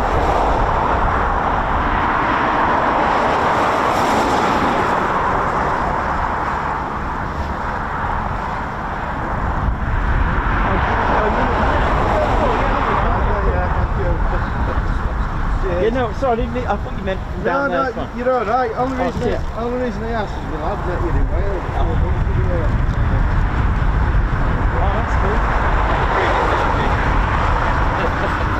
Yeah, he's dead jealous that I'm here today. He couldn't make it, so, Yeah. Somebody wear that armour for work, so I thought, well, why not? Yeah, no worries, buddy. Enjoy. Alright, you too, man. Ugh, right. On there. Right, Ted, come on, mate. Let's have a little look around.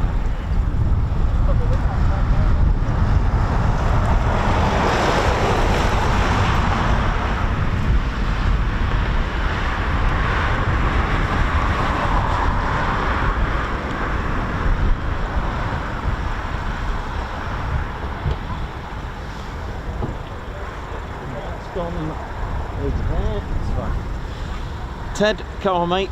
Let's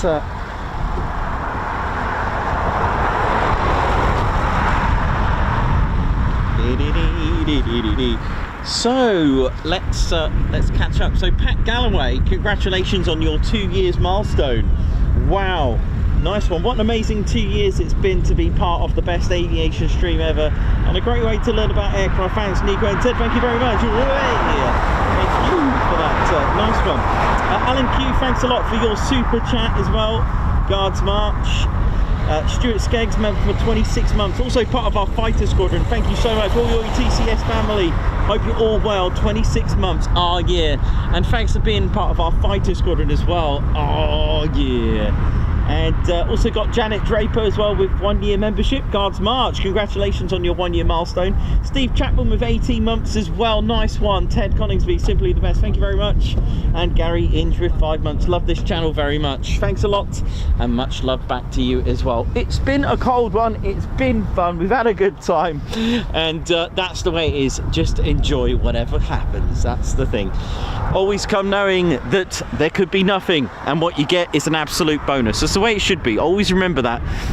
If I turn that, I have to do everything back to front this way. And I've got to go that way too. Yeah, there we go. Sorry, Ted's just looking at me funny. Yeah, remember that, ladies, gents, teddy bears, when you come in, you know, when you're doing military aviation, don't expect anything. Just come and just think there's going to be nothing, and when you get stuff, it's exciting. You know what I mean? That's the way it should be. That is military aviation. So there we go. So RAF Coningsby, salute. Thank you very much for looking after our skies. Ladies, gents, teddy bears, our fans and members, thank you very much. A salute to you, and thank you very much. So my name's Nikos. I've been your cameraman, historian and commentator. This is Squadron Leader Ted Coningsby, and you've been watching the Ted Coningsby channel live here at RAF Coningsby. So for the last time for today, it is see you soon, wish you well. That was quite a fun way of doing it. Oh, I think we've got Tom Cruise has just come in. See ya.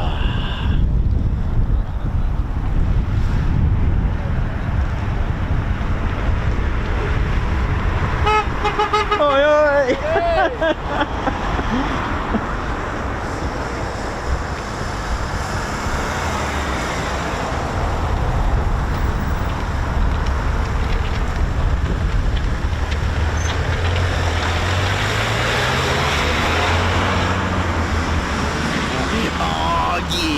Ladies, sheds and teddy bears, welcome to the Ted Coningsby channel membership. I'm Nikos, your cameraman and commentator. This is our squadron leader, Ted Coningsby. Just want to say a massive thank you to all our members. Guns up, and yeah. Take it away, Ted. Ladies, sheds and teddy bears, we want to say a massive thank you to all of our subscribers for getting us to where we are today. We have gone all over the country, from as far as Lossiemouth to Bryce Norton, and military areas such as air weapons ranges, low flying areas, heritage centres and special flights for TED 2. We cannot do this without your support, and your support will be rewarded. You can now join the TED Coningsby Squadron and help fund the channel to get us around the country and provide us with the funds for equipment to bring you better content too. We have 3 levels of membership to suit everyone. With your membership, you'll get access to members-only videos, photos, posts, unlock special TED Coningsby YouTube emojis and loyalty badges, as well as being able to access our exclusive members-only Discord server. All membership levels reward you with discounts to our online store. Our top level fighter squadron was inspired by many of our fans who supported the channel massively. This is more of a personal experience with me and Ted, giving you exclusive live streams and content from behind the scenes photos, special info and updates, as well as a free Ted Coningsby Fighter Squadron patch for joining. Whichever membership level suits you, we want to say a massive thank you for choosing to join the Ted Coningsby Squadron. Ah, yeah.